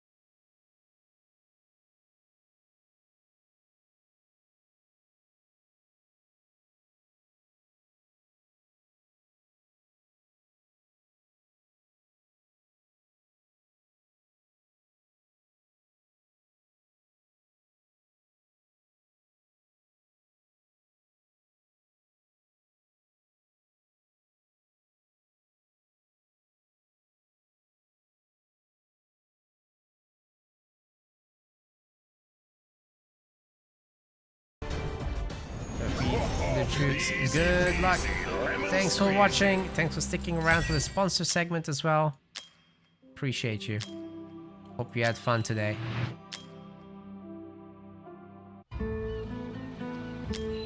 For the rest of you, we got like 3 more levels to go.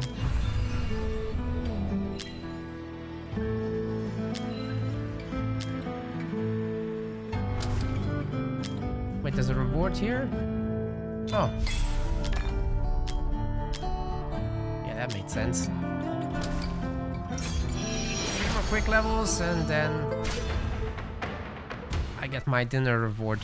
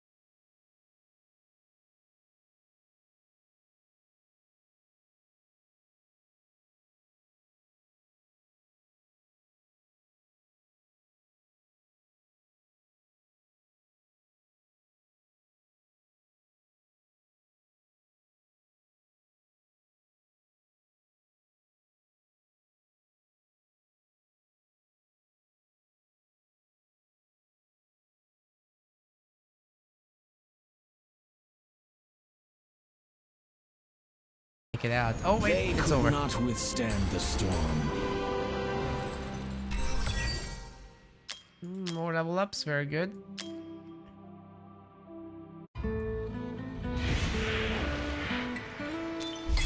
What is that? Psychic power. Not sure what that is, but we'll find out for the next stream. There's 2 more levels here real quick.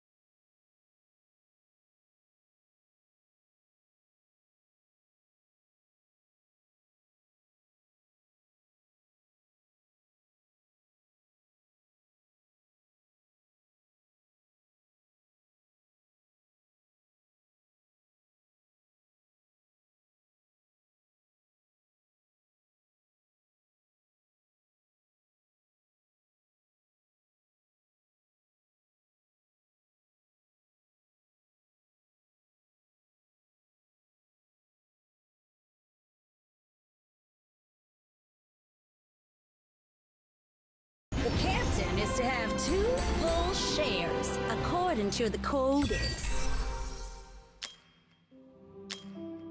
Okay, gamers, the last one now. Doesn't look like they can do anything to us.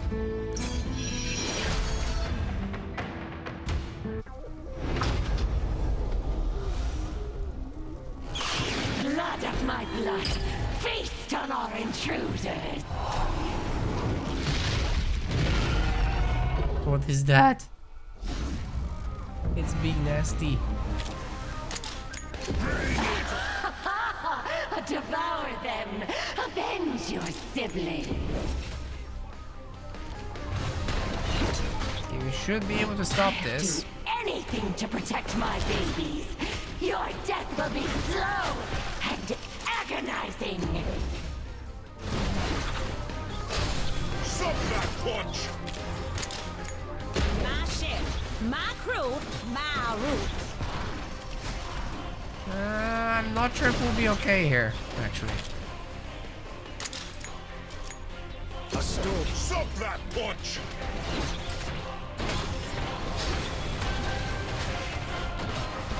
Embrace the light. Suck that punch! Mother! Wait, my child, what are you? No!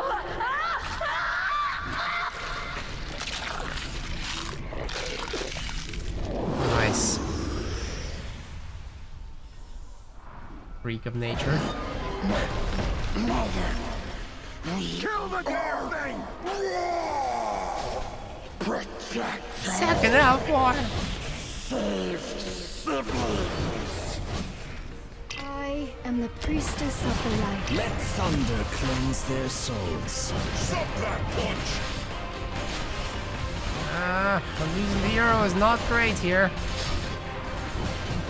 Are we gonna make it here? Suck I'm not that sure. punch! Okay, we'll be fine.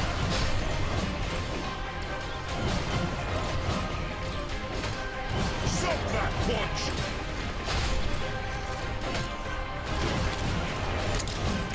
My ship, my crew, my Yeah, roots. you're going down. Together with your mama. They could not withstand the storm.